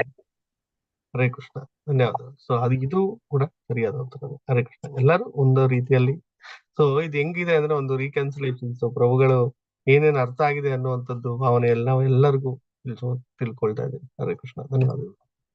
ಹರೇ ಕೃಷ್ಣ. ವಿಜಯಲಕ್ಷ್ಮಿ ಮಾತಾಜಿ, ಹರೇ ಕೃಷ್ಣ. ಹರೇ ಕೃಷ್ಣ ಪ್ರಭುಜಿ. ನನ್ ಪ್ರಶ್ನೆನೂ ಸಹ ವೀರಪ್ಪ ನಾಯಕ್ರೆ ಕೇಳಿಬಿಟ್ರು. ಸೊ ಎಲ್ಲರೂ ಉತ್ತರ ಆಲ್ರೆಡಿ ಉತ್ತರಗಳು ಸಿಗ್ತಿದೆ ಅಂತ ಅನ್ಸುತ್ತೆ. ಸೊ ಭಕ್ತಿ ಅಂದ್ರೆ ಏನು, ಮತ್ತೆ ಅದ ಜ್ಞಾನ ಅಂದ್ರೆ ಏನು ಅಂತ. ಒಬ್ಬ ಮನುಷ್ಯನಿಗೆ ಭಕ್ತಿ ಮತ್ತೆ ಜ್ಞಾನ ಅನ್ನೋದು ತುಂಬಾನೇ ಇಂಪಾರ್ಟೆಂಟ್. ಆವಾಗ್ಲೇ ಅವನು ಒಬ್ಬ ಮನುಷ್ಯ ಅಂತ ಅನ್ನಿಸ್ಕೊಳಕ್ ಸಾಧ್ಯ. ಹಂಗಾಗಿ ನನ್ ಪ್ರಶ್ನೆನ ಅವರೇ ಕೇಳ್ಬಿಟ್ರು. ಆಮೇಲೆ ಇನ್ನೊಂದು ರಿಕ್ವೆಸ್ಟ್, ಇವತ್ತು ನನ್ ಮಗ ಒಂದು ಬರ್ತ್ಡೇ ಇತ್ತು, ಅವನ ಹೆಸರು ಸಹ ಕೃಷ್ಣ. ಅವನಿಗಾಗಿ ನಿಮ್ಮ ಎಲ್ಲರ ಆಶೀರ್ವಾದ ಬೇಕಾಗಿತ್ತು. ಖಂಡಿತ ಖಂಡಿತ. ಸೊ ವಿಜಯಲಕ್ಷ್ಮಿ ಮಾತಾಜಿಯವರ ಮಗಳ. ಸೊ ಅವರು ಕೃಷ್ಣ ಅವ್ರದ್ದು ಇವತ್ತು ಹುಟ್ಟಿದಬ್ಬ ಅಂತ ಹೇಳ್ತಿದ್ದಾರೆ. ಸೊ ಎಲ್ಲರೂ ಅವ್ರಿಗೆ ಹುಟ್ಟಿದಬ್ಬ ಶುಭಾಶಯಗಳನ್ನು ಹೇಳ್ತಾ ಅವ್ರಿಗಾಗಿ ಒಮ್ಮೆ ಪ್ರಾರ್ಥನೆಯನ್ನು ಮಾಡ್ಕೊಳ್ಬೇಕು ಅಂತ ಕೇಳ್ಕೊಳ್ತೀವಿ. ಸೊ ಕೃಷ್ಣ ಅವರಿಗೆ ಕೃಷ್ಣ ಕಾನ್ಶಿಯಸ್ ನಿಂದ ಹುಟ್ಟಿದಬ್ಬ ಶುಭಾಶಯಗಳನ್ನು ಹೇಳ್ತಾ ಹರೇ ಕೃಷ್ಣ ಹರೇ ಕೃಷ್ಣ ಕೃಷ್ಣ ಕೃಷ್ಣ ಹರೇ ಹರೇ ಹರೇ ರಾಮ ರಾಮ ಹರೇ ಹರೇ. ಹರೇ ಕೃಷ್ಣ ಮಾತಾ. ಧನ್ಯವಾದ. ಧನ್ಯವಾದಗಳು ಪ್ರಭುಜಿ. ಹರೇ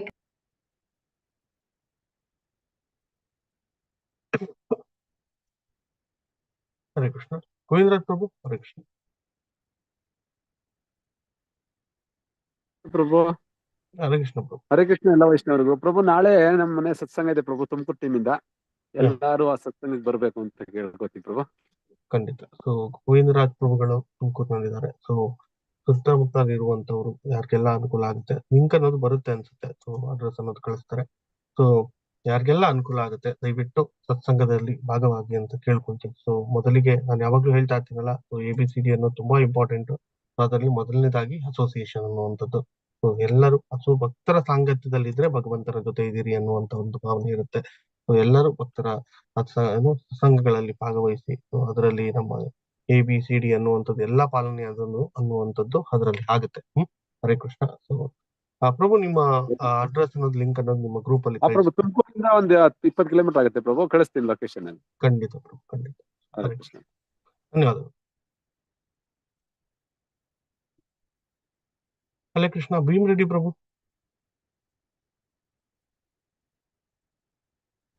ಹರೇ ಕೃಷ್ಣ ಪ್ರಭು. ಹರೇ ಕೃಷ್ಣ.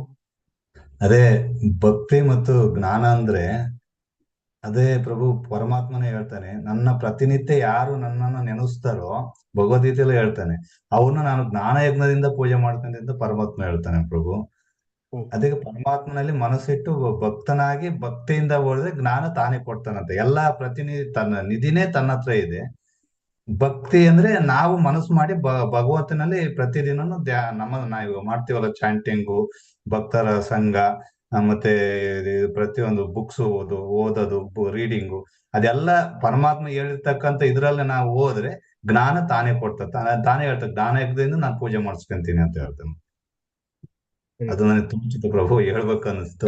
ನೋಡೋಣ ಭಕ್ತರು ಯಾರ್ಯಾರು ಹೆಂಗಿರ್ತಾರೆ ಅಂತ ನಾನು ಯೋಚನೆ ಮಾಡ್ತಿದ್ದೆ. ಅದು ಭಗವದ್ಗೀತೆಯಲ್ಲೇ ಹೇಳಿದ್ದೇನೆ ಪ್ರಭು. ಎಲ್ಲ ಸಿರಿ ಸಂಪತ್ತಲ್ಲಿ ಇರೋದು ಪರಮಾತ್ಮನಲ್ಲಿ, ಕೊಡನು ತಾನು. ಭಕ್ತ ಪ್ರಯತ್ನ ಮಾಡೋದಷ್ಟೇ, ಫಲ ತಾನೇ ಕೊಡೋದು. ಜ್ಞಾನ ಕೊಡ್ಬೇಕಂದ್ರೆ ತಾನಿಲ್ಲ ನಮಗೆ ಜ್ಞಾನ ಸಿಗಲ್ಲ ಪ್ರಭು. ಖಂಡಿತ ಪ್ರಭು, ಖಂಡಿತ. ಹರೇ ಕೃಷ್ಣ ಪ್ರಭು. ಧನ್ಯವಾದ. ಧನ್ಯವಾದ. ಹರೇ ಕೃಷ್ಣ. ಪುಷ್ಪ ರಮೇಶ್ ಮಾತಾಜಿ.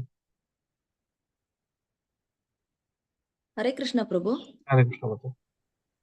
ಪ್ರಭು, ನಮ್ ಸೋದರ ಮಾವನಿಗೆ ಕಿಡ್ನಿ ಫೇಲಿಯರ್ ಆಗಿ ICU ಅಲ್ಲಿ ಇದ್ದಾರೆ ಪ್ರಭು.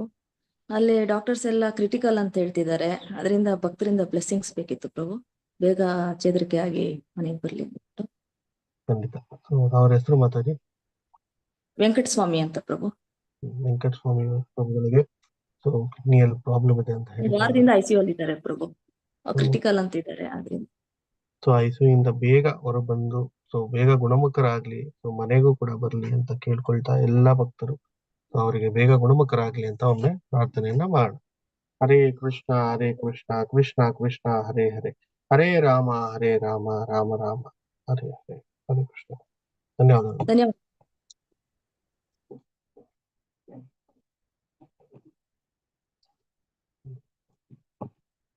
ಹರೇ ಕೃಷ್ಣ. ಕಲಾಮತರಿ. ಹರೇ ಕೃಷ್ಣ ಪ್ರಭು. ಹರೇ ಕೃಷ್ಣ. ಪ್ರಭು, ಯಾರೋ ಭಕ್ತರು ತುಂಬಾ ಚೆನ್ನಾಗಿ ಪ್ರಶ್ನೆ ಕೇಳಿದ್ರು ಪ್ರಭು, ಜ್ಞಾನಕ್ಕೂ ಮತ್ತೆ ಭಕ್ತಿಗೂ ಅಂತ ಪ್ರಭುಗಳಿಗೆ. ನನ್ಗೆ ಅವ್ರ ಪ್ರಶ್ನೆ ಕೇಳಿದಾಗ್ಲೇ ಅನಿಸ್ತು, ಇಲ್ಲಿ ಯಾರೋ ಭಕ್ತರಿಗೆ ಎಲ್ಲೋ ಮೂಡಿರ್ಬೇಕು ಆ ಪ್ರಶ್ನೆ. ಆ ಪ್ರಶ್ನೆಗೆ ಇನ್ನೊಬ್ರು ಪ್ರಶ್ನೆಯಾಗಿ ಕೇಳೋ ಉತ್ತರಕ್ಕೆ ಯಾರೋ ಭಕ್ತರಿಂದ ಬಾಯಲ್ಲಿ ಉತ್ತರ ಬರುತ್ತೆ ಅಂತ.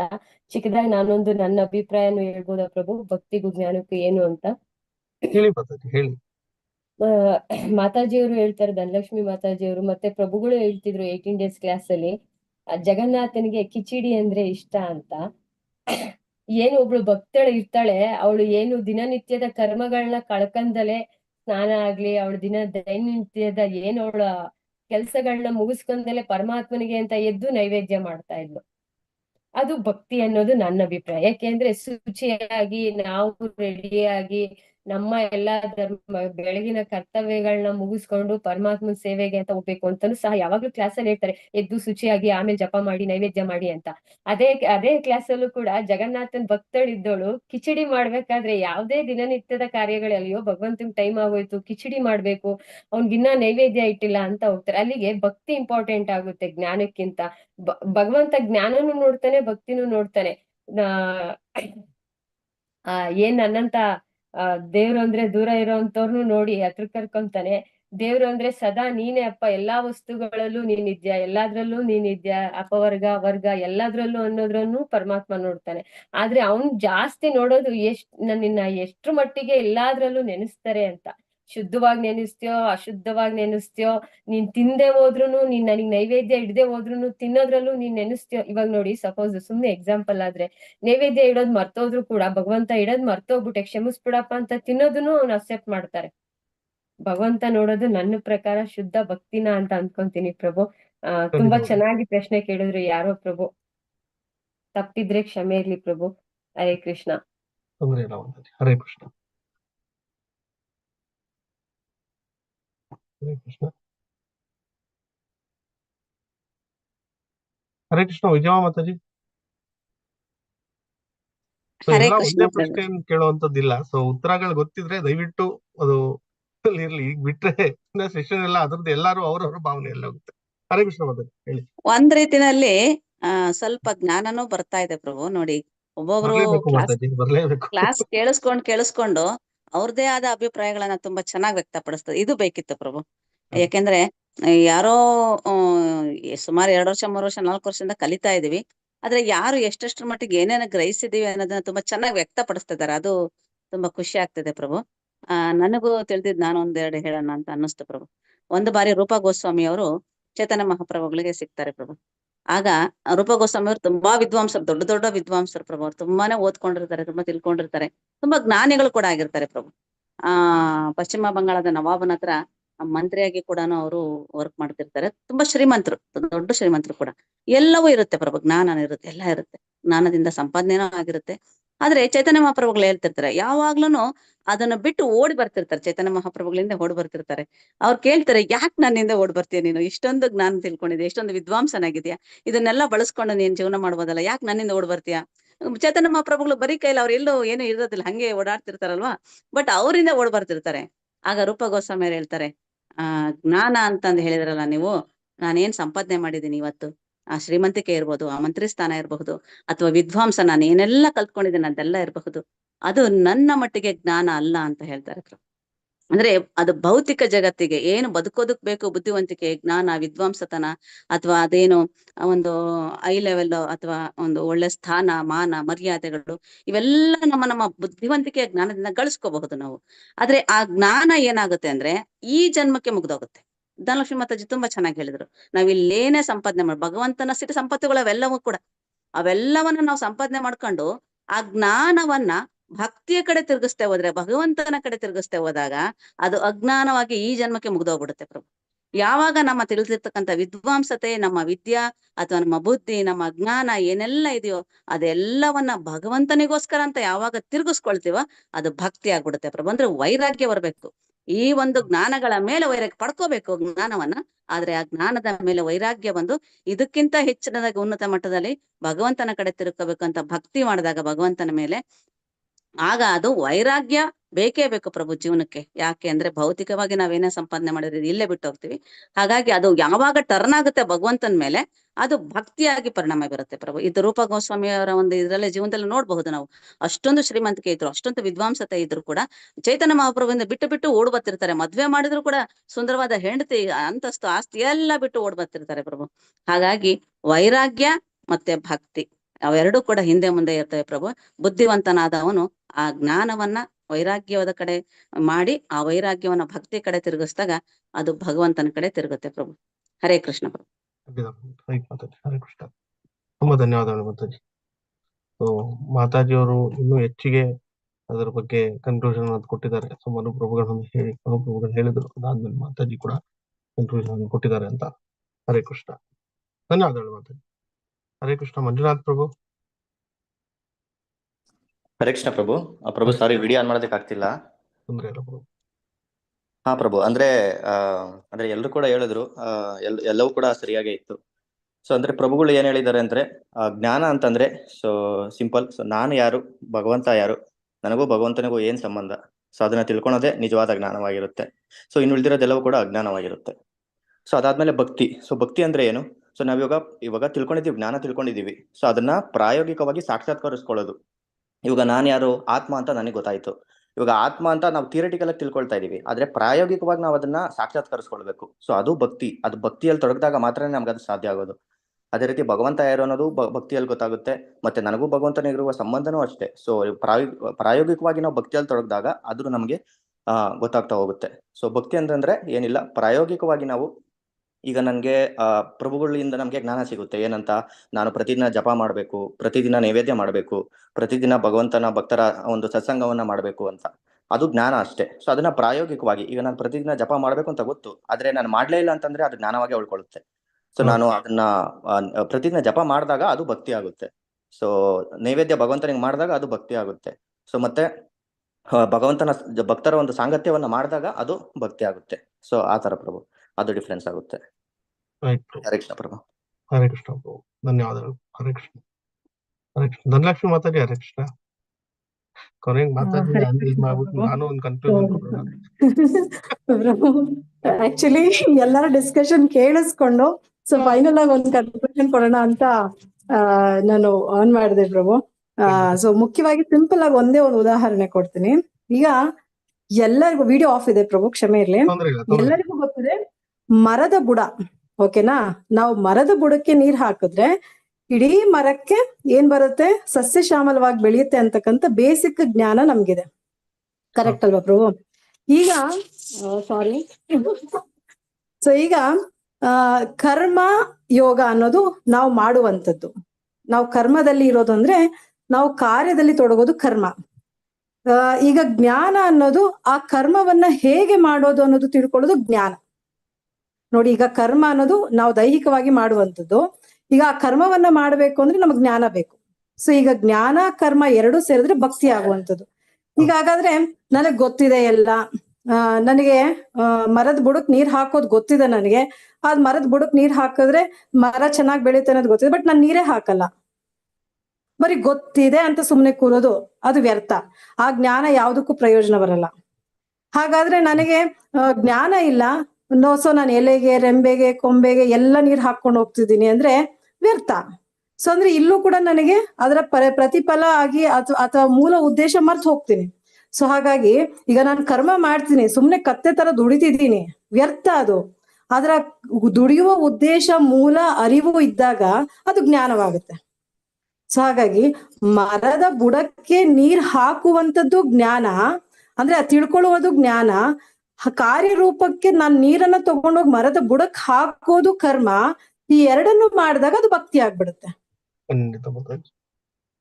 ಸೊ ಈಗ ಆಲ್ಮೋಸ್ಟ್ ಎಲ್ಲರಿಗೂ ಸ್ವಲ್ಪ ಅರ್ಥ ಆಗಿರುತ್ತೆ ಅನ್ಕೊಳ್ತೀನಿ. ಮರವನ್ನ ಹುಡುಕೋದು ಜ್ಞಾನ, ಮರದ ಬುಡಕ್ ನೀರ್ ಹಾಕೋದು ತಿಳ್ಕೊಳ್ಳೋದು ಜ್ಞಾನ, ಮರದ ಬುಡಕ್ ನೀರ್ ನಾವು ತಗೊಂಡು ಹೋಗಿ ಹಾಕೋದು ಕರ್ಮ. ಸೊ ಇವೆರಡು ಪ್ಯಾರಲಲ್ ಆಗಿ ಹೋದಾಗ ಇದು ಭಕ್ತಿ ಆಗ್ಬಿಡುತ್ತೆ. ಸೊ ಇದು ಭಕ್ತಿ ಯೋಗ. ಧನ್ಯವಾದಗಳು ಪ್ರಭು. ಹರೇ ಕೃಷ್ಣ. ಸೊ ನನಗೆ ಅಚ್ಯುತ ಸರ್ಕಲ್ ಕಡೆಯಿಂದ ಡಿವೋಟಿಸ್ ಎಲ್ಲರೂ ಹ್ಯಾಂಡ್ ರೈಸ್ ಮಾಡಿ ಉತ್ತರವನ್ನ ಕೊಡ್ತಿರೋದು ನೋಡ್ಬಿಟ್ಟು ನನಗೆ ತುಂಬಾ ಸಂತೋಷ ಆಯ್ತು ಪ್ರಭು. ಅಂದ್ರೆ ಎಲ್ಲರೂ ವಿಚಾರಗಳನ್ನ ತಿಳ್ಕೊಂಡು ಪಾಪ ಉತ್ತರ ಕೊಡ್ಲಿಕ್ಕೆ ಮುಂದೆ ಬಂದಿರಲ್ಲ. ಸೊ ಎಲ್ಲರಿಗೂ ಕೂಡ ಅನಂತ ಧನ್ಯವಾದಗಳು. Thank you. ಹರೇ ಕೃಷ್ಣ. ಹರೇ ಕೃಷ್ಣ. ಧನ್ಯವಾದಗಳು. ಸೊ ನಿಮ್ಮೆಲ್ಲರ ಪ್ರಶ್ನೆಗೆ ಮಾತಾಜಿನೇ ಉತ್ತರವನ್ನು ಕೊಟ್ಟಿದ್ದಾರೆ ಅಂತ ಅನ್ಕೊಳ್ತೀನಿ. ಸೊ ಎಲ್ಲರಿಗೂ ಅರ್ಥ ಕೂಡ ಆಗಿದೆ ಅಂತ ಕೂಡ ಅರ್ಥ ಅನ್ಕೊಳ್ತೀನಿ. ಹರೇ ಕೃಷ್ಣ. ಧನ್ಯವಾದಗಳು ಮಾತಾಜಿ. ಹರೇ ಕೃಷ್ಣ. ನಾಗಮಣಿ ಮಾತಾಜಿ. ಹರೇ ಕೃಷ್ಣ. ಹರೇ ಕೃಷ್ಣ ಪ್ರಭು. ಅದೇ ನಂದು ಅದೇ ಕ್ವಶನ್ ಇತ್ತು, ಭಕ್ತಿಗೂ ಜ್ಞಾನಗೂ ಹೇಳಿದ್ರು ಮಾತಾಜಿ ಎಲ್ಲಾನು ಕರೆಕ್ಟ್ ಆಗಿ. ಪ್ರಭು ಏನಿಲ್ಲ ಪ್ರಭು, ಇದು ನವನರಸಿಂಹಗೆ ಯಾತ್ರಾ ಹೋಗಿದ್ದಾರೆ ಮುಳಬಾಗ್ಲು ಇಸ್ಕಾನ್ ಕಡೆಯಿಂದ. ಅವ್ರ ಯಾತ್ರೆ ಎಲ್ಲ ಸುಗಮವಾಗ್ಲಿ ಅಂತ ಎಲ್ಲಾ ಭಕ್ತರ ಕಡೆಯಿಂದಾನು ಒಂದು ಪ್ರೇಯರ್ ಮಾಡಿಸ್ಬೇಕಿತ್ತು. ಖಂಡಿತ. ಯಾವಾಗ ಮಾತಾಜಿ ಹೊರಟಿರೋದವರು? ನಿನ್ನೆ ನೈಟ್ ರಾತ್ರಿ 9:30 ಹೊರಟಿದ್ದಾರೆ. ಸೊ ನರಸಿಂಹ ಯಾತ್ರೆ ಹೊರಟಿದಾರಂತೆ. ಮುಲ್ಬಾಗ್ಲಿಂದ ಇಸ್ಕಾನ್ ಎಲ್ಲ ಡಿವೋಟಿಸ್. ಸೊ ಎಲ್ಲರೂ ಸುಖವಾಗಿ ಹೋಗಿ ಕ್ಷೇಮವಾಗಿ ಬರ್ಲಿ ಅಂತ ಹೇಳ್ತಾ, ಭಗವಂತನ ಆಶೀರ್ವಾದ ಯಾವಾಗ್ಲೂ ಇರ್ಲಿ ಅಂತ ಕೇಳ್ಕೊಳ್ತಾ ಎಲ್ಲರಿಗೂ ಒಮ್ಮೆ ಪ್ರಾರ್ಥನೆಯನ್ನು ಮಾಡಿ. ಹರೇ ಕೃಷ್ಣ ಹರೇ ಕೃಷ್ಣ ಕೃಷ್ಣ ಕೃಷ್ಣ ಹರೇ ಹರೇ, ಹರೇ ರಾಮ ಹರೇ ರಾಮ ರಾಮ ರಾಮ ಹರೇ ಹರೇ. ಹರೇ ಕೃಷ್ಣ. ಧನ್ಯವಾದಗಳು.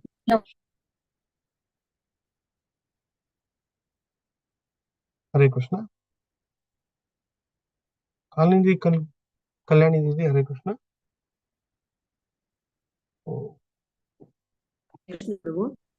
ಹರೇ ಕೃಷ್ಣ. ಕ್ಲಾಸ್ ತುಂಬಾ ಚೆನ್ನಾಗಿತ್ತು. ಮತ್ತೆ ಪ್ರಭು, ನಾನು ಇವತ್ತು ಶ್ರೀರಂಗಂ ಯಾತ್ರೆ ಹೋಗ್ತಾ ಇದ್ದೇನೆ.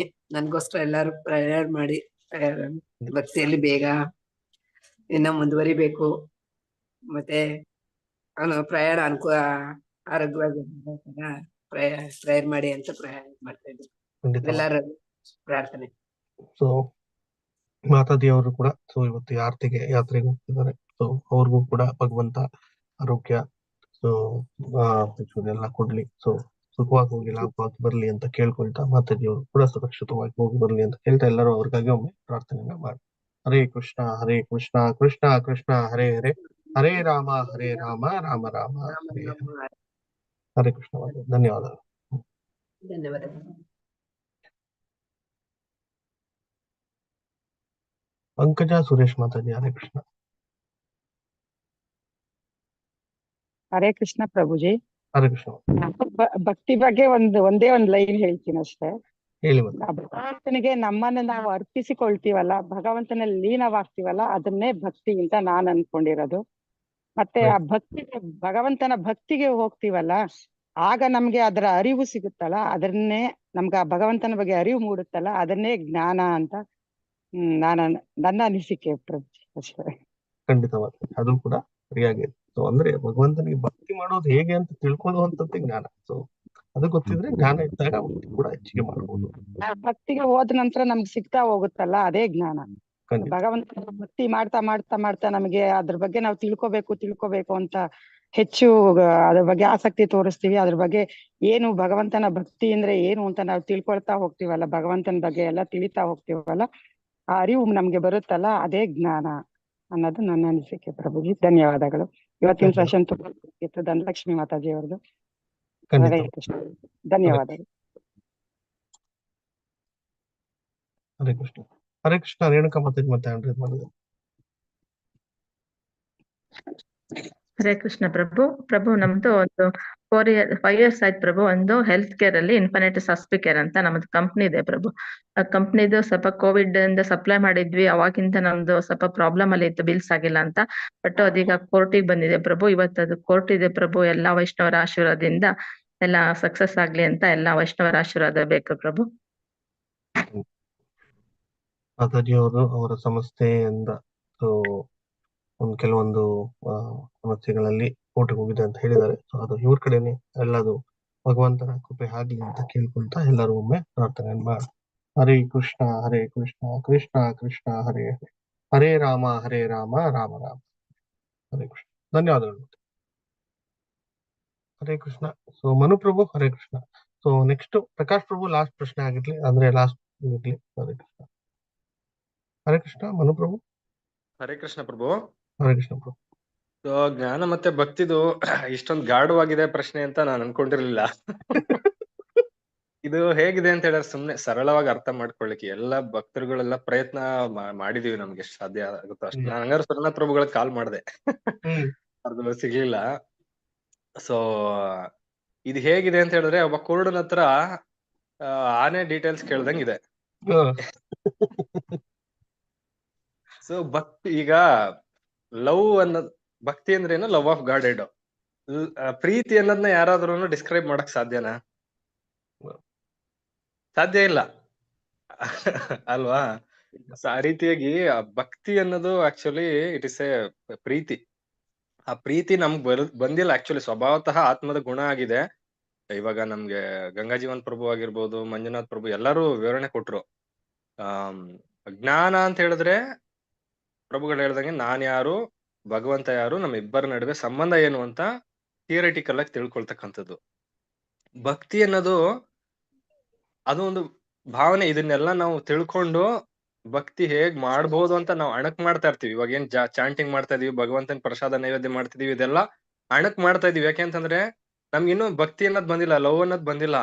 ಪ್ರೀತಿ ಮಾಡ್ತಾರ, ಆಕ್ಟ್ ಮಾಡ್ತಾ ಮಾಡ್ತಾ ಮಾಡ್ತಾ ಎಷ್ಟೋ ದಿನ ಆದ್ಮೇಲೆ ಪ್ರೀತಿ ಬರುತ್ತೆ. ಅದನ್ನೇ ನಮ್ಗೆ ಹೇಳ್ಕೊಡ್ತಿರೋದು. ಕೆಲವೊಬ್ರು ಮಹಾತ್ಮರಿಗೆ ಮಾತ್ರ ಸ್ಪಾಂಟೇನಿಯಸ್ ಲವ್ ಅಂತ ಇರುತ್ತೆ. ಮಾತಾಜಿಯವರು ಒಂದು ಉದಾಹರಣೆ ಹೇಳಿದ್ರು, ಆ ಒಂದು ಕಿಚಡಿ ಮಾಡ್ತಾ ಇದ್ರು ಅಂತ. ಆತರ ನಾವೆಲ್ಲರೂ ಅದೇ ಸ್ಥಿತಿನಲ್ಲಿ ಇರಲ್ಲ. ಅದ್ ನಾವ್ ಅರ್ಥ ಮಾಡ್ಕೋಬೇಕು. ಪ್ರೀತಿ ಸ್ವಾಭಾವಿಕವಾಗಿ ಅವ್ರಿಗೆ ಎಷ್ಟೋ ಜನ್ಮಗಳ ಸುಕೃತಿಯ ಫಲವಾಗಿ ಸ್ವಾಭಾವಿಕವಾಗಿ ಬಂದಿರುತ್ತೆ. ಬಟ್ ನಾನ್ ಯಾವ ಹಂತದಲ್ಲಿ ಇದ್ದೀನಿ ಅಂತ ತಿಳ್ಕೊಬೇಕು. ಸೊ ನಾನು ಗುರುಗಳು ಮತ್ತೆ ಭಗವಂತನ ನಿರ್ದೇಶನ ಏನಿದೆ, ಭಗವಂತನ ನಿರ್ದೇಶನ ಗುರುಗಳ ಪ್ರಕಾರ, ಗುರುಗಳ ಮೂಲಕ ಬರುತ್ತೆ, ABCD. ಅದನ್ನ ಪಾಲನೆ ಮಾಡ್ತಾ ಮಾಡ್ತಾ ಮಾಡ್ತಾ ಶ್ರದ್ಧೆಯಿಂದ ಮಾಡ್ತಾ ಹೋದಾಗ ಪ್ರೀತಿ ಅನ್ನೋದು ನಮ್ಮ ಹೃದಯದಲ್ಲಿ ಉದ್ಭವ ಆಗುತ್ತೆ. ಸೊ ಹಾಗಾಗಿ ಈ ಹಂತದಲ್ಲಿ ನಾವು ಜ್ಞಾನ ತಿಳ್ಕೊಂಡು ಗುರುಗಳ ಮಾರ್ಗದರ್ಶನದಲ್ಲಿ ಹೋಗ್ಬೇಕಷ್ಟೇ. ಆ ಭಕ್ತಿ ಅನ್ನೋದು ಹೇಗಿರುತ್ತೆ ಅಂತ ನಮ್ಗೆ ಯಾರಿಗೂ ಗೊತ್ತಿಲ್ಲ, ಹಂಗಾಗಿ ಅದ್ರ ಬಗ್ಗೆ ನಮ್ಗೆ ಹೇಳಕ್ ಸಾಧ್ಯ ಇಲ್ಲ. ಓಕೆ, ಹರೇ ಕೃಷ್ಣ. ತುಂಬಾ ಧನ್ಯವಾದಗಳು ಪ್ರಭು. ಹರೇ ಕೃಷ್ಣ. ತುಂಬಾ ಸರಳವಾಗಿ ಹೇಳಿದಿರಾ. ಹರೇ ಕೃಷ್ಣ. ಮೊದಲಿಗೆ ಸೊ ಪ್ರಭುಗಳು ಹೇಳಿದ್ರು ಅಂತದ್ನ ಪಾಲನೆಯನ್ನ ಮಾಡೋಣ. ಸೊ ಆಟೋಮೆಟಿಕ್ ಆಗಿ ನಮ್ಗೆ ಭಕ್ತಿ ಅನ್ನುವಂಥದ್ದೇನು, ಜ್ಞಾನ ಅನ್ನುವಂಥದ್ದೇನು ಅನ್ನೋದನ್ನ ತಿಳ್ಕೊಳ್ಬಹುದು. ಹರೇ ಕೃಷ್ಣ. ಧನ್ಯವಾದಗಳು ಪ್ರಭು. ಪ್ರಕಾಶ್ ಪ್ರಭು ಹರೇ ಕೃಷ್ಣ. ಸೊ ಇದೇ ಕೊನೆಯ ಪ್ರಶ್ನೆ ಆಗಿರ್ಲಿ. ಏನಾದ್ರೆ ಪ್ರಕಾಶ್ ಎಸ್ ಸಿ ಪ್ರಭು ರೈಸ್ ಮಾಡಿದ್ದೀರಾ. ಹರೇ ಕೃಷ್ಣ ಪ್ರಭುಜಿ. ಹರೇ ಕೃಷ್ಣ ಪ್ರಭುಜಿ, ನಾನು ಕೃಷ್ಣ ಪ್ರಜ್ಞೆಗೆ ಬಂದೊಂದ್ 4-5 ತಿಂಗಳಾಯ್ತು ಅಷ್ಟೇ. ನನಗೇನ್ ಅನ್ನಿಸ್ತಾ ಅದ್ರ ಬಗ್ಗೆ ಹೇಳ್ತೀನಿ ಪ್ರಭುಜಿ. ಹೇಳಿ ಮಾತಾಡಿ. ಭಕ್ತಿ ನಿಮ್ ವಾಯ್ಸ್ ಬ್ರೇಕ್ ಆಗ್ತಿದೆ, ನನ್ಗೇನು ಕೇಳಿಸ್ತಾ ಇಲ್ಲ.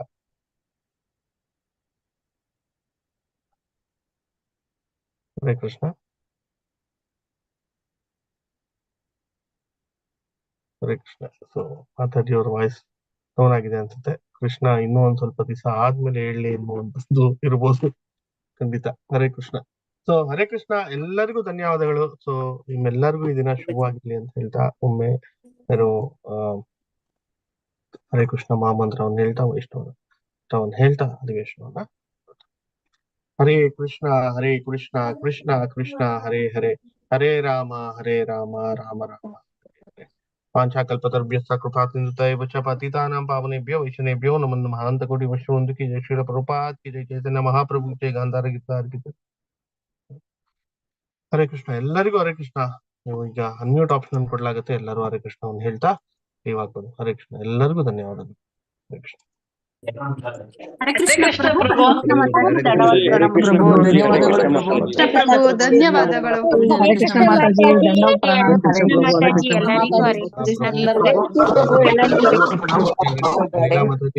ಹರೇ ಕೃಷ್ಣ ಪ್ರಭುಜಿ. ಹರೇ ಕೃಷ್ಣ ಪ್ರಭುಜಿ.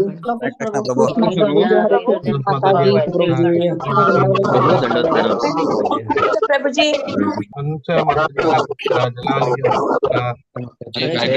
ಹರೇ ಕೃಷ್ಣ. ಗಾಯತ್ರಿ ಮಾತಾಜಿ ಹರೇ ಕೃಷ್ಣ, ಪೂರ್ಣ ಮಾತಾಜಿ ಹರೇ ಕೃಷ್ಣ, ಹರೇ ಕೃಷ್ಣ ಪ್ರಭು. ಹರೇ ಕೃಷ್ಣ, ನಾಗಮಣಿ ಮಾತಾಜಿ ಹರೇ ಕೃಷ್ಣ, ಹರೇ ಉಮಾ ಕೃಷ್ಣ ಮಾತಾಜಿ ಹರೇ ಹರೇ ಕೃಷ್ಣ, ಕೃಷ್ಣ ನರೇಶ್ ಹರೇ ಕೃಷ್ಣ ತುಳಸಿರಾಮ್ ಮಾತಾಜಿ ಹರೇ ಪ್ರಭು. ಕೃಷ್ಣ, ಅನ್ನಪೂರ್ಣ ಮಾತಾಜಿ ಹರೇ ಹರೇ ಕೃಷ್ಣ, ಕೃಷ್ಣ ಜ್ಯೋತಿ ಮಾತಾಜಿ. ಮಾತಾಜಿ ಹರೇ ಕೃಷ್ಣ, ರವೀಂದ್ರ ಪ್ರಭು ಹರೇ ಹರೇ ಕೃಷ್ಣ ಕೃಷ್ಣ, ಪ್ರಭು. ಹರೇ ಕೃಷ್ಣ ಲಲಿತಾ ಪ್ರಭು. ಮಾತಾಜಿ ಹರೇ ಕೃಷ್ಣ, ಮಾತಾಜಿ ಹರೇ ಕೃಷ್ಣ ಉಷಾ ಪ್ರಭು. ಮಾತಾಜಿ ಹರೇ ಕೃಷ್ಣ, ಶಶಿ ಮಾತಾಜಿ ಹರೇ ಕೃಷ್ಣ, ಲಕ್ಷ್ಮೀ ಮಾತಾಜಿ ಹರೇ ಕೃಷ್ಣ.